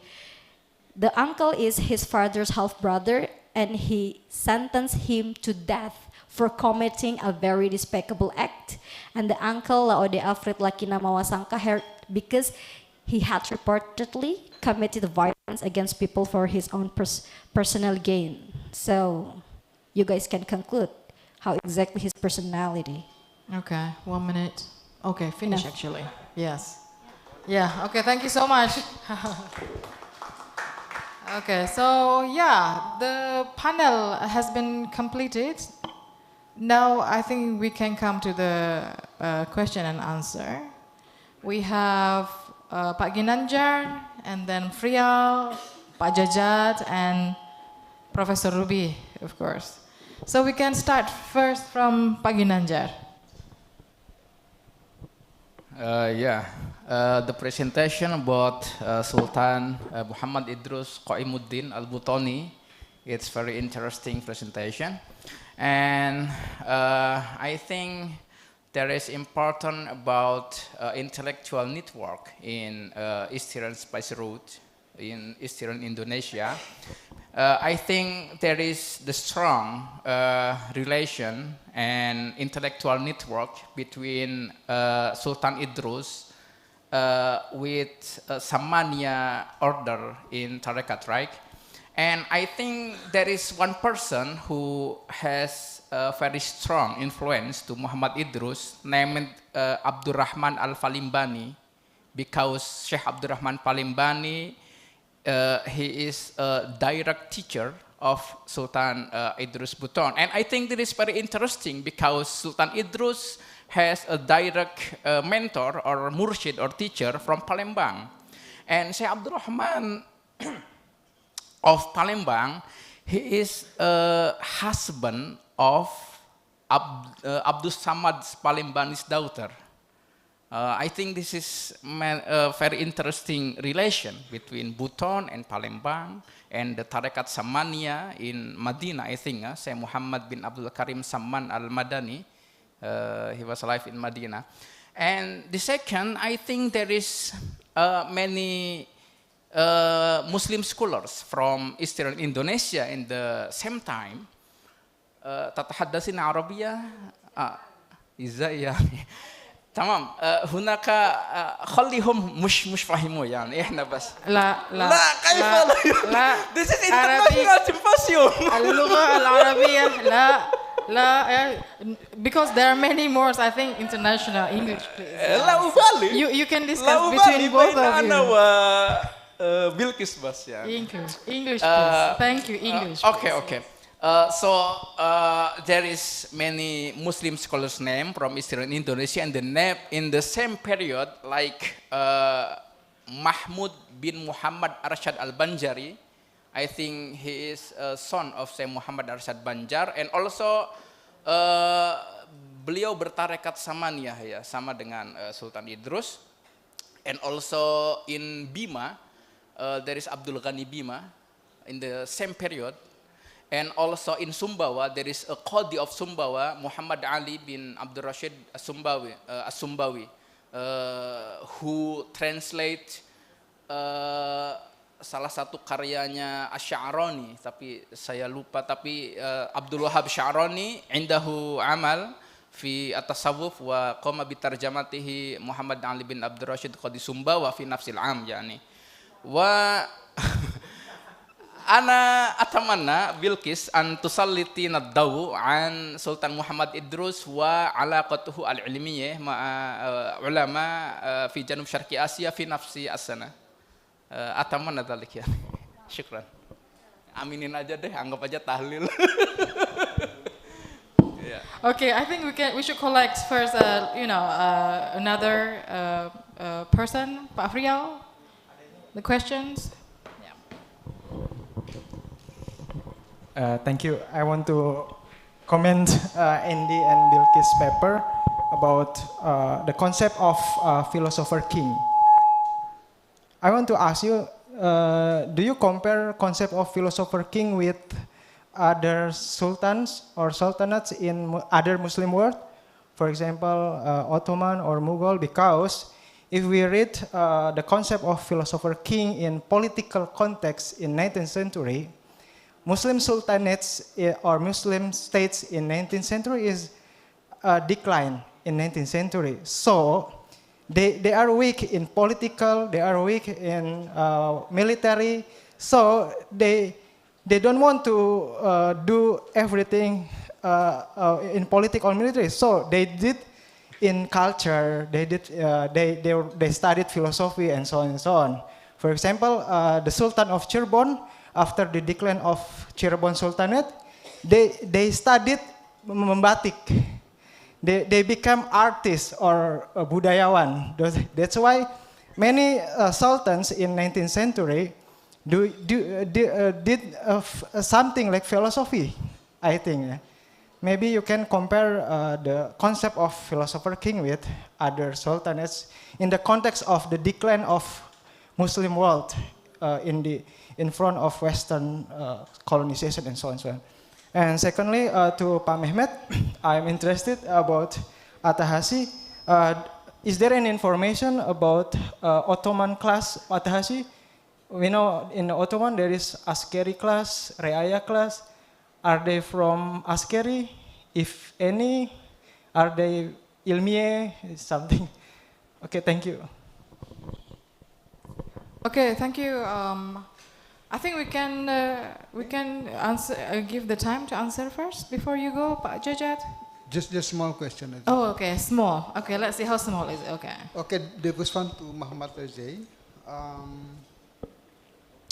I know from the archive sources there is no record about that Atasi and everything, because the diplomatic relation between Aceh and Ottoman stopped from the 16th century. Middle of the 16th century. After that, it began again in the 19th century. But I think we had lot of around 500 people from Usmani.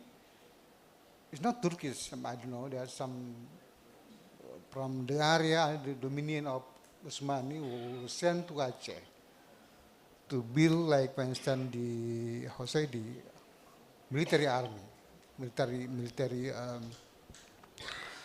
So perhaps I think Atasi, it's possible Atasi from that part of the people who were sent to Aceh during that period, and after that they stayed there because from the source, like for instance, Atune Reid, he said that there's around 500 Aceh.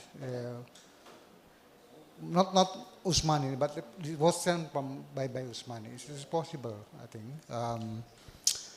And I also comment about the picture you showed me about the red, and it was built recently after the tsunami because after the tsunami in Aceh, a lot of people from Turkey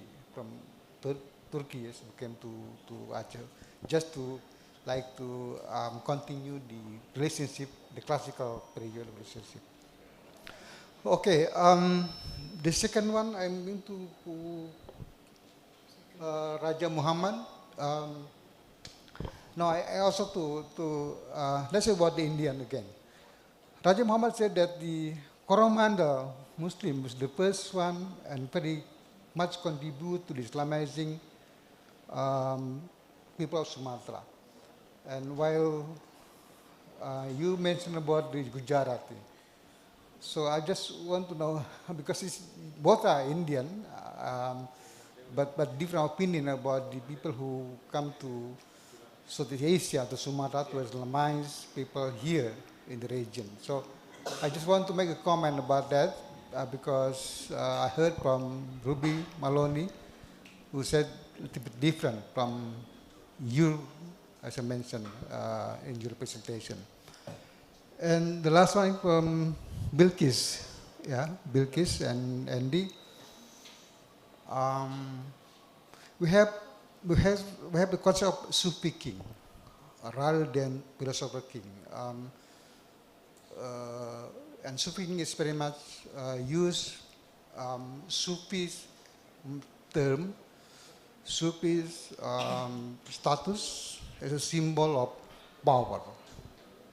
In Java, we have Sufi king, and then we have also in Banten, it's very well known, Sufi king, and then in Aceh also. So what do you think? Can you comment about that Sufi king? Which is established, I think, in the historiography of Indonesian Islam from the around 19th century, but by 17th century until recently. Thank you very much. Thank you. Thank you, Pak Jajat. That's very short question. You got 3 questions to ask. Very small question for 3 person. So the question for this session, basically, you know, there are many questions for Andy and Bilkis. 3, yeah, questioner asking. Now, Dr. Robi want to gain, so, yeah, want to ask a question. How many questions do you have? Because we have already 9 questions to be answered.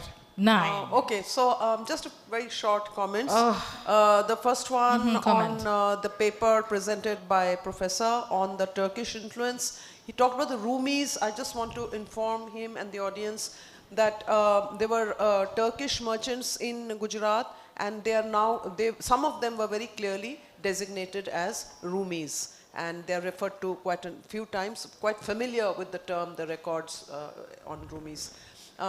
Finished. The next one is on this Iberian influence, the baking of the sago. In Goa and other places in India where the Portuguese controlled areas, baking is very common both in history and today, and that culture has continued till the present times of baked foods, fabulous from them. So this Iberian Goa you could connect. I think I wanted to ask a question to the presenters here, to AD and to Bilkis. Yes. But it has been already asked by somebody about the philosopher king, and I wanted to ask how much were they influenced by other surrounding sultans and so on. And there's also a comment, I think this is not my area, but is it more a Sufi specific idea, or is it common to other areas? That would be my doubt. Thank you. Okay, that's all? Right, thank you so much. Thank you. Okay, yeah, we can take time to answer for the group of Bilkis. Okay. Yeah, you can clap. You've got like 4 questions, and yeah, would you like to just combine everything if you can, right? It's related to each other, the question, all of this. Yeah.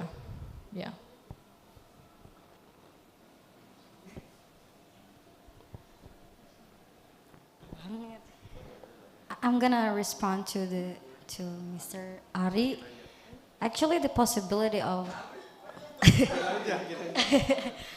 okay, it might be possible for them because they are united by the Tariqat Samania, but we haven't worked further about that. But it's going to be very good recommendation so that we can search more later on. Okay, thank you. Okay.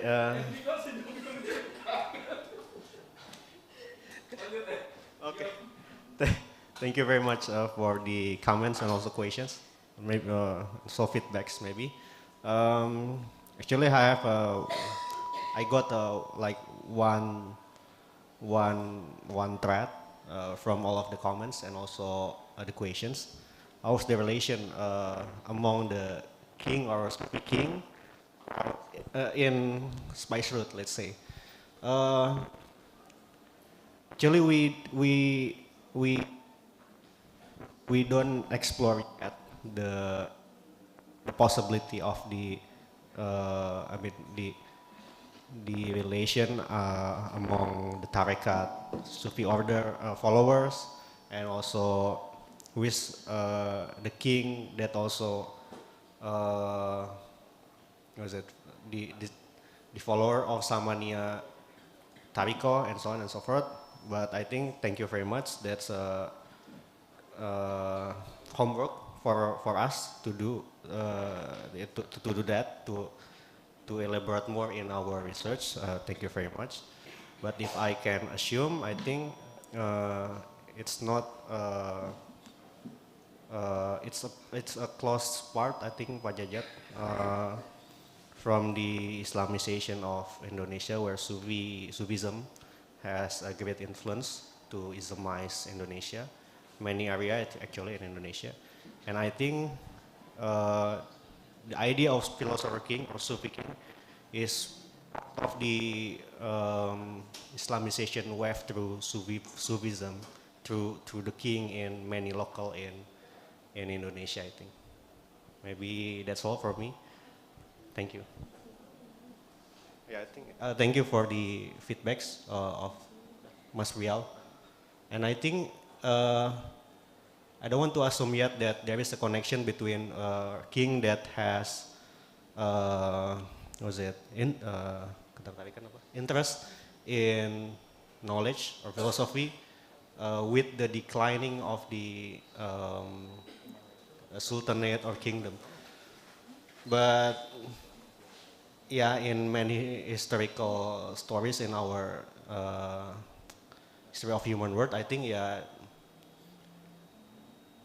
if the nation like want to empower their military power, and then sometimes they become forget with the knowledge and vice versa. I think. But thank you very much.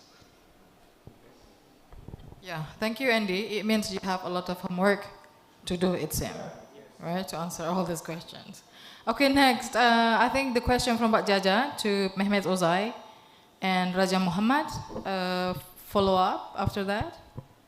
You can take. Yes, as I mentioned during my presentation, there are three significant sources beyond the Ottoman archival documents. The earliest writings, historical accounts. Feridun Bey's Münshaat means that compilation of historical accounts till the late of 16th century. Mustafa Ali's Gelibolulu Mustafa Ali's Künhül Ahbar, collection of the news developments again, and Lütfi Pasha's Asafname. Lütfi Pasha was the Grand Vizier of Kanuni Sultan Süleyman the Magnificent. These sources very limited, let's say. Feridun Münshaat mentioning the Aceh based on the letter, but there is no any single letter information ordering any military groups to send to beyond the Indian Ocean to Sumatra or Java or Malaya.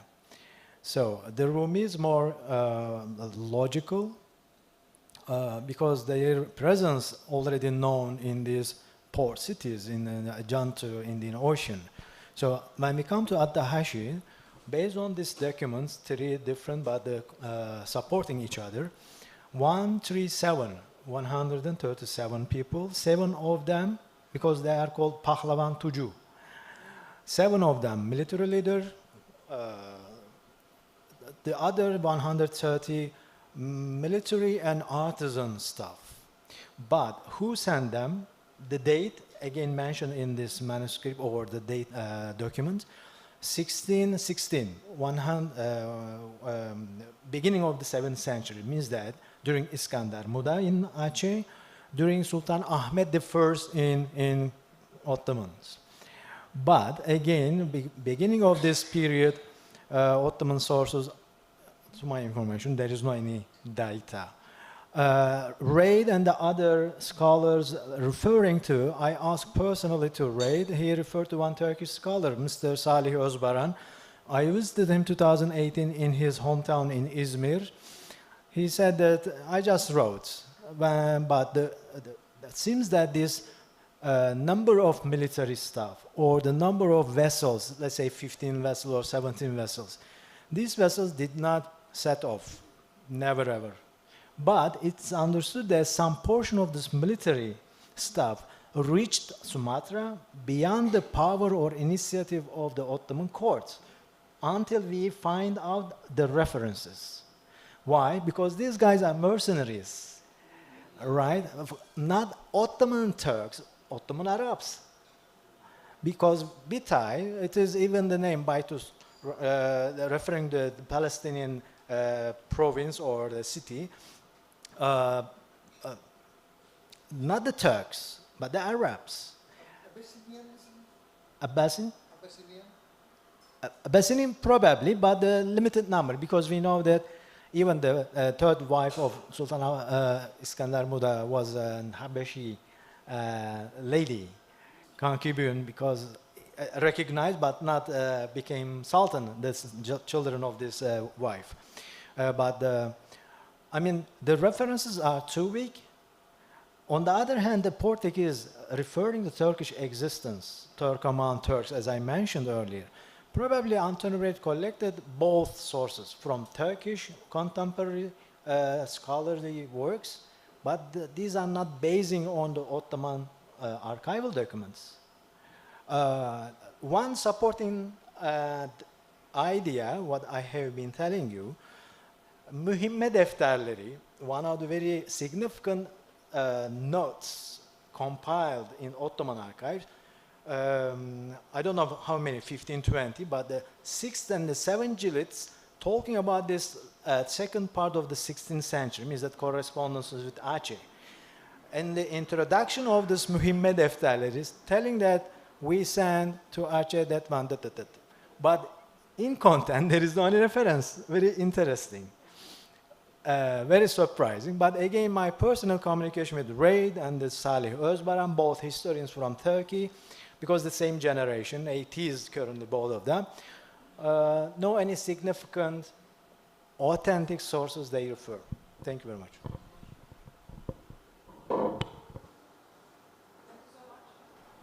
Yeah, that's a very interesting answer to the question. We can go next to Raja Muhammad. You may answer the question from Pak Jajat. Sorry, your microphone is mute. The mic, yeah, your microphone. Maybe. Yes, no, it's okay.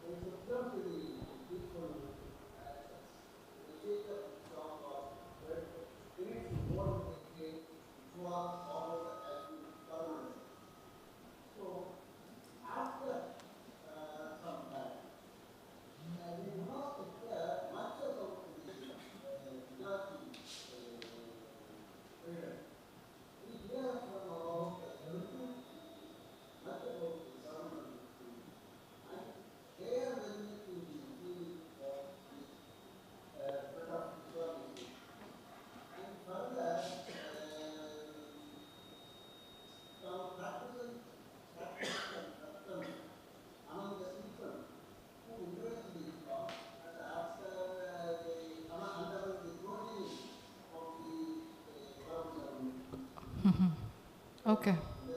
Okay. Okay.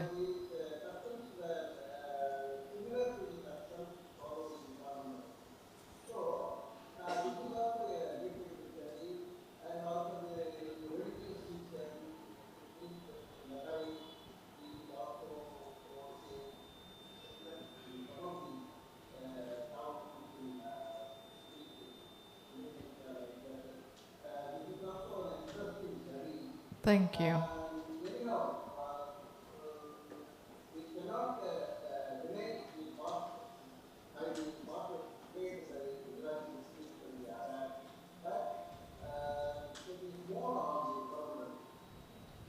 Thank you, sir.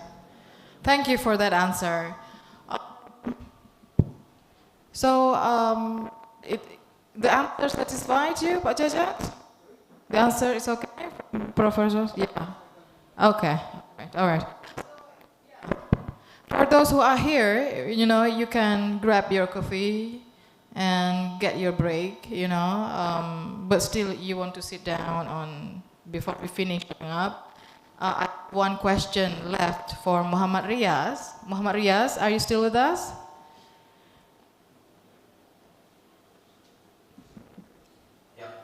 Yeah, so, yeah. Yeah, definitely. Thank you so much. You look at different than before. I think you. I hope that. So I have one question. Your study about the dayscape is very interesting. Commonly, the mainstream narrative or discourse in SPICED usually concentrated on trade, but you open up something related still to spice, but from the angle of death. Yeah, we can call this the spices of the dead. There is one page that they show us where all these guys, for instance, camphor and etc. were used for the dead. Do you have any more information about this? Like, basically the amount, is it all that kind of ingredient that used for the dead? I mean, is it kind of local in the area or influenced, by other burial tradition in other place? Thank you. So basically, since I'm talking about from the pilgrimage context, they have an interesting aspect in the pilgrimage context. We don't use all these, camphor and all for when the pilgrim is dying after Ihram, right? We have an interesting aspect of like what is that? There is disconnection from this spiced Islam into something else in the pilgrimage process. And so that is what is striking me. So the amount of since the work I'm doing is based on the archival sources from the late 19th and early 20th century. So the most of the things represented by the companies of that period. So we have a list of different shipping companies. They carry it with them so that if pilgrims dying on the way, they can bury them using all this. And then there is this, for camphor, this person, for each person, they carry it with them. If something happens across the way, so it can die. So what I was struck with this, there is something. What do you call it? Sort of disconnection, from the spice when when we understand, when we understand this context. For example, when we take Islam law, in legal text say that don't use all of these compounds, other objects or other materials when you cover and fatigue, shower it and cleanse it. Don't use all of these materials because he died while in the And then there is, like when I look at the narrative, the people die before the Hajj, after the Hajj, and while they are in the ground. So there are different sets of understanding. We can't have a specific answer for that when we look at it from multiple perspectives, right? Like it's not just that is associated with the pilgrimage, but what happens, with so many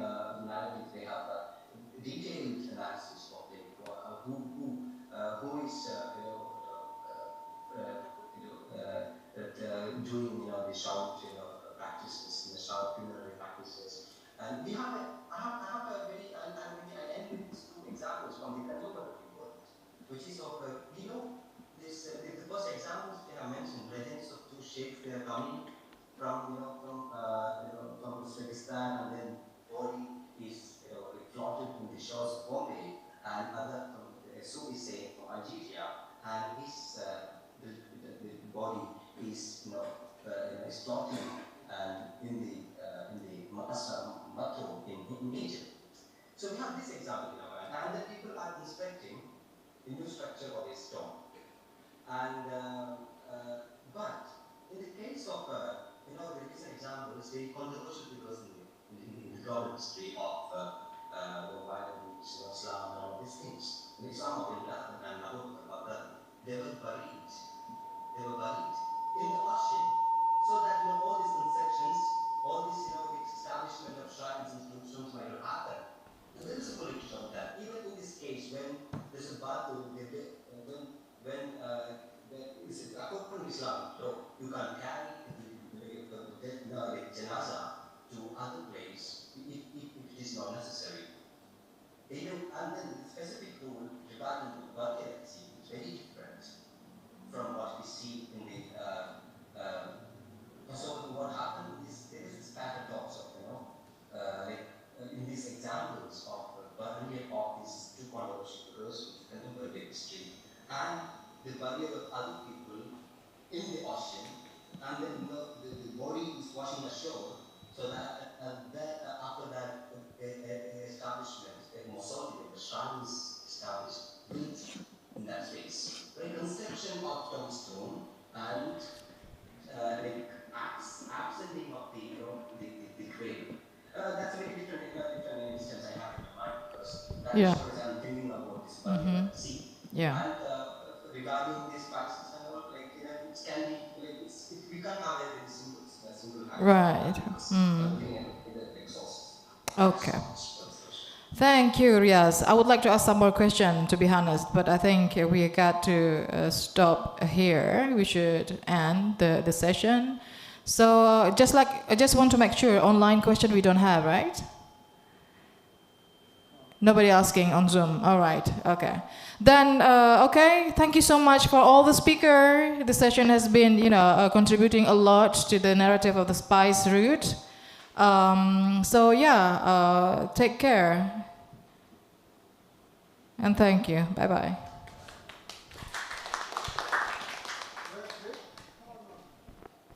We will continue with the next session, the last session, after 15 minutes of, break. We have another 5 speakers, 5 lineup speakers. Yeah, we can start 3:30. Okay, 3:30.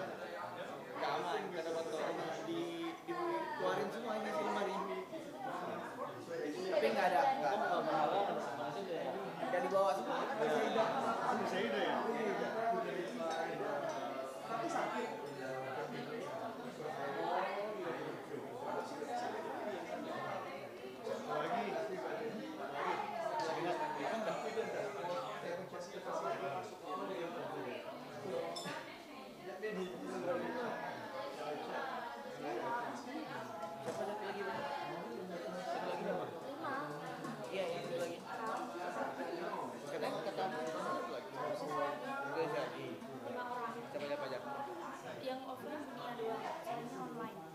Dunia ada begitu ya.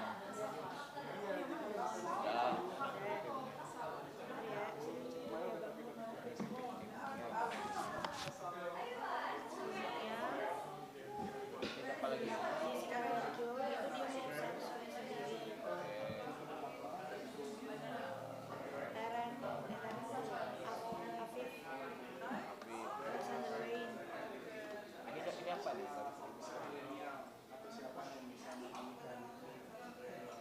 Oh ya. Hubungin sama Afif. Afif. Ini orangnya sekalian. Beda orang. Udah.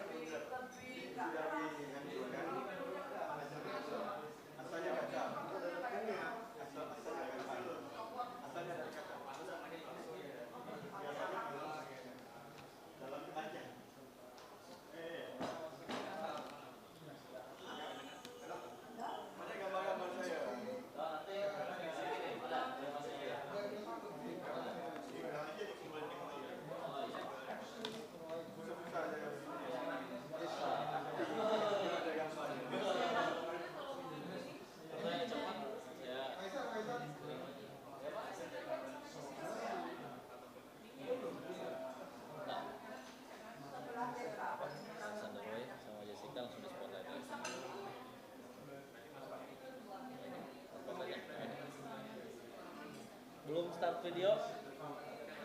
Tapi udah masuk? Udah masuk. Jessica. Jessica Raharjo udah. Udah ada. Udah ada. Udah ada.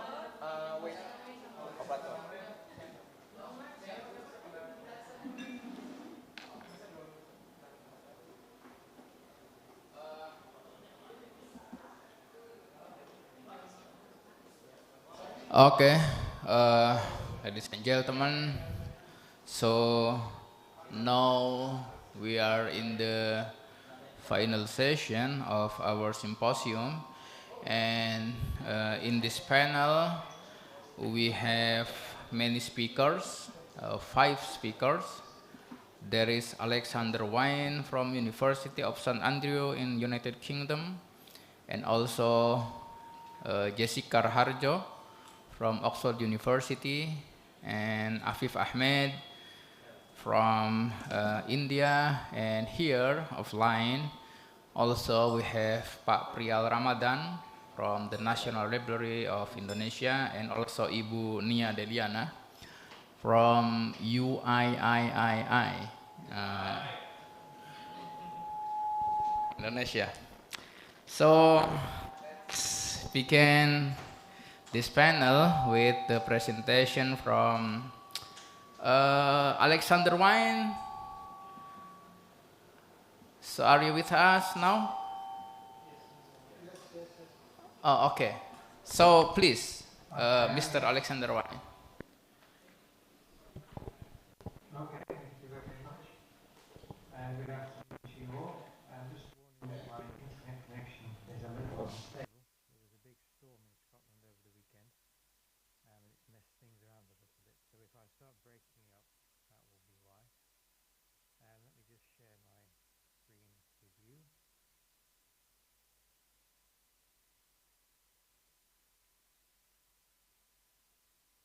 Okay, can you see my screen?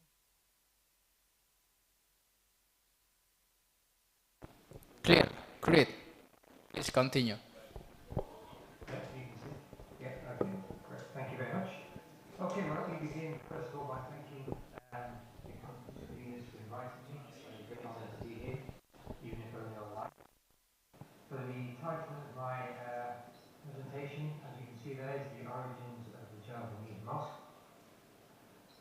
So what I want to do today is to consider the form of the very earliest Javanese mosque, the mosques like the Masjid and the map you can see here, or Masjid and Cheribon, those kinds of mosques.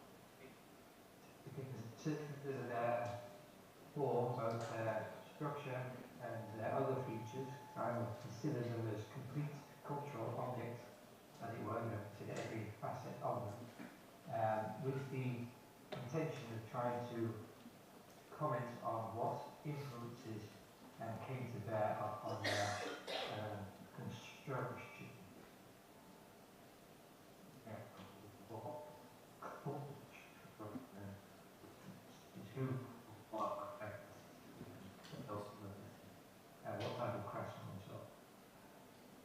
the origin of those craftsmen and so on.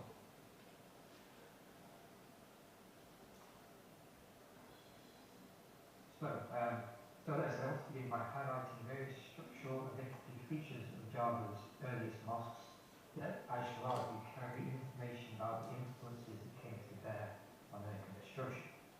So beginning with structural features, the earliest archetypal Javanese mosques emerged over the late 15th or early 16th century.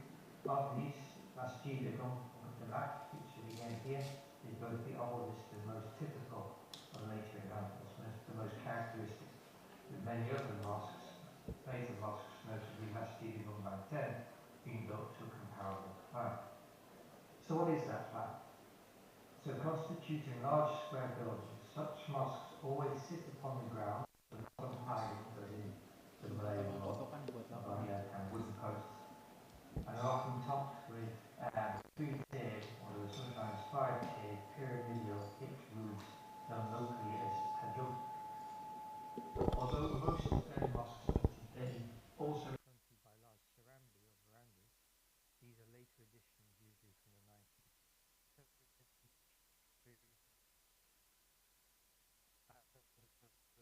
The majority of surrounding buildings, madrasas, wudu areas, thermal, prayer halls, etc. Originally, therefore, the earliest Javanese mosques themselves possessed only what are today their main prayer halls, and as such I shall only consider those here. So these prayer halls were generally made of wood, with the exception of a stone or brick outer wall, and were typically arrayed around 16 wooden pillars arranged in four rows of four, as seen in the plan here in the diagram. Two concentric squares. The central to the column is an outer square of 12 columns. Each of these squares are designed to support the roof structure of the mosque, being placed directly beneath the terminus point of each of the roof tiers above them. The rafters of those tiers being placed on top of the columns, thereby allowing the rafters to carry the full weight of the roof. So the columns support the structure of the mosque. So thus the four central sacagurus sit beneath the lowest point of the uppermost roof tier, with each of the columns sitting at a corner of that tier. This allows us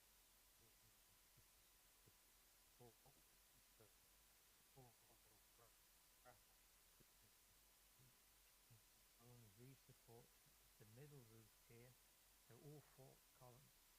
So again, four columns sit in the corners, while the remaining 8 are arranged in pairs between them, 2 on each side of the square. Rafters from this middle tier again sit upon these columns, channeling the weight of the roof onto them. The lowest tier, on the other hand, sits upon the external masonry or brick walls. Generally, the entryways to each mosque are punched through these walls, with the principal entry being positioned along the wall directly opposite the mihrab, so to the east, the lesser entrances on the northern and southern walls. So Javanese mosques, the traditional Javanese mosques are always entered primarily from the side opposite the mihrab.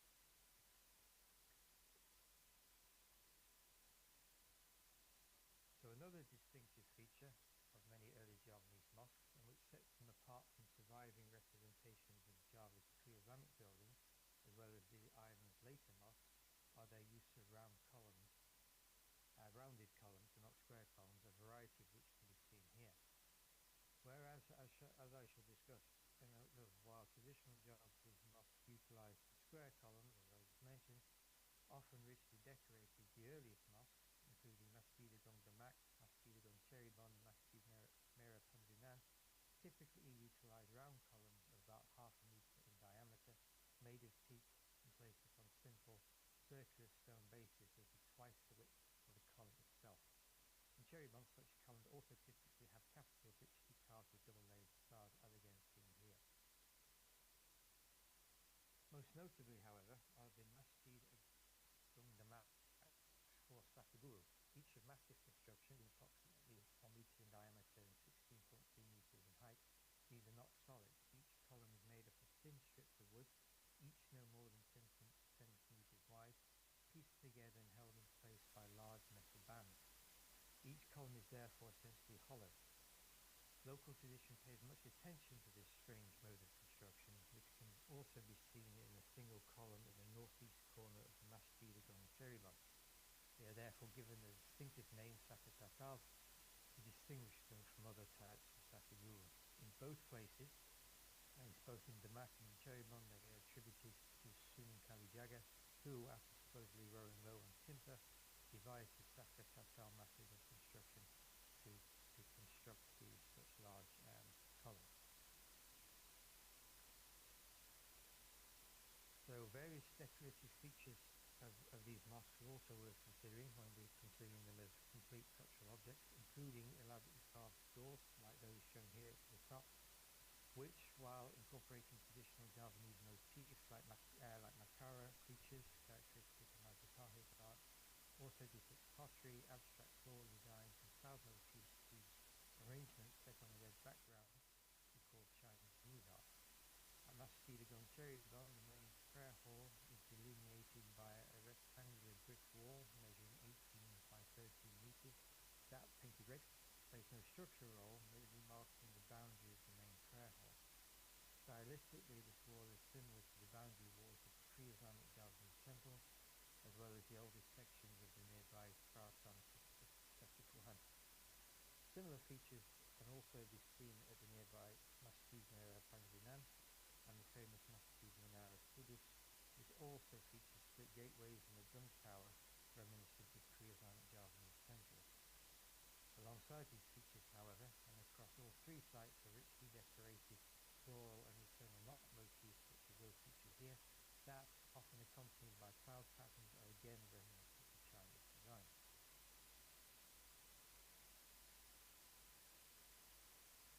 At Banten, meanwhile, octagonal columns, most probably influenced by Hindu architecture, sit upon a selection of elaborately carved stone bases, all pictured here, look unique amongst Javanese mosques, and again resemble Chinese prototypes.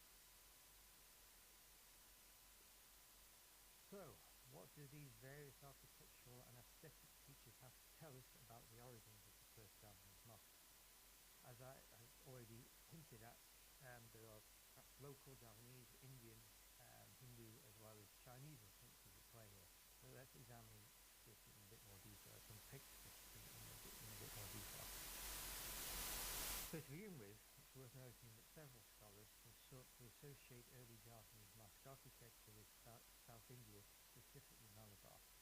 Within the context of a significant South Indian Java trade network and wider evidence of cultural exchange between these regions, including adherence to the same madhab, it would be noted that early Malabari mosques were often also constructed of wood, possessed multi-tiered roofs, and are structures supported by columns. Although no two Malabari mosques are identical, the mythical Pali mosque of Kraganor, pictured here, provides a good example of this basic Malabari form. So reputedly built over the early 14th century by a merchant named Nasruddin Iskal, this structure constitutes a rectangular building surmounted by a four-tiered gabled and ridged roof. Each of these tiers constitutes a separate story, with the whole building stood upon a stone foundation, 4 steps in height. From the top of this foundation rises a one-story high outer wall, also of stone, into which semicircular arched doorways are placed at regular intervals along 3 sides of the building. A veranda is placed above this wall, created by the substantial overhang of the second roof tier. This overhang imitates the circumambulation path of a Hindu temple. While the mosque's ground floor houses the main prayer hall and an adjacent antechamber, the upper floor serves as the madrasa or storage spaces. None of the ground floor walls are structural, with the weight of the mosque being carried on a complex system of wooden columns and cross beams, illustrated by the diagram here at the bottom. These columns, arranged in rows, are ultimately either square or octagonal in shape, an arrangement common to all Malabari mosques that might be designed to imitate earlier Hindu architectural traditions, notably Madurai and Kayalpatnam. Multiple layers of cross beams then run between the columns. As I mentioned, cross beams run between the columns with either the rafters of the roof or the floors of each story opening upon them.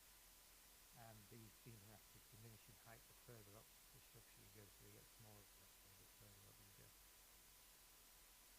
So, from among these features, multi-tiered roofs supported by working columns certainly recall the Javanese experience, right? And with the use of diminishing octagonal columns also being reminiscent of Masjid Agung Banten, as I mentioned before. A wall without structural purpose, meanwhile, parallels Masjid Agung Cheribon, which also has such a thing in Anatomy Prayer Hall. Ultimately, however, such similarities are superficial and being entirely overshadowed by substantial differences. So unlike their Malabar equivalents, Javanese mosques are square, not rectangular, with pyramidal roofs. They rarely have ridged roofs. There's only one example of a ridged roof, Masjid Agung Cheribon, and none of them have gables. So you can see the gable here on the Malabari mosque. So Javanese mosques don't have these. Similarly, Javanese mosques never have 4 roof tiers, 2 or 3 or 5 usually, and they don't have additional stories. This final feature in the Indian mosque necessitates the insertion of the extra floors with the resulting complex system of cross beams and so on, all of which is entirely absent from Java. Additional Javanese mosques are rather conceivable as large singular spaces designed to be open from the floor right up to the ceiling, with the insertion of only minimal number of cross beams to maintain the sense of verticality. So structurally, these are very different buildings. But if this therefore means that the Malabari origin is difficult to maintain, it should be noted that many of the features that are shared between these types of mosques, that is, wood as a construction material, a structure supported by columns, also characterize pre-Islamic Javanese architecture. It's therefore arguably unnecessary to look towards Malabar to explain them. Rather, we should look towards pre-Islamic Javanese prototypes.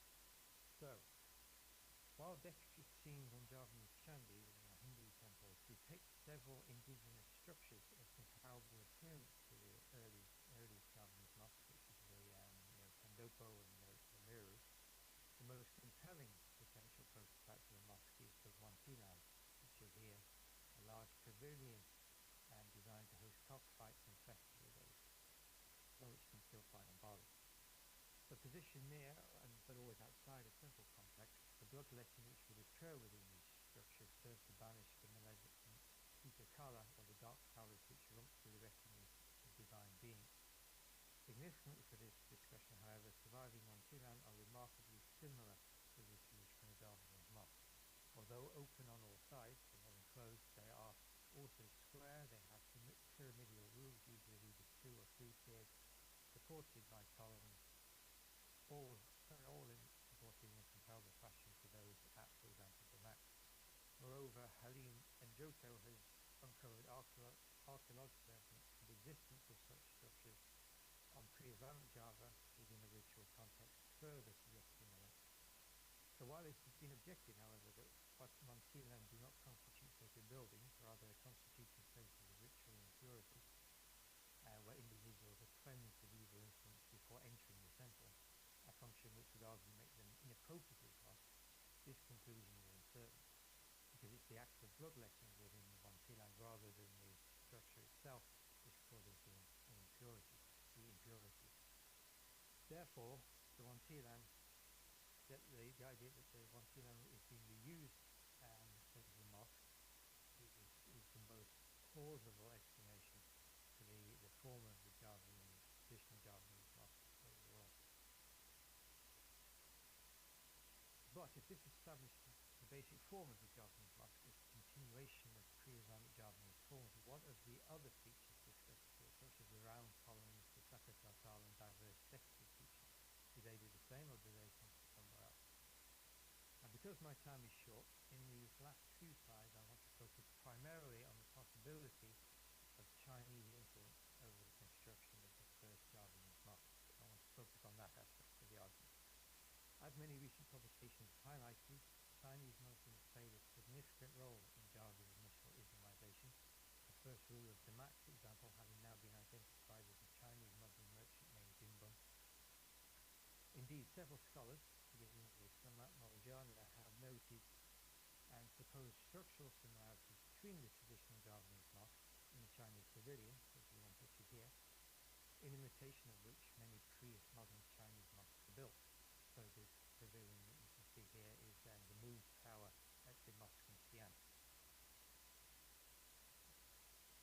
Now, while the preceding argument that I've just laid out suggests too much should not be made of such similarities, and certainly Javanese mosques do not have the dugong, the bracketing system characteristic of pre-modern Chinese buildings, which you can see here at the very top of this pavilion, or the threefold divisions which Chinese mosques usually have, or their gable roofs, or the wooden walls that typically separate different parts of the structure, and so on.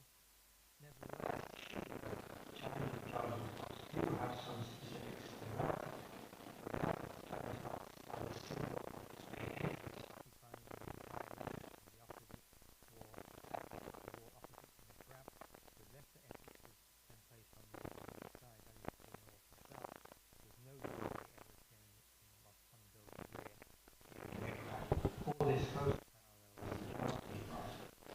While differing from pre-modern Javanese buildings which were accessible from all sides.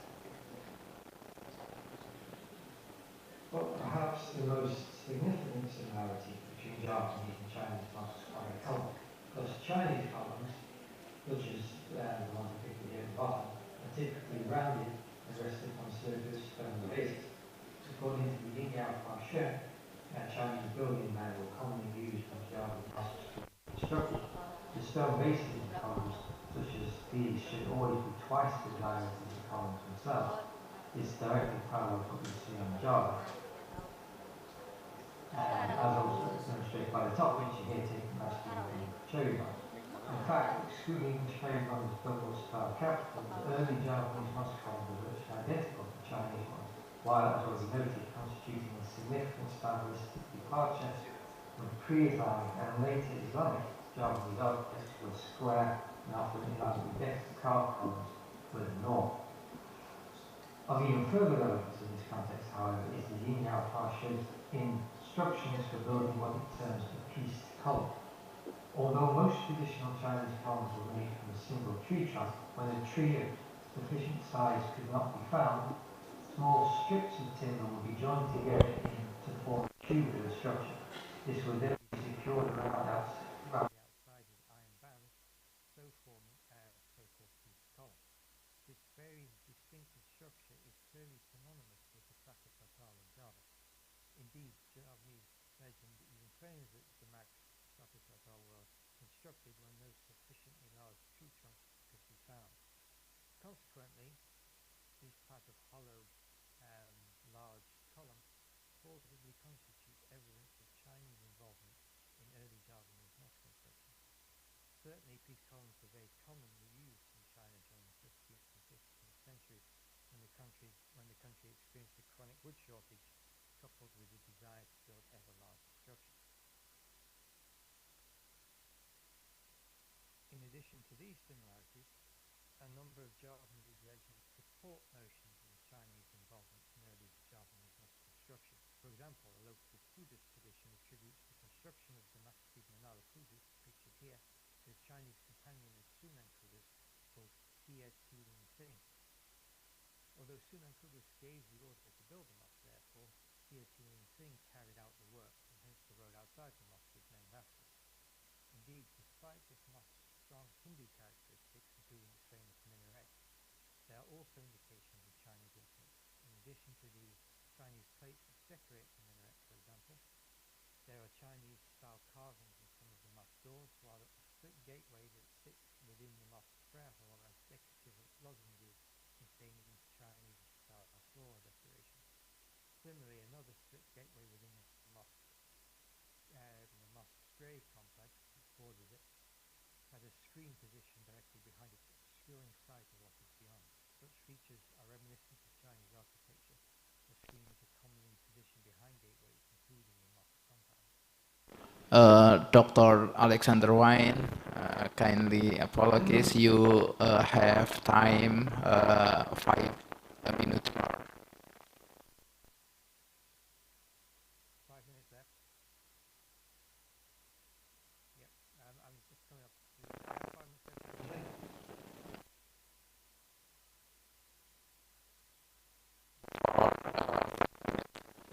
So similar traditions linked in Chinese mosques to early Javanese, so similar traditions linked in Chinese mosques to early Javanese mosque construction also exist with regards to the now destroyed Mantingan Mosque in Jepara. So reputedly built in 1559, local Jepara tradition claims its patron was Ratu Kali Niamat. This ruler reputedly had a close confidant called Chiwu Duan, another Chinese Muslim who is now buried next to the patron of the mosque. So the same local traditions claim that this Chinese Muslim was a carpenter and stonemason who helped build the mosque. Indeed, surviving decorative scenes and structural fragments from this mosque, preserved now in the Museum Java Tengah in Semarang, show clear signs of Chinese influence. Surviving stone footings, for example, are Chinese in style, while decorative scenes like the one pictured here incorporate numerous Chinese motifs, most notably swirling cloud patterns and mountains. Motifs that, as we've seen, can also be found in Damak and Cherylon, that are combined with more traditional Javanese images like civilian in the center here. Indeed, all Javanese mosques include similar examples of Chinese decoration, whether Chinese plates, eternal knot motifs, swirling cloud patterns, or lotus designs. Aside from the plates, however, none of these motifs appear in association with pre-Islamic Javanese buildings. This is not to say, of course, that pre-Islamic Javanese decoration is not evident in some of the mosques. Both the Masjid Agung Cheribon and Masjid Menara Kudus, with their Chandri-themed decoration, clearly testify otherwise. But the cloud patterns and mountain landscapes seen here, for example, are generally absent in the form from pre-Islamic Javanese structures. While Chandi have cloud patterns, for example, such as the mid-14th century sections of Chandi Penataran, these are stylistically different from early Islamic examples seen here. On the Chandis, animals and monsters interweave with large, highly pronounced swirls of clouds textured and ruffled to look like leaves. On the remnants of the Mantingan Mosque, however, cloud patterns are smaller and lighter, being far more akin to Chinese examples from the same period. Okay, so to conclude, while we can confidently state that traditional Javanese mosques are not simply Chinese buildings transferred into Southeast Asia, as has sometimes been claimed, a number of very specific similarities do exist. The types of columns used, including sakotakal, the stone bases they sit upon, the decorative scenes within mosques, and even the specific arrangement of the entryways into mosques are all substantially similar to what is seen in China. Indeed, some of these shared features, notably round and peaked columns, are part of what distinguished the earliest Javanese mosques from both pre-Islamic Javanese structures and later examples of Javanese Islamic architecture. As a result, although certainly a continuation of pre-Islamic architectural traditions, early Javanese mosques demonstrate several signs of having been influenced by Chinese construction techniques and aesthetic preferences. This, in combination with local traditions surrounding several of the mosques and the arrival of Islam in the region, which directly identified Chinese Muslims and Chinese craftsmen in their construction, suggests that the Chinese were in some way involved in erecting the first Javanese mosque. Okay, thank you. That's the end of my presentation. I'll finish. Yeah, thank you very much, Dr. Alexander Wine. A great presentation about traditional Japanese mosque architecture. It's really interesting, and now we have Ibu Harjo. Ibu Jessica Harjo, are you?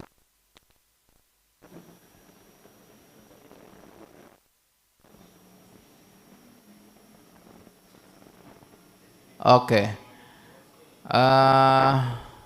Sambil menunggu Ibu Jessica Harjo.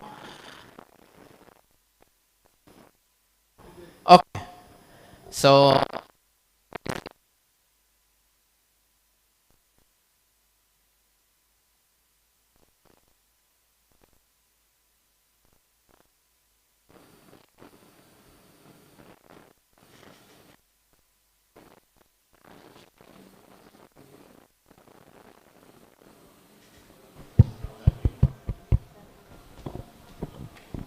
someone able to give me the host so I can share my screen? Yes, we can listen to you.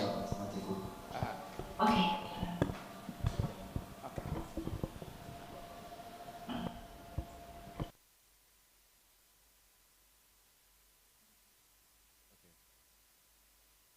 Good? Yes, good. Excellent. Okay. Shall I start now? Yep. Okay. Everyone can hear me fine? Fine. Okay, good. Good afternoon. I would like to thank Mahmoud Korea and the rest of the organizing team for having me here in the conference, and I can only apologize for joining you remotely from Oxford as I am in the middle of finishing my thesis. Today, I will be presenting a small section of my doctoral project on Batu Aceh, a large corpus of Islamic carved tombstones found across maritime Southeast Asia. As highlighted by Finbar Barry Flood in a recent workshop on Islamic law and material culture, juridical or legal texts have traditionally been overlooked by historians on material culture because of a perceived lack of historicity and practical effect. I hope in turn to demonstrate the intersection of juridical and religious discourses with funerary material culture in the particular contexts of 17th century Aceh on the northeastern coast of Sumatra, Indonesia. Here is an outline of my presentation today. I will talk first about the Batu Aceh corpus, then the Islamic law at the Sultanate of Aceh, and how we understand inscription as a spectrum of legibility, the schematization or abstraction of the Shahada, and finally, how the pietistic and aesthetic adaptations resulted in what we see later on in later periods of Batu Aceh. So what's Batu Aceh? Batu Aceh is a term in the Malay language meaning Aceh stone, referring to a group of carved Muslim tombstones found across the Malay archipelago. The term only came into use in scholarship in the 1920s to refer to tombstones in the Malay Peninsula, which are believed to have come from Aceh across the Straits of Malacca. Research by Elizabeth Lambourne and Daniel Perry placed the origins of this tradition in 15th century northern Sumatra, near modern-day Lok Ternawai, at the center of the Sultanate of Samudra Pasai. This sultanate is considered one of the earliest Muslim sultanates of the region. The history of Batu Aceh has, however, become synonymous with that of the later 16th century Sultanate of Aceh. What we are looking at here is amongst the earliest datable surviving Islamic artifacts of maritime Southeast Asia. Stone, of course, is far more durable than the wood used in the regional architecture, or the paper and other plant-based materials used for manuscripts. The Batu Aceh corpus numbers in the thousands. Specimens have been documented in Patani in southern Thailand, Peninsula Malaysia, Sumatra, the Riau Archipelago, Java, Borneo, and as I have discovered in my fieldwork in Sumbawa and South Sulawesi. Very recent surveys by the Maritime Asia Heritage Survey, led by Professor Michael Feener at the Kyoto University, further expanded the northern and eastern limits of Batu Aceh distribution to Ayutthaya in Thailand and South Halmahera in Maluku. Off the map here, you can't really see Maluku here. But the vast majority of Batu Aceh is found in northern Sumatra and second in Peninsular Malaysia. The earliest Batu Aceh are all inscribed in Arabic and very rarely in Persian or Malay. As we are not able to gain chronological data from the excavation of graves or from material analysis, as there is no way of dating stone carving from the material itself, so-called later Batu Aceh have been relatively dated through forms and approximate dates of the sites in which they are located. Just to show you very quickly, this typology shows the range of tombstone forms which fall under the big category of Batu Aceh. Broadly divided into two types, the slab types, as you can see, A1 to H2, where the width of the tombstone is greater than the depth, and the pillar type, i.e. From I to Q, which is self-explanatory. The typology here is broadly chronological. research, I refer to Batu Aceh as referring not to the output of a singular continuous industry, but rather an agglomeration of tombstone carving techniques and ornamental styles historically associated with the broader region of northern Sumatra. From its very beginnings, the study of Batu Aceh, which began at the behest of colonial scholar Christian Smith-Pilgioni, was driven by the search of what Elizabeth Lambourne calls hard epigraphic data.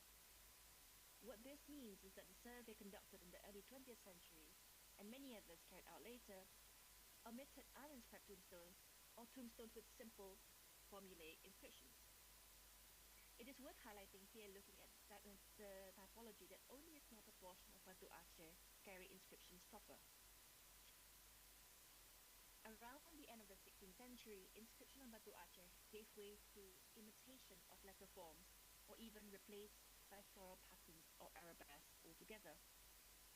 Osman Muhammad Yasin, who wrote his PhD thesis on Batu Aceh, observed that the Shahada inscribed on the tombstones was not easily legible and was fashioned so as to produce an artistic effect rather than an easily legible script. Albert Le Bonheur, the curator of Southeast Asia at the Musée Guinée, remarked that the compression and the bastardization of the characters rendered inscriptions illegible. Ludwig Calus went on to name these types of inscriptions as schematized inscriptions or pseudo-inscriptions, defining them as inscriptions where the script gradually departs from canonical Arabic letters and become increasingly illegible. Implied in this definition is a progression which begins with an inscription, the Shahada, and ends with a series of vertical shafts, some of which have head serifs linking to form a horizontal line at the top of the inscriptional register. The term pseudo-inscription has been used in various ways in art historical discourse. Traditionally taken as one half of a dichotomy, pseudo-inscriptions are defined in opposition to true inscriptions, which refer to those that carry semantic information. Pseudo-inscriptions are therefore not meant to be read in the traditional sense. In practice, Arabic pseudo-inscription has been used in the context of medieval European paintings to refer to patterns resembling Arabic letters, be it the artist's imitation of true Arabic inscriptions or their own invention. Although pseudo-inscriptions may be devoid of semantic content, they are not without meaning. The meaning does not derive from the deployment of specific words or sentences, but from the connotations and powers associated with the mere presence of Arabic script. In such inscriptions, characters assume a role akin to that of iconographic motifs, rather than transmit the words of a specific message. A number of explanations have been offered for pseudo-inscriptions in Batu Aceh. Their repeated application has been likened to a visual representation of the Sufi zikrs, the ritual repetition of verses in remembrance of God. The Shahada, which predominantly consists of a series of lam and alifs, is easily recognizable to even those with a rudimentary knowledge of the Arabic script. In this case, the pseudo-inscription functions as a mnemonic. No matter how stylized the script or how far it deviates from rules of Arabic orthography, it can convey the same meaning. There are other explanations offered for this phenomenon, which, for reasons of brevity, I will not go into in this presentation.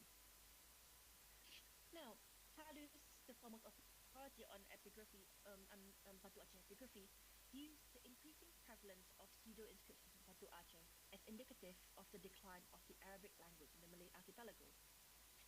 In his view, the archipelago's peripheral location in relation to the Islamic world meant that the Arabic language, as well as Persian, never became fully established there. The diminishing of external influence and the resulting lack of expertise in Arabic writing led to true inscriptions becoming gradually replaced with signs, whose meaning was allegedly eventually forgotten. The phenomenon referred to in scholarship as pseudo-inscription can actually be separated into two. First is the disappearance of true inscriptions, which includes biographical information, prayer, Quranic verses, aphorisms, qasida poetry, etc. Second is the development of pseudo-inscription, which I define as the stylization of letter forms into ornaments. The first appears to have taken place more suddenly than the second. pair of tombstones, as you can see on the slide, containing both true and pseudo inscriptions, indicate that the use of the latter as ornamentation is not necessarily related to the degeneration of the former. These tombstones, marking the resting place of Sultan Salahuddin, likely the son of the first Sultan of Aceh, Sultan Ali Muhayyad Shah. The inscriptions here have not been fully deciphered, but the sides of the tombstones show a few series of vertical shafts with serif joined at the base. In one register, 2 horizontal and 2 diagonal lines are superimposed upon the series of shafts, effectively rendering them non-textual or anti-textual even. In these tombstones, pseudo inscription is employed to fill otherwise blank registers. Repeated shahadas have also been used alongside inscription containing biographical information. The southern stele of the grave of Sultan Muzaffar Shah is inscribed with the name of the deceased and his date of death, while the northern stele is for the most part inscribed repetitions of La ilaha illallah Muhammad Rasulullah. The forms of both steles are identical, and based on the material and physical condition, it's reasonable to assume that they were carved around the same time. The shahadas inscribed in all 3 registers of side C, as you can see on the left, and that on the lowest register of side D are markedly different. In any case, tombstones such as this one shows that the seemingly formulaic application of the shahada does not correspond with a decline in calligraphic skills. So we must look elsewhere for why this phenomenon happened. Osman Muhammad Yassin speculated in the 1980s that religious authorities would have forbidden tombstone inscriptions. The use of inscriptions on Muslim tombstones has been a point of contention at various moments since the early Islamic period. The survival of the 17th century legal texts written at the court of the Sultan of Aceh demonstrates that the use of inscriptions was viewed unfavorably and is linked to the regional trend towards Sharia-minded piety in that period. The Siratul Mustaqim was written by Nuruddin Araniri, a Gujarati scholar of Arab lineage, who arrived in Aceh in 1637 from his hometown of Randir. He was appointed as Shaykhul Islam, formerly held by Shamsuddin As-Muta'i. A prolific writer, Araniri is best remembered as a polemical figure who declared Hamzah Mansur and Shamsuddin heretics and pantheists for their allegedly deviant Wujudi leanings. He had their books burned in front of the Grand Mosque and their followers condemned to death.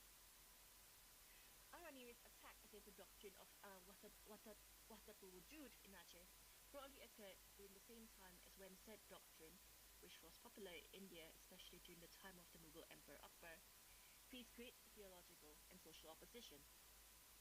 The Siratul Mustaqim was composed between 1634 and 1644 and is a legal manual focusing on ritual obligations for ibadat. It is possibly one of the most frequently copied Malay manuscripts of all time, with over 175 copies identified thus far. Consisting of 7 books, with topics ranging from ritual purification, prayer, fasting, almsgiving, and funerals. As is customary of the genre, Araniri cites sources in the text's introduction. He draws upon 13th to 16th century Shafi'i legal manuals, all of which are written in Arabic, as you can see in the slide. The Siratul Mustaqim, however, was written in Malay with short passages in Arabic and the odd Acehese word, as it was aimed at those wishing to learn about Shafi'i jurisprudence but without any knowledge of Arabic. In the Siratul Mustaqim, the chapters on funerals, the Bab al-Janaiz, is found between the Book of Prayer and the Book of Almsgiving. Araniri follows exactly the conventional sequence of topics related to the funerals, starting with the remembrance of death and the instruction of the dying. Significant portions of the chapter are dedicated to the washing and shrouding the body, followed by procedures for praying for the dead. The final section, which the following slides will discuss in detail, relates to the burial of the body and tombstone rituals. Shafi'i jurists whom Araniri cites agree that the grave should be raised up to a span and that its surface should be level. Water should be sprinkled and pebbles or gravels placed upon it. It is generally recommended that a stone, a rock, or a piece of wood be placed upon the head of the tomb. Now, Araniri himself states that it is sunnah to place tombstones on the grave case as it glorifies God, here you can see an interesting example of kita Sini-sini ya? Seni-seni. Oh, seni-seni. After for athletes just needs to explore effort. Here is America developed a set of practices based on the traditions and practices of the Prophet and the early Muslims. Mr. Harjo, The permissibility of excuse me, you have remaining time for 5 minutes more. The permissibility of funerary inscriptions, on the other hand, is more complicated. Islamic opposition to tombstone inscriptions may have had its origins in Jewish interdiction, but early Muslim traditionalists' objection to what was no doubt a popular practice was reflected in the textual quotes of the Hadith. Accordingly, Irani considers writing on the grave or tombstone, be it the name of the dead or any others, reprehensible or makruh. Irani's position on this matter is derived from Imam Nawawi's work, in which the placing of inscriptions of tombstones is considered makruh, but not outright forbidden or haram. Numerous Sunni jurists representing the four schools of jurisprudence have expressed opposition to the use of funerary inscriptions. Such inscriptions have historically been regarded as unnecessary embellishment, zina, wasteful expenditure, or deviant innovation or bid'ah for the purpose of self-aggrandizement.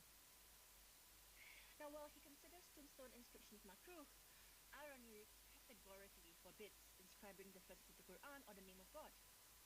And this interdiction is traceable to Ibn Hajar al-Haytami's opinion, as recorded in his Pusat al-Muhtaj. Al-Haytami quotes the 14th century jurist Shihabuddin al-Athra'i, who argues that inscribing the Quran on tombs would expose the word of God to being trodden upon or contaminated by impurities from corpses and should therefore be prohibited. Indeed, the lengthy quotations from the Quran which characterize Batu Aceh from the second half of the 16th century almost entirely disappeared.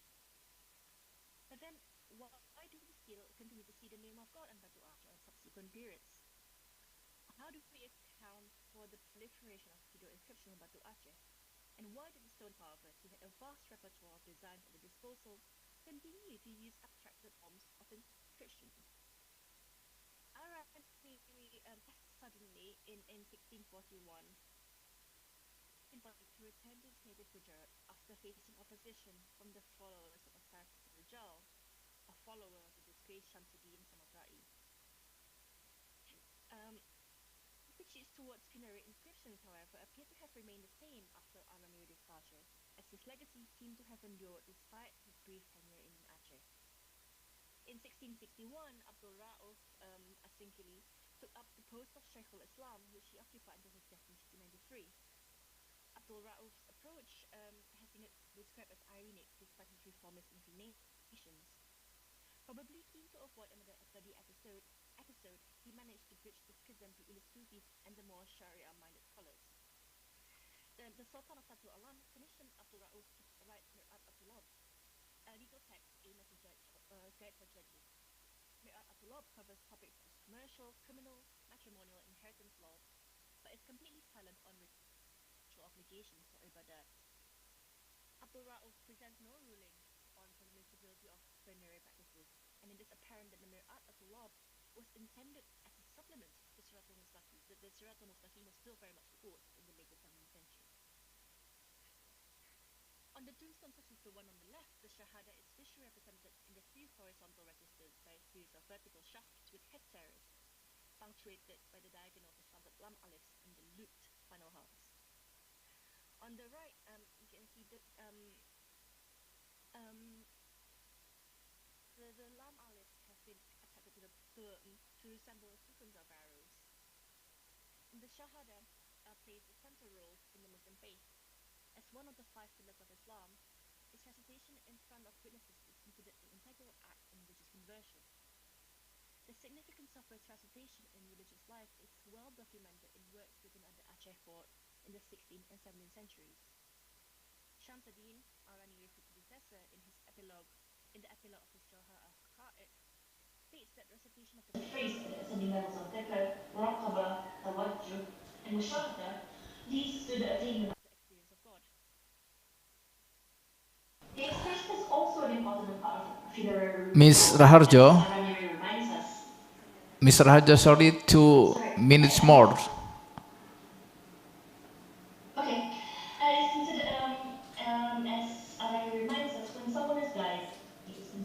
that someone else instructs him or her to say La ilaha illallah. And later on, Abdul Rauf, who occupied the post of Shaykh al-Islam after Saiful Rajal's tenure, writes as such, reciting that whoever recites La ilaha illallah with a pure heart will enter paradise. And finally, another word for Abdul Rauf, who's here, dan ada pun zikr yang terafdal daripada segala zikr pada ketika sekar al-maut itu, maka yaitu zikr La ilaha illallah. So the virtue of the Shahada in the context of death seems to have superseded the general skepticism with which funerary inscriptions were regarded. Here I argue that the use of the expression in the abstracted forms constitutes an adaptive pietistic paradigm. Carvers and their patrons kept to the letter of the law while preserving the original efficacy of the books and inscriptions. In this brief presentation, I hope to have shown how jurisprudential discourses and contestations over the validity of tradition had an impact on the funerary culture in 17th century and beyond, 17th century Aceh and beyond. It is apparent that the debate on the permissibility of funerary inscriptions, which span from the early centuries of Islam, had a considerable impact on the development of the Batu Aceh tradition. The proliferation of Mr. Harjo, we are very sorry because your time is finished. Oh, this is conclusion? Yes. In 1 minute, please. Yeah, exactly. Yes, I will. The proliferation of pseudo-inscription on later Batu Aceh did not arise from the lack of knowledge in the Arabic language. Neither did it signify the absolute triumph of orthodoxy over popular practice. One can only speculate if the abstraction of the Shahada constituted an esotericization of a statement that is not only central to funerary ritual, but also religious life. Considering the limited extent to which true inscriptions were legible to the majority of the population at the time, the so-called pseudo inscriptions were ostensibly known as legible, but they signify a well-known and easily recognizable formula. Thank you. Okay, Mr. Harjo, thank you very much for very interesting presentation about Batu Aceh. Mr. Harjo also speak bahasa? Yes, I do. But you can ask me, don't have to just...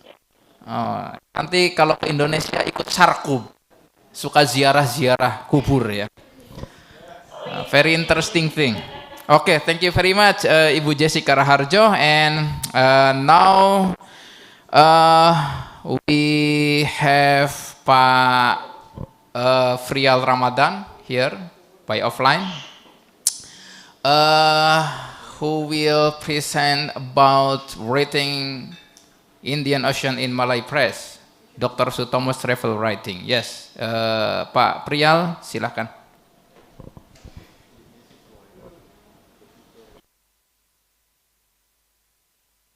Cek. Thank you, Dr. Ginanjar. I have 20 minutes, right? No, I think I will make it short. Okay. Udah ya. Assalamualaikum warahmatullahi wabarakatuh. My name is Frial. I have presentation entitled Writing Indian Ocean in Malay Press. Dr. Sutomo's travel writings in 1936. Okay, next.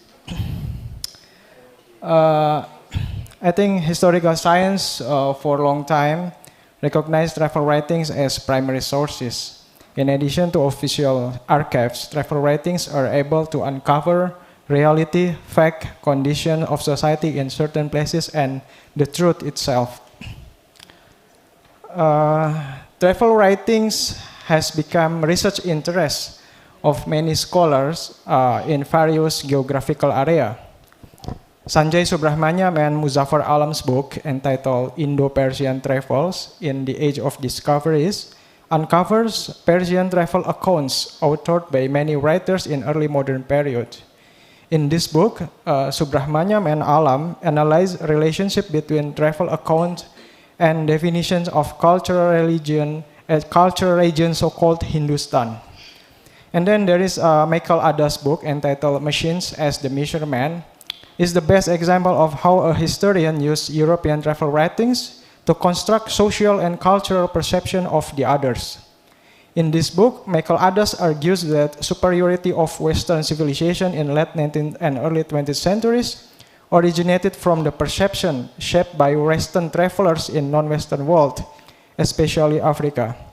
And there is the works from Jürgen Osterhamel, also writes about how knowledge about Asia was classified, evaluated, and archived by Europeans, especially during Enlightenment period. Accordingly, many studies about travel writings has been researched by scholars, especially in early modern and modern period. But the scholars emphasize travel writings written by subjects from the center of metropolitan of empire. Yet in early 20th century, traveling was more easy for a colonized child or anak jajahan. They didn't only travel to European cities, but also to European colonies. Dr. Sutomo's travel writings are remarkably example of how subjects from a European colony describe the other European colonies. In this context, I will analyze Sutomo's travel writings about British colonies in Indian Ocean, especially India and Ceylon or Sri Lanka. Therefore, I consider that South Asia become contact zone between colonized subjects. The zone means a spatial where colonized subjects build interactive and improvisational dimensions of colonial encounters. Okay, next. This is, I think all of you know about the sample of travel writings from Ibn Battuta, Eulia Celebi, or Marco Polo. Next. Okay, I analyzed the travel writings published by Dr. Sutomo from Suara Umum newspaper or General Voice, Suara Umum newspaper, the collection of National Library of Indonesia. I think many of you know about the biography of Dr. Sutomo because he was indigenous elite, indigenous doctor or physicians who gained modern education in medical science thanks to ethical policy promulgated by Netherlands in 1901. In medical school or Stovia, Sutomo met a Javanese nationalist, Dr. Cipto Mangunkusumo. And both of them founded the first modern Javanese solidarity organization, so-called Budi Utomo. And in 1 April 1936, Dr. Sutomo started his travel first to Japan with Nagoya Maru ship. His ship then arrived in Kobe, and thereafter Sutomo wrote his first letter to his friend in Surabaya in order to be published in Suara Umum newspaper. After staying in Japan and visiting several cities like Kobe, Osaka, Nikko, Tokyo, and Yokohama, Sutomo continued his travel to Shanghai, Malaya, Singapore, India, and Ceylon, and then continued his travel to Middle East and Europe. On the way to India, Sutomo expressed that Indonesian had relations with India since ancient time or Zaman Purba. He argued that Indonesian relations with India was attested by Hindu temples in Java, especially Borobudur Temple. In addition, Mahabharata and Ramayana stories also, according to him, became self-evidence of relationship between Indonesians and Indians in the past. Next. Calcutta was the first Indian city that Dr. Sutomo saw during his travel in India. In the city, Sutomo wrote about his meeting with Hindu priests from Sri Ramakrishna Mission. And detailed information regarding education in Ramakrishna Mission School was also written by Dr. Sutomo. Therefore, he also paid attention to spiritual life of Hindu priests in the school. During his visit to India, Sutomo visited Hindu religious sanctuaries such as Siwa Temple. Not only did he visit Hindu temples and schools, but also Buddhist temples in Calcutta. Moreover, Sutomo also visited Bodh Gaya site in Bihar, where Buddha did meditation under Bodhi tree. In Ceylon or Sri Lanka, Sutomo was also invited by Mahabodhi Society to witness that ceremony in Colombo. Attended by 300 Buddhist monks, Sutomo wrote detailed information regarding the ceremony.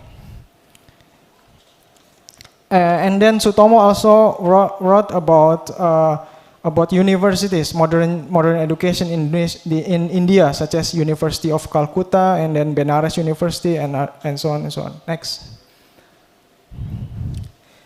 This is the sample of Sutomo's travel writings in Suara Umum newspaper.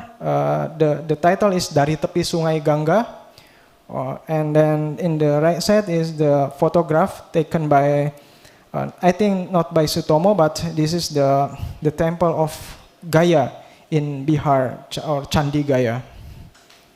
The next.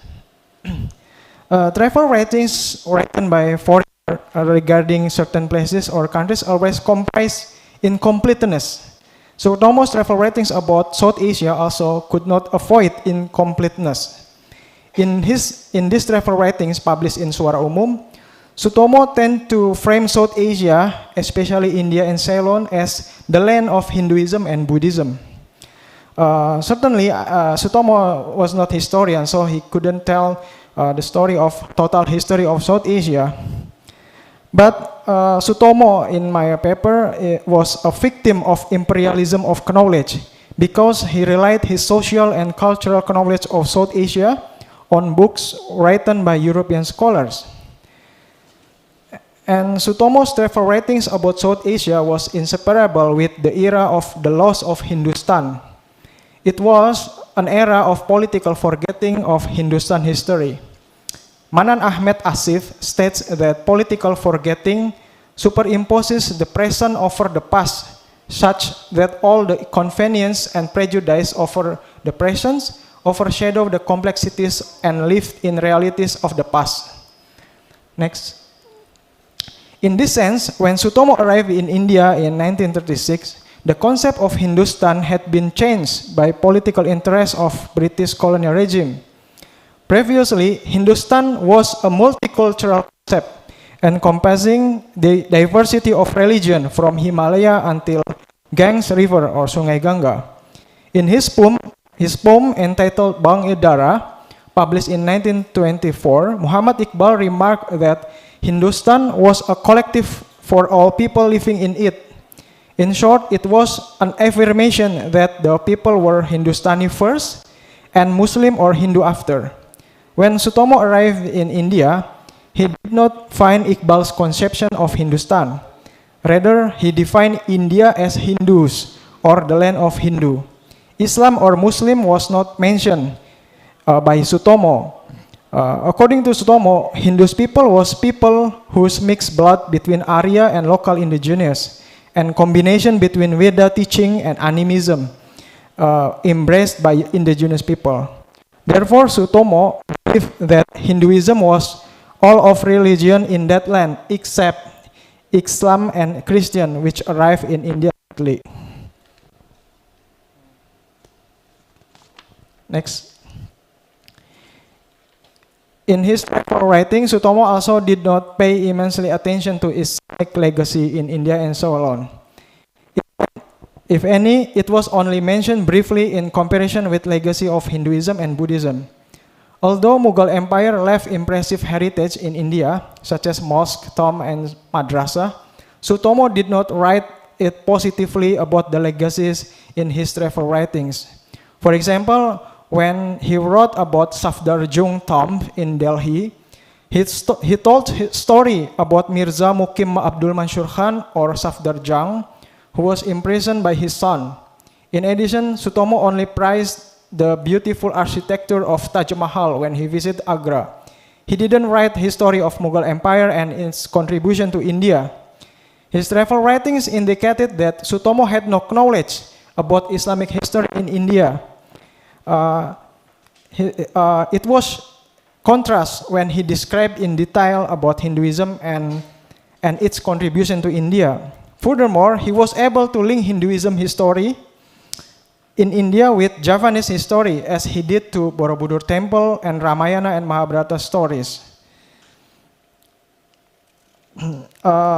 But Sutomo admitted the contribution of Islam as long as Islam did not confront modernity value. In his writing, Sutomo also disparaged traditional scholar of Islam or Kiai because they use holy religion to gain benefit from people. Why did Sutomo disparage traditional Islamic scholar meanwhile he never disdained traditional Hindu priests he met during his travel in India? In short, I argue that Sutomo had negative perception to Islam, especially traditionalist Islam. In Ceylon also, Dr. Sutomo did not emphasize Islamic legacy and heritage. Although Sutomo explained in detail about condition of Malay people in Ceylon, but he was not interested in Islam. So next, yes, Sutomo visited Safdarjung tomb in Delhi, but Sutomo did not explain in detail about the history or the legacy of Islam in India and South Asia. Okay, next. So my conclusion is travel writing is not only historical source which help historian to reconstruct past, neither was it chamber of fact or an encyclopedia of the other. Travel writing can uncover cultural perception of his writer toward other societies. European history reveals that travel writings are sources which can shape superiority of European towards the others. In travel writing, there were endeavors of writers to classify, evaluate, archive one civilization, but in the same time removing and omitting other civilizations. Since the late 19th century, travel writings authored or written by Europeans tend to emphasize superiority of European civilizations' achievement over non-Western civilizations. Those civilizations which was unable to compromise with Eurocentric civilizations tend to be removed from travel writings narrative. Ahmed Manan Asif calls this phenomena as political forgetting. Non-Western writers could not easily avoid political forgetting preceded by European writers when they wrote travel writings. In this context, Dr. Sutomo wrote his travel writing about South Asia by removing and overriding contribution of Islam in this region. He arrived in South Asia when the region experienced the loss of Hindustan. Hindustan was at the time not described as the land for all religions, but exclusively destined for the Hinduism. In this sense, I argue that Dr. Sutomo's travel writings strengthen the loss of Hindustan by overriding Islamic history and culture from South Asia, especially India. Thank you very much. Okay, Pak Frial, thank you very much for your interesting presentation about jalan-jalannya Dr. Sutomo ke India ya. So now we have Dr. Afif Ahmed. Dr. Afif Ahmed, are you with us? Okay, so Dr. Afif Ahmed will present about being Muslim for Hit to 2. So the time is yours, please, Dr. Afif Ahmed.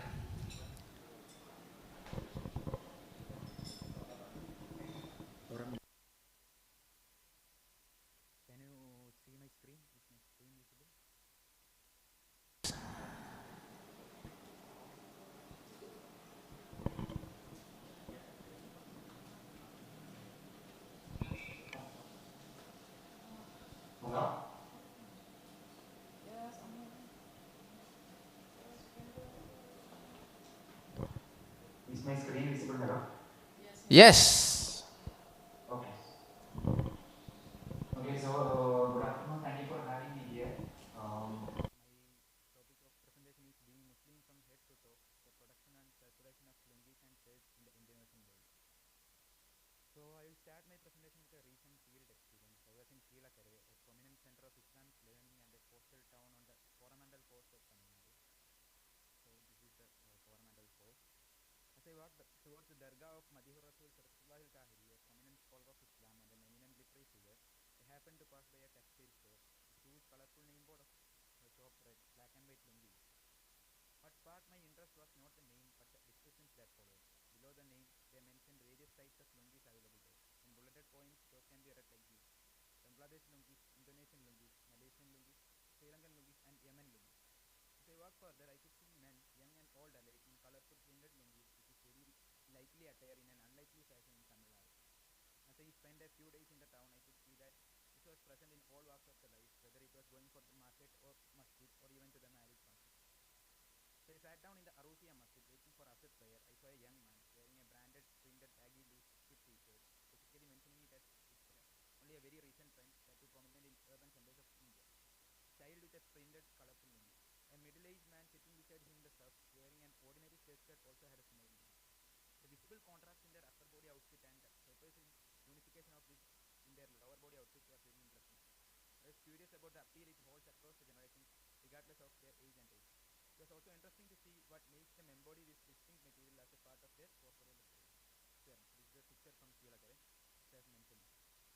Another interesting instance was in Kayalpatnam, another coastal town in the Coromandel coast of Tamil Nadu. Kayal is almost like a twin town of Chulakare in various aspects, including their shared past of being the centers of Islamic learning, trade and Tariqa networks, and a number of kinship relations. While I was doing my fieldwork in Kyle during my master's degree, I happened to visit United Sports Club, one of the prominent football clubs in the town, where football is the most popular sport. In the club's office, I found a group photo of the club's members which dates back to early half of the 20th century. There were two interesting, at least interesting for me, features in that group photo, containing almost 100 young and old men. The first one is that everyone was in lungis, predominantly white ones. Apart from that, almost half of them were wearing face caps. As you can see in the picture in the slide, I don't think it's very clear, but almost more than half of them were wearing face caps. The continuity of this corporeal practice is a curious element for me, as this physical dispersion also had a sense of unification among the youth and elders of the town, regardless of their appearance. These two incidents led me to look into the self-fashioning of Muslims on the Coromandel coast of Tamil Nadu and the trajectory of the sartoriality, which has various historical intersections with the centuries-long Southeast Asian connections of the region and the later colonial interventions in the region. It's not a purely historical account, but I'm not trained in history for that matter. Rather, this is an ethnographic attempt to trace the historical trajectory of the corporeal identity of coastal Muslims in Tamil Nadu by looking at the presence and prevalence of two material objects in the region. Being a Madras Pullai, corporeality and Muslim identity on the Coromandel. During my first visit to Kayalpatnam, I used to hang out with a few youngsters who would show me around the town. As I would always wear trousers and pants and a normal niskar topi, which is a Muslim headgear, the elders would look at me in an unconvincing manner. When I shared this with the friends, they would tell me that it was the Madras Pullais of the town who would wear such pants in the town. Madras Pullai was a sarcastic term referring to the few youngsters who had started wearing pants or trousers in the town after going to higher studies in Madras.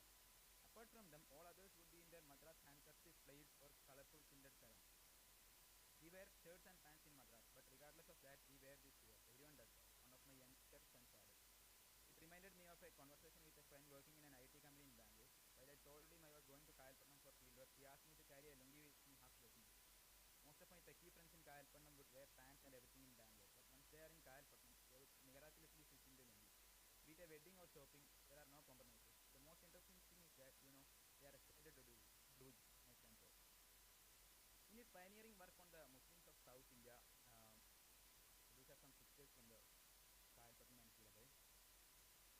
In his pioneering work on the Muslims of South India, Matheson Mind looked into the Islamization among the Muslims of Tamil Nadu, observing that the Tamil Muslims purify their ritual behavior through language and dress in order to establish their distinct identity as Muslims once they migrate to Madras cities from villages. Mind concludes that this corporeal purification arises from their need to form and maintain a distinct identity from Hindus. In his ethnographic account, he presents a contrasting study of Muslims in Pallavaram, a part of Chennai city, and Edaikote, a village near Dindigul. He presents the urban behavior and the rural behavior of the Muslims in stark contrast in three ways: ritual, linguistic, and corporeal. He argues that the rituals such as Urf in the urban neighborhoods are more Puritan in nature, while such rituals take place in more syncretic manner in the rural villages. Along with that, he observes that the Muslims in urban centers try to disidentify themselves with the Tamil language and try to replace Tamil with Urdu as the household language. Corporeally, this change is distinctive as they try to dress differently from their Hindu counterparts. He argues that these distinctions employed in the urban setting helps them to form an Islamic ethnic identity, which is different from the Hindu. In Mind's account, while the urban centers are the major site in which this desire for a Puritan identity is manifested, the villages are more syncretic in nature with their relatively Hinduized ritual performances, and the language spoken in the households and masjids is Tamil and not Urdu. Mind's post is rigid urban-rural binary in order to rationalize the process of Islamization in Tamil Nadu. In her account of Qadiriya Tariqa and the Islamization in Tamil Nadu and Sri Lanka, Susan Chomber contradicts Mind's account of Islamic identity while talking about Muslim women in Kayalpatnam. Considering their limited behavioral flexibility as well, Chomber argues that the case of Kayalpatnam and other Marakkar towns presents an opposite case of what Mind presents in Islam. She argues that the identity in these towns are very much related to the Islamically defined values. She she does not refute the claims of minds as baseless. Rather, she points out that the Islamic codes of behavior in such towns are relatively rigid compared to the other Muslim regions in Tamil Nadu. The corporeal and linguistic contrast that minds bring in order to point out the differences between rural and urban behavior also falls apart in this context. Tamil, both as a language and a marker of culture, is very much a part of the identity of Muslims in Kayalpattanam and Chilapalai. In contrast to the adoption of Urdu, Coromandel Muslims in the region had not only contributed a lot to the Tamil literature, but had engaged with the language to the extent that they had to devise a new form of writing writing the language in Arabic script, which later came to be known as Arabic Tamil. In short, the Tamil Muslims on the Coromandel coast contradict what Mainz was trying to establish by looking at the Tamil Muslims. They do it by reconfiguring their everyday appearance and their linguistic engagement. Thus, they maintain their distinct identity not in the metropolitan cities but in their natal towns, where they embody their tradition from head to toe. Embodying the tradition or embracing the elsewhere, the tradition of corporeality in the place. This act of embodying tradition from head to toe is not an exclusively form practice, it can be purely traced back to the Tamil tradition. In his magnificent account of the culture and literature of the Arab region, Saika Shoaib Alim observes that the history of Lungi, which is also known as Camboy, can be traced back to Batavia, present-day Jakarta. He observes that the dress came through the presence of the Dutch Empire in the Southeast Asian Indian Ocean region. This history asks us to look into the larger history of textiles in the region, where the trade had flourished even before the arrival of colonial powers. In his historical account of Coromandel Muslims, Raja Muhammad observes that the Tamil Muslim presence was evident in the Malay and Indonesian world, especially in Penang and Aceh, thanks to their trading and missionary activities, and was known as Cholia Muslims in the region. While talking about this relation, Susan Bailey also noted that the Arab traders and navigators on the Coromandel coast can be traced back to the 8th or 9th century AD. He observed that their numbers increased as the region began to play a central role in the international textile trade that linked South India to the entry ports of West Asia and Indonesian archipelago. Raja Muhammad observes that Adiramapatnam, Chilakere, Nagapatnam, Portonova and Pulicat were among the region's most active textile export centers by the 16th century. Om Prakash relies on archaeological evidence and shows us the possibility of textile remnants from India in Indonesia in 14th and 15th centuries, which actually precedes the arrival of Dutch in the region. As in the case of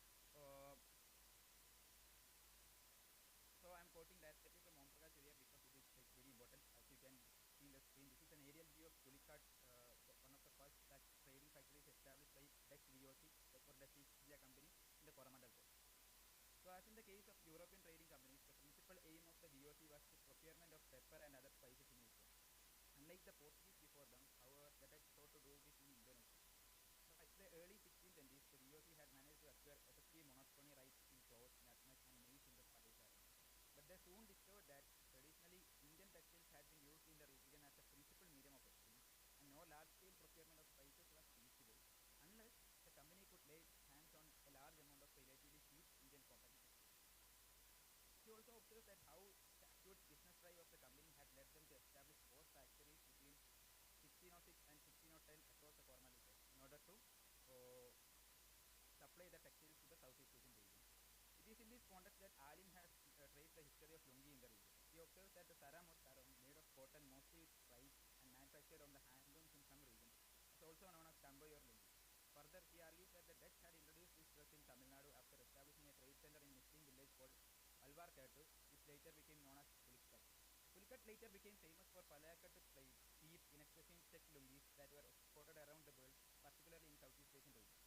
It is known as Cairns Pelicat, also in the region, which became very famous in the Malay region even today. In her magnificent accounts of textiles and dress across the world, Valerie Steele remarks that the sarong is an item of everyday dress and as well as an essential component of formalized ethnic dress in Indonesia.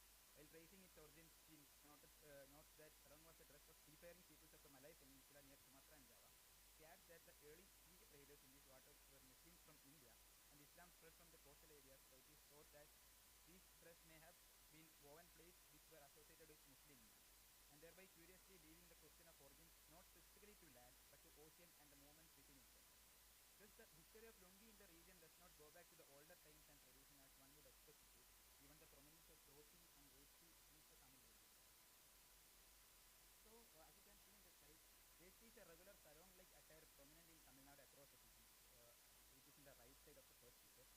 But unlike the most white plain vesti, it is prominent in Kayalpatnam and Chilakare came in stark color block prints and patterns of blacks and blue text. They see in contrast to those people, history of this patricides dates back to older period. As the illustrations in the slide show, this loincloth is looped between the legs and touched fore and aft.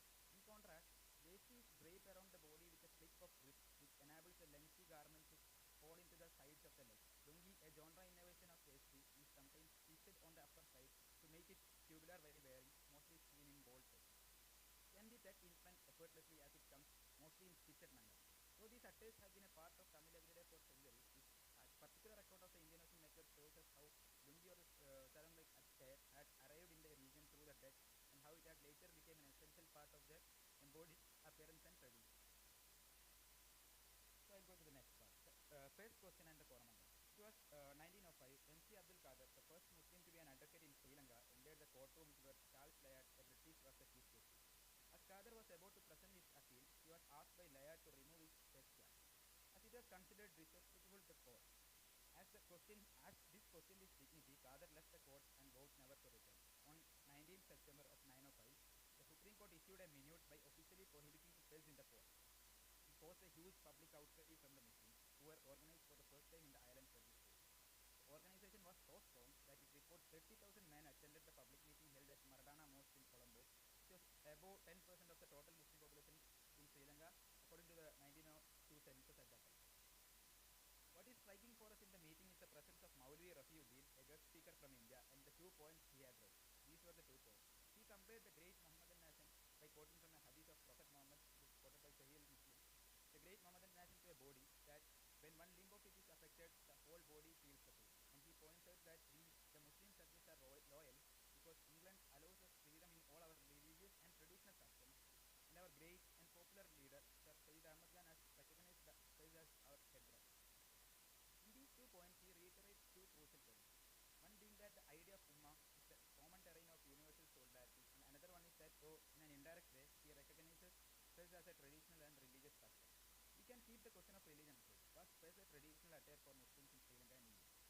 In her account of Muslim revivalism in Sri Lanka, Vetimuni provides us with an account of how Fez was introduced through the presence of transnational actors in the time of a attire for a moment. So it was introduced only after 1882. After the arrival of Misri by 1905, it was adopted by the Lankan Muslims as their national headgear. Thus, the tradition, as Rafiuddin called it, was only 20 years old. We can see how it was to be invented in order to present the Muslims of the island with a new and distinct identity, such as of a revived, reformed one, which united the Muslims from Maimans to Malays and Boras to Moors. The Indian connection was already present in the reformist effort in Sri Lanka. And the Fez travelled across the Pak state from the Tamil Moors who were engaged in the textile trade in the region. Vetimuni attributes the presence of Fez among the Tamil Muslims in the region to the arrival of Arabi Pasha. Sumaya Mustafa, a local historian from Kayalpatnam, testifies by taking the archival images of men in Kayalpatnam by looking at the absence of Fez in the images beyond the period of the arrival of Muslims. But at the same time, it has to be noted that the Fez had acquired a global presence across the Muslim world as the pan-Islamic sentiment had developed in favor of Ottoman Sultan Abdul Majid I, which had its roots in the common colonial experience caused by a shared ideography and similar threats. Perno observes that the Fez was adopted by Sir Sayyid Ahmad Khan and Ali Khan Muhammad in the 1870s. Another account of the trajectory of Fez is provided by eminent historian Shahid Amin.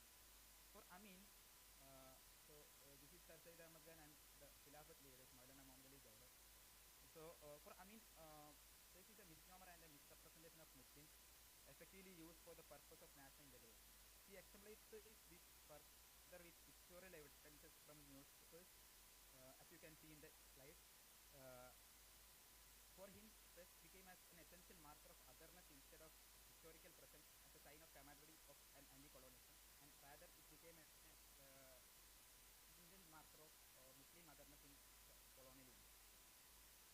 So the grand manifestation of this experience was later articulated in India in the form of cavalry, as rightfully described in the Khilafat movement, where the national movement for the Indian independence supported the Indian Muslims campaign against the British for their policy against the Ottoman Empire after the World War.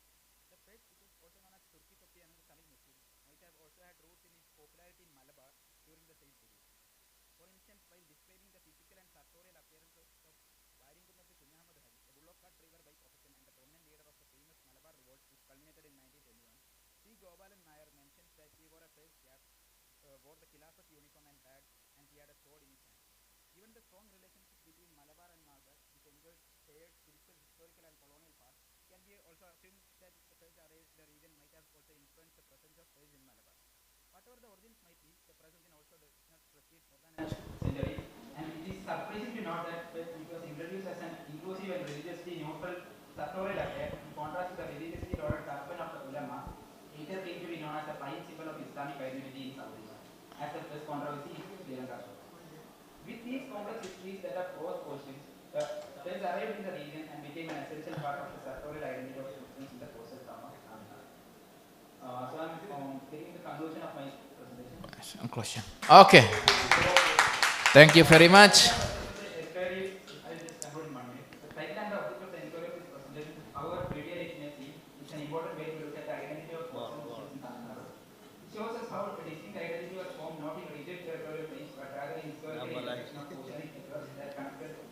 From the Middle East to the Southeast Asia, by taking two material objects from the region and their production and popularization as a point of interest. Studies has attempted to look at the different planes of tradition that have to be critically reiterated with methodological possibilities in the effort, bringing together synergistic accounts and historical sources together.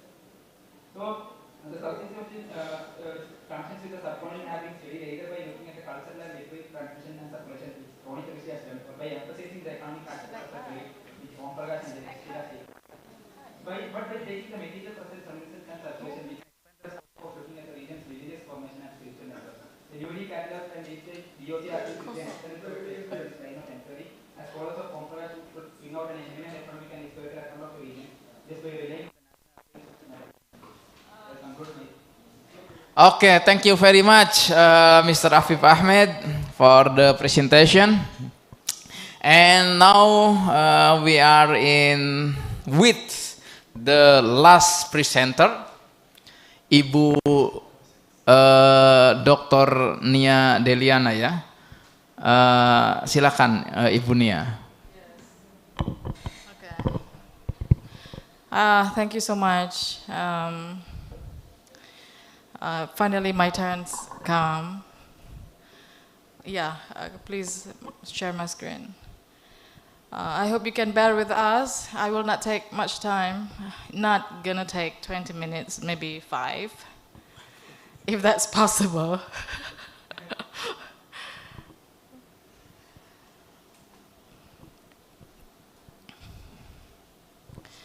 Okay, so this is the title I'm going to talk today. This is kind of an ongoing project still, so maybe you will find some loops here and there, which is fine. Some of the findings of this paper basically is coming from my latest visit to India fieldwork.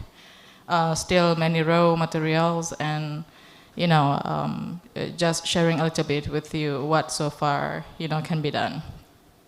So spices for textiles, Aceh and South Indians cloth connection. Next, yang langsung aja cepet-cepet. So yeah, udah. Wait. Okay, balik. So okay, I will just sum up. We know that in the relation between South Indians and Indonesia, particularly for the island of Sumatra, there have been a lot, a long trading networks, ports, for instance, mobility of people, and in some way, degree of influences from South India to Indonesia, and that include in the case of textile, So as early as before Islamization, the circulation has been the same between South India to Indonesia. So I kind of would like to look into different perspective that is about the existence of locality within this sort of diverse interactions through the Indian Ocean. And textile is one of the instances, and I know that we know, if you are familiar with the history of South India, then you're going to find that spices has been, made for textiles, especially in 17th, 18th century. There is that kind of increasing number of revenues, profits, very lucrative trade spices in exchange of textiles between South India and Indonesia. Just next aja. So these are just the details that probably you can read. There is a cycle, the cyclic trade reaching all this port, and basically Anthony Reid say that Southeast Asian textile market was dominated by India. Let's say in Banda market of Maluku, 85% of sales were by Indians, and the remainders were locals. What he means here is the seller, right? Not the commodity, like the site who produce or come up with the creativity on the textile. Actually throughout the history of Indian intermingles, there have been, the mercantilism, ruler mastery, in that kind of sense. But there is so inadequate narrative to talk about who basically dominate, the making, the art making of the textiles themselves. Were they Indians? Were they Indonesian? Were they shared? Something like that. Were they, in-loaned or influencing each other without a level of superiority and some sort of like that? Just natural cause from the interaction, natural, result. Sidi Lebeh, I give you two figure of that. Let's say, for instance, Sidi Lebeh is well known to be as a merchant in that case, 1670s, and then we have also the Chulias, particularly in 18th century. There was name Labuka Marikar Kudalor. These guys, wealthy merchants that rule the networks, bring back spices and give Indonesian people textiles. And here there is the labais and duties. This is basically what known to be the wafers that contributed to some extent. Even their products could replace pulikat during the British era.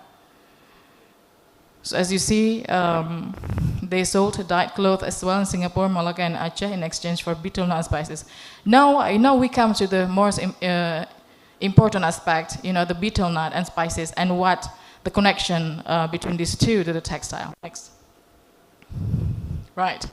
So as you see, from commodity to native industry, this is what I mean. Two spaces at one time.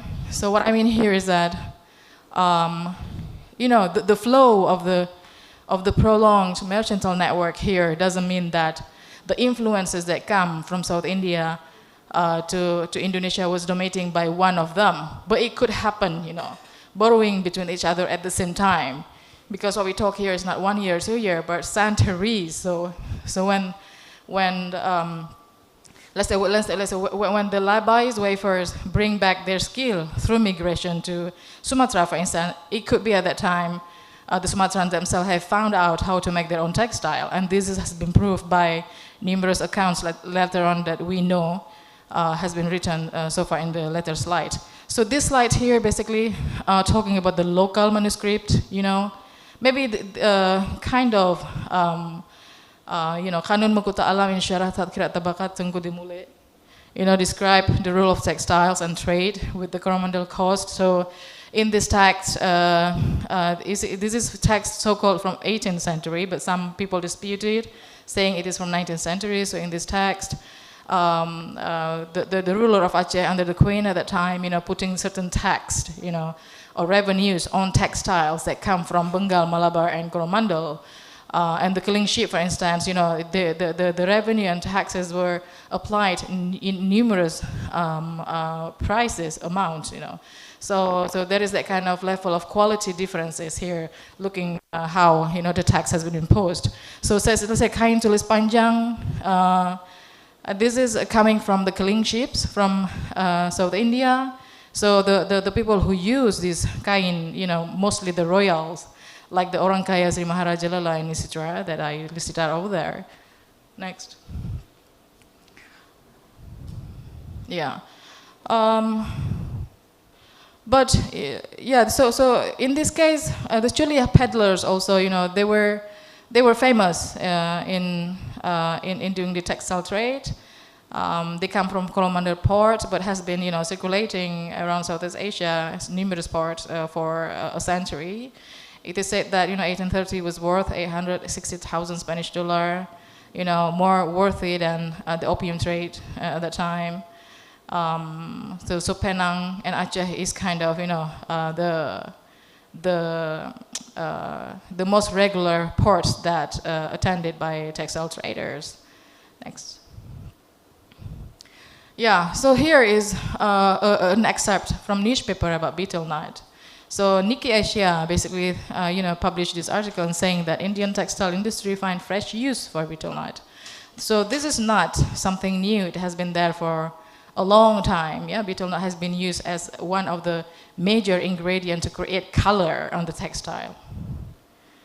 And numerous, accounts has witnessed this, especially when talking about the textile from Sumatra. Yeah, this is the detail. I don't want to go there. Just next. Just go to the account. This is another detail of the merchants, as a seller, Indian merchant, a seller of textile. Next. This is another detail on the function of betel nut and its distribution. So this is two accounts that I mentioned previously that they basically, putting a witness on local or native textile industry. Thomas Forrest and John Anderson were among the British trading agents that witnessed the existence of a native Chinese textile industry as early as 18th century. So in his published account, written in 1774, so he said he witnessed there's cotton cloth, checkered blue and white, involving local betel dyes and silk cloth. So Aceh was producing basically at home, through the home industry, how to make cloth, the silkworm on all that scale involved basically existed in 18th century. Things that perhaps not known so much now. John Anderson, highlights about the popularity of Chinese trousers. He said that it was favored by Muslim convert Bataks, including, as he saw, an army of 400 people wearing blue cotton shirt and Chinese trousers, which is basically implying to the popularity of Chinese textiles. So in 1850, there was a trade fair in Singapore. Yeah. So some of the exhibition content is, including the textiles from Aceh, local made. Right. And here, the highlights here probably is the quote. Helen Fujimoto quoting the Penang Gazette wrote that the chief of this American Nordin, he's a Southern Indian, basically a Tamil Muslim, Marakkaya, kind of famous for many generations. So he said that they were involved in transit trade in the exchange of Indian Chinese textiles for Sumatran paper. In common with most of the South Indian Muslim traders, one shot cargo from Delhi in 1838 include 400 pitchers paper, and from the Pedir Coast, 300 pitchers of betel nut and 3 bales of tobacco, 22 cotton and 2 peonies. So as you see, the numbers of betel nut increasing significantly in the middle of 19th century, which signifying, the need, to supply the need for the cotton or textile popularity at that time under the British in India and Europe. Yeah, I think next. Yeah, so this is the last slide that I have that I would like to highlight is that basically this local Chinese textile made, has been written in this book about, so the writer, complained about its disappearances, meaning like it's going extinct. So in this, the writer in 1901 here, said that he couldn't purchase anymore the original textiles made in Aceh, such as silk, the plang rusa, the typical of a textile, silwu and artistry pattern, cannot be obtained easily anymore because this kind of textiles has been dominated in the making by women, and those women were either die and getting old, so the skills kind of die. So this is kind of very important to look into, why the study of a native industry kind of important, and also to highlight the role of woman behind it. So this is my last slide. I don't have yet a kind of conclusion because it is still ongoing project. I would like to welcome numerous feedback and output. If you have, I would be happy to hear. Thank you so much. Okay, thank you very much, Ibu Nia, for the presentation about kain panjang. It's same with batik kain panjang or different? Oh, different. Okay. So, is there any question or feedback or commenter for this session? Yes, first, Pak Mehmet Auzai, and also the other. Okay, Pak Mehmet, please. Okay, thank you very much for presenters. My question to Jessica and Brother Frail. Jessica, thank you very much. Your very interesting paper. Very short. You mentioned, or at least over here in abstract, reformist juridical discourse. You referred some writings of Nuruddin Araniri. She's over there or not? I'm not sure. Okay, and you compared his fiqh decisions with a few others, Sinkli and Shamsuddin Sumatrani. But as we know that, number one, it is a bit more orthodoxy, the approach of Nuruddin Araniri. And if we consider that reformist, it is quite earlier, if you compare with Abdul Wahhab in Arabia and Waliullah, Shah Waliullah in India. And the second one, Chinese did continue this reformist perspective, because after a while Nuruddin Araniri left 1634. Then Chinese ulama, traditional ulama or whatever, they again occupied this area. So any comment about this, my question? And the Brother Frail, you just stopped this Stoma's visit till India, Sri Lanka, but he reached also Turkey and some other Middle Eastern places. Are there any, probably you limited your presentation or your research, did he have any bias to Islam or other notes regarding to his observations in the Middle East and Turkey, because Islam is more representative, architectural or population, and Muslim population is more dominating. Are there any references, his observations, Islam in Middle East, Turkey, so on? Thank you very much.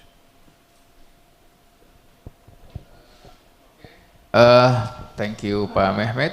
So, before Ibu Jessica answer the question, is there any question from the other? Oh, okay, Pak Mahmud. All right, thank you very much again for such an exciting panel. As we are running way beyond our time, I'll keep the questions very short.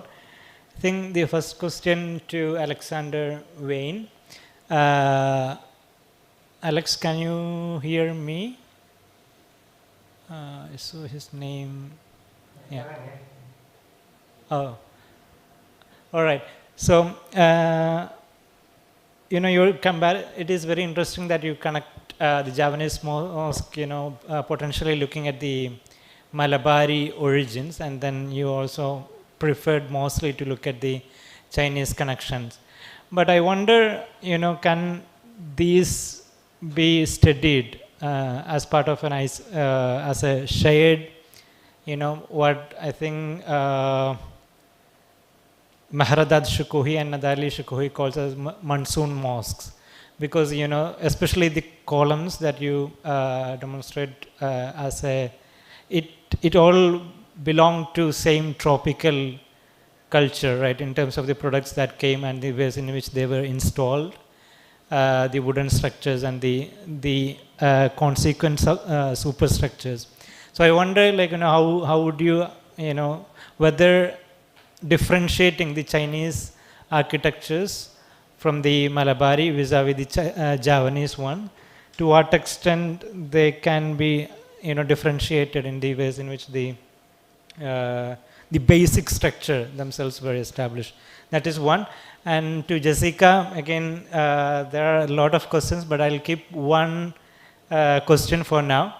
That is about the, what I found it interesting is that there is a split, possibly from the early corpus of the inscriptions, the tombstones, Batu Aceh's tombstones, and now already, I think according to one slide that you showed, already in the late 15th century, they have the pseudo inscriptions, right?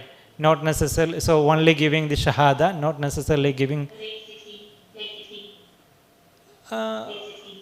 Late 18th century. But I think late 16th.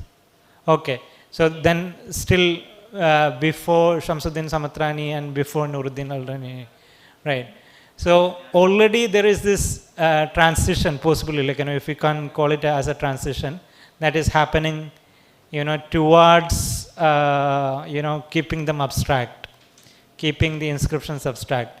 So I wonder whether, the legal debates that Nuruddin al-Raniri and Shamsuddin al-Samatrani, all these people were initiating, were they reflecting on what was already, happening in the society, or, was it the other way around? Yeah, these two questions. Thank you. I have to you, but also I'll keep it later.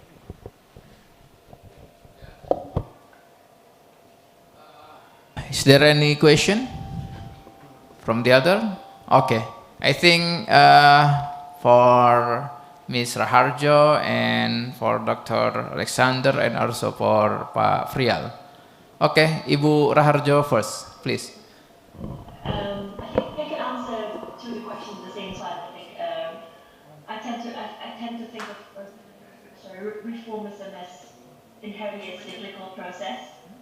It's not something that I'm not a specialist in kind of the later, like as you said, Wahhab reformist era. I'm an archaeologist working on kind of Islamic texts as a way to look at archaeological material. However, I did consider this question which Mahmoud brought up about whether what they were writing was reflecting something broader that was not visible in the textual evidence that we have now, or was it that they are shaping it? I tend to believe that this was the former was the case, that it was something that was already in discussion, and that Arabi's text merely kind of codified the kind of conversations that were going across the Indian Ocean. And the time before Arabi came, we know of scholars coming from the Hijaz, from Egypt, coming to Aceh, and although we don't have any evidence of what exactly they were discussing beyond tasawwuf or in general Islamic theology and kind of cosmology. We do not know anything other than what say Pusat Salatin says. But I would like to think that there was some discussion going on in the background, which then later on became put into writing by Arabi. Thank you. Thank you, Ibu Jessica. And next, Pak Frial, please. Thank you, Mehmet Hojam. Of course, Sutomo continued his travel to Middle East, especially to Egypt, Turkey, and Jerusalem, I think. But I do not research about Egypt and Jerusalem. I just research about Turkey. And then, in my opinion, Sutomo's thought about Islam was divided into two: modern Islam and traditional Islam. I think this is biased from Western scholars, in my opinion. So Sutomo wrote something positive about modern Islam, I think. Like in Turkey, he wrote very positive about Kemalism project and so on and so on. And then he loved modern institutions like Ankara University, Istanbul University, and etc. But he didn't mention about the legacy of traditional madrasah and so on. So I think Sutomo loved in the quote modern Islam, I think. Thank you, Pak.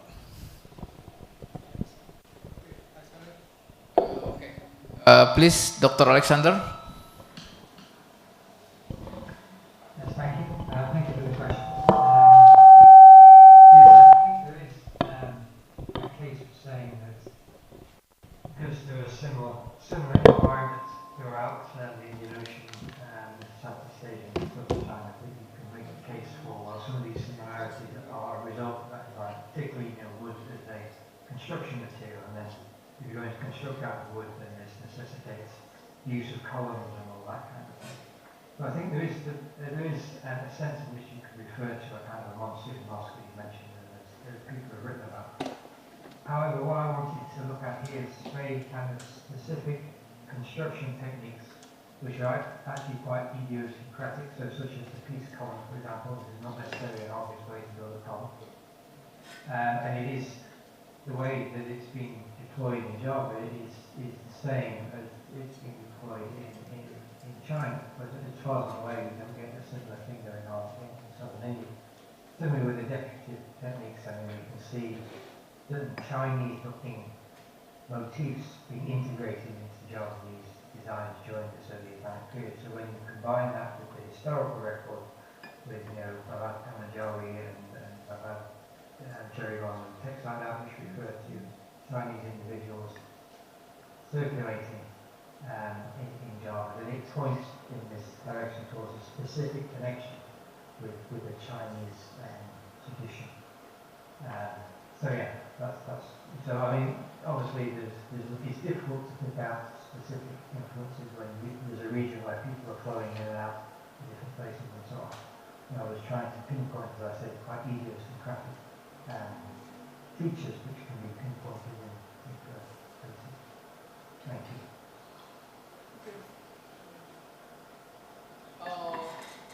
Thank you very much for all speakers and the other. So Pak Jajat, Oh, ada yang mau tanya? Oh, oke. Siapa itu? Rias. Oke, please. Yeah, thank you so much, Afif and Teresa, for your interesting, research into this production of textiles from the Indonesian world.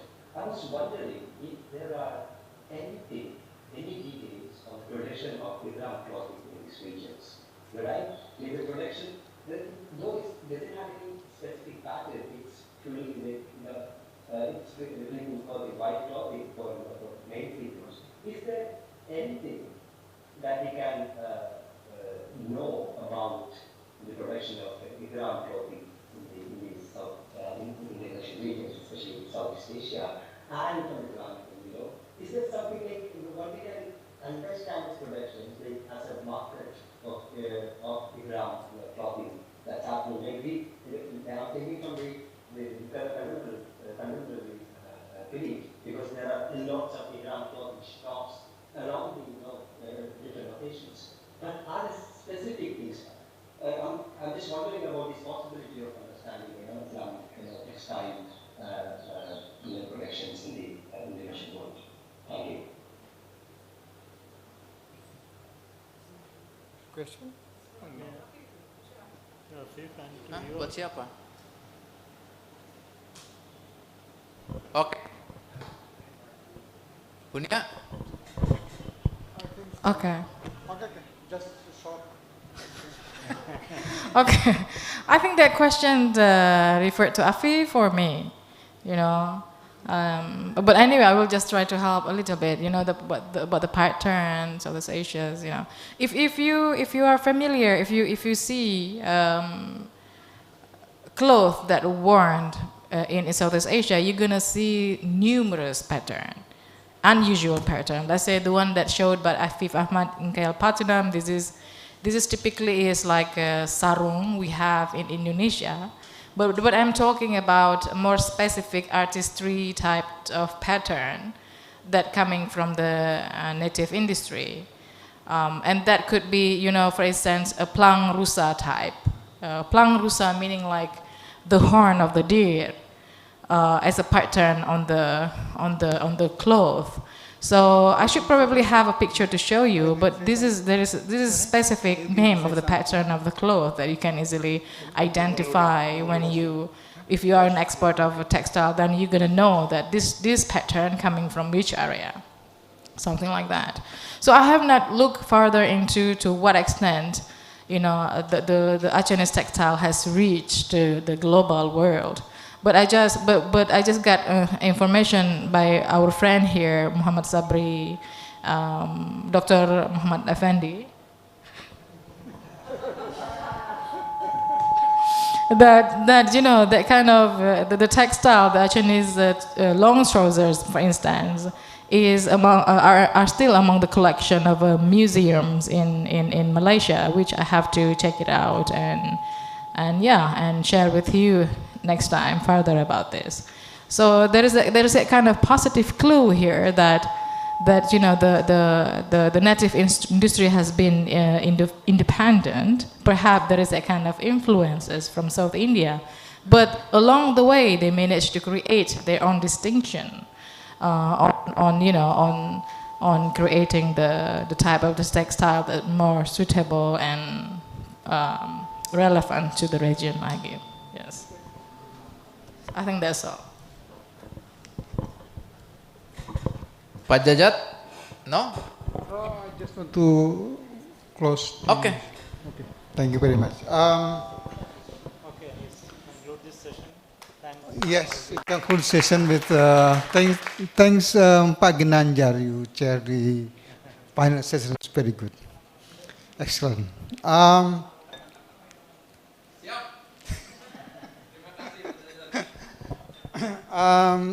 I think there's thank you very much for everybody who stay here until very late, almost 6 o'clock. And then the first thing I want to say that after this we are going to contact each of the centers regarding the follow-up of this conference. And of course, we expect that the presentation will be developed into kind of book chapter for the volume, maybe next year. And I think Mahmud, can you say something about it? Okay. Just 5 minutes. Okay. All right. So first and foremost, I would like to thank all the speakers, those who have traveled from long distances, and also, you know, within, you know, outside Indonesia, within Indonesia, outside Jakarta, within Jakarta, those who have come to us and also shared with us such a great diversity of approaches, sources, and perspectives that we have. And especially as the focus of the conference has been on the Islamic material culture, we hear from many of you this, you know, especially in terms of the materials, diversity of materials, you know, archaeological deposits, coins to, you know, ingots and inscriptions, and also manuscripts, spices, and their uses, and clothes, all sort of different materials that we, you know, many of you have taken as important sources of analyzing and understanding the material traditions of the Indian Ocean. So that is one. And also, similarly, in terms of the disciplinary perspectives, even though we are primarily interested in a historical research from a history perspective, we had several presentations from many other angles as well, looking at, you know, yeah, of course, art and architecture, music, medicinal approaches, and codicology, to name only a few. So this also again adds to the value, this interdisciplinary or multidisciplinary angles that we can approach the Indian Ocean history at large, but also the specific connections within these regions. And the third point that I wanted to say is that many different regions, that together in the different presentations. Usually we talk about, like, if you are in Indonesia, maybe we talk about only Java. Or if you are in other parts, like there are always certain regional centrism. Whereas in the and yesterday, battery is running out. It's a sign for me to stop. But basically, we had presentations looking at. Okay, let me stop before it stops. So, we had papers looking at many quote unquote marginal places. From eastern Indonesia to northern or western Indonesia, and outside Indonesia also many different islands, and also within South Asia on Sri Lanka and other places like within India, many places that are not usually in the discussion. So these multiple regions, multiple perspectives, and multiple materials that we brought together in the last 3 days are really commendable. And I think it would encourage many of us to take these paths in the following careers or in following directions. And also, of course, it would encourage personally us to bring them together, possibly in whatever format or whatever platform that might be available to us. So at the moment, we are not making any commitments in terms of publications, but I think there is a requirement from the Ministry of the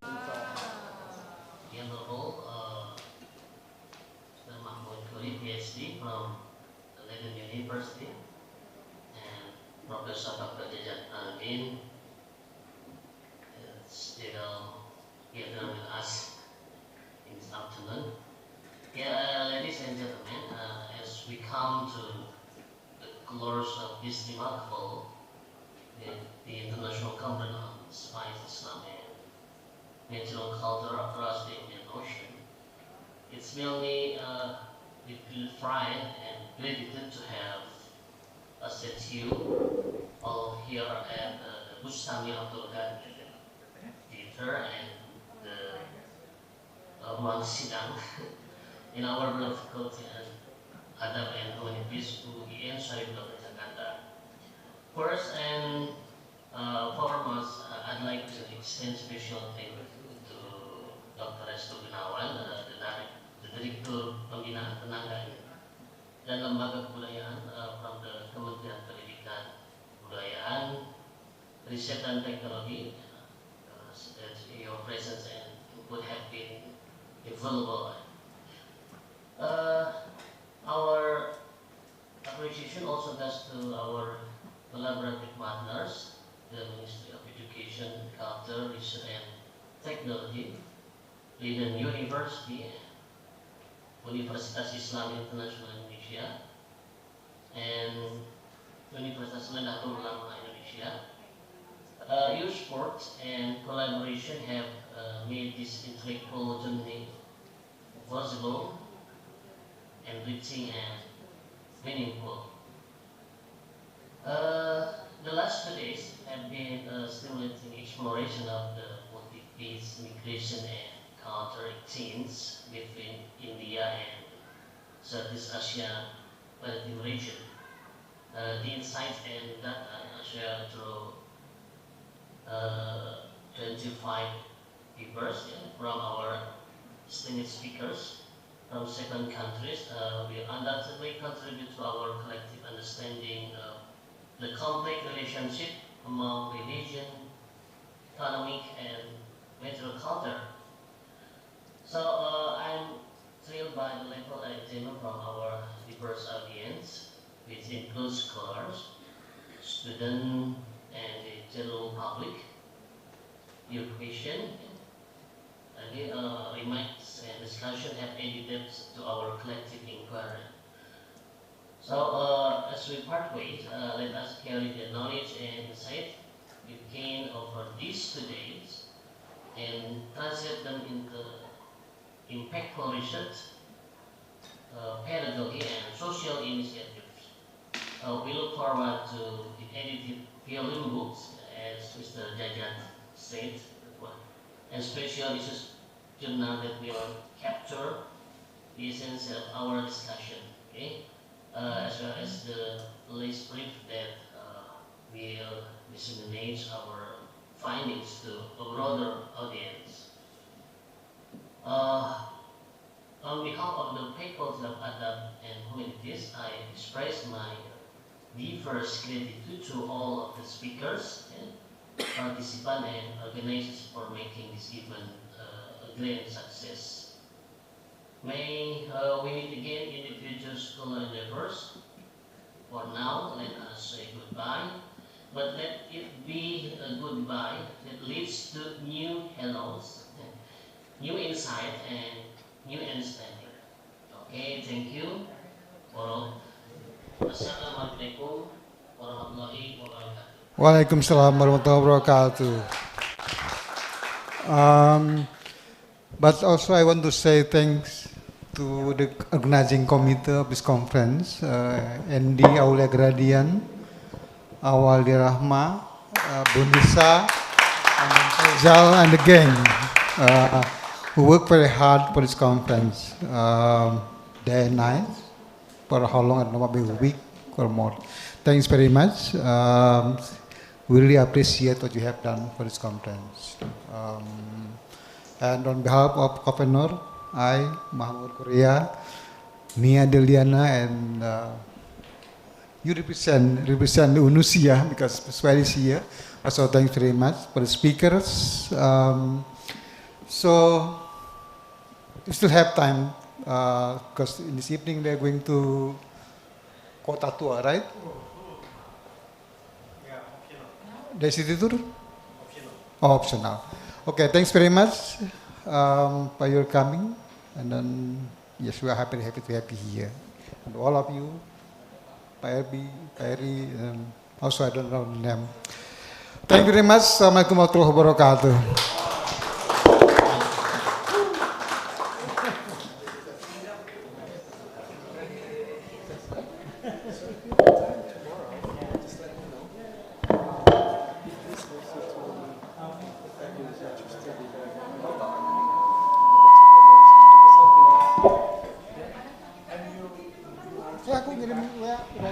Ya, di-upload dulu semua Pak. Di-upload dulu.